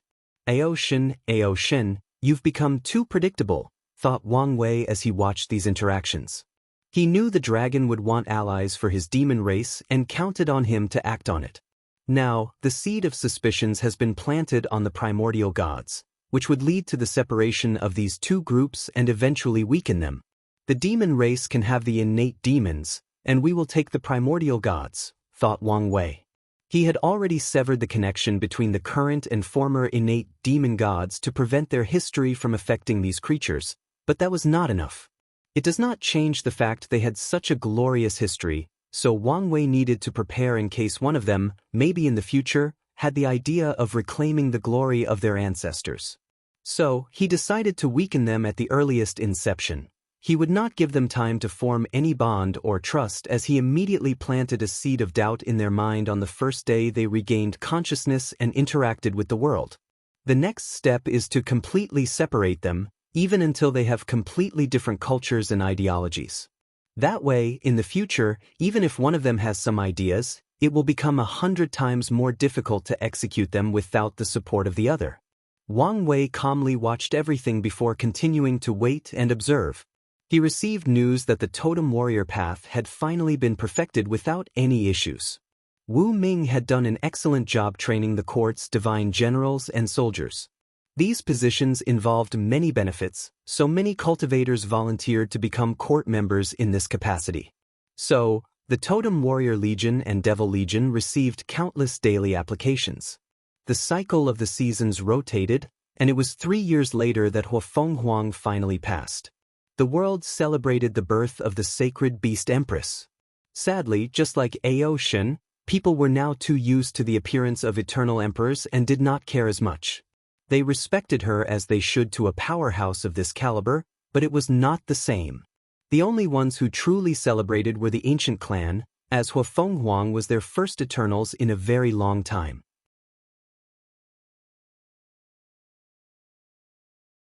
Despite their arrogance, they have been afraid of their clan's decline, and the appearance of an Eternal is proof of their revival, so they all looked forward to the future. A little over a month after the sacred beast empress appearance, golden lights enveloped the western White Tiger continent, followed by visions of gilded lotus and Buddhist chants. An intense amount of Buddhist Tao rhymes then enveloped the entire continent. Did he succeed? Muttered Wang Wei as he watched the show. No, not succeed, but something else. As expected, Feng Heng, the Taozen Buddha Emperor, appeared to announce the appearance of a new scripture. However, this scripture is not for the entire myriad emperor world but for Buddhism in general. It is the perfect manifestation of all its ideals and philosophy. Feng Heng received much merit for his efforts, probably even more than he would have for the perfect scripture for his home world. Over the past 10,000 years, Buddhism has spread to every corner of this world community, overshadowing Taoism or other religions, cults, or schools of thought. And that's despite Wang Wei's restrictions not to shove religion on people and Feng Heng's desire not to repeat the old mistakes. In other communities, the seed of Buddhism already planted by Wang Wei and Feng Heng has not improved much, but they have preserved their strength, waiting for the opportune time. Many things at home are about to be settled, muttered Wang Wei. That's a good thing for the upcoming outward expansion. He looked in the distance, his eyes focused on a tiny small 1,000 worlds.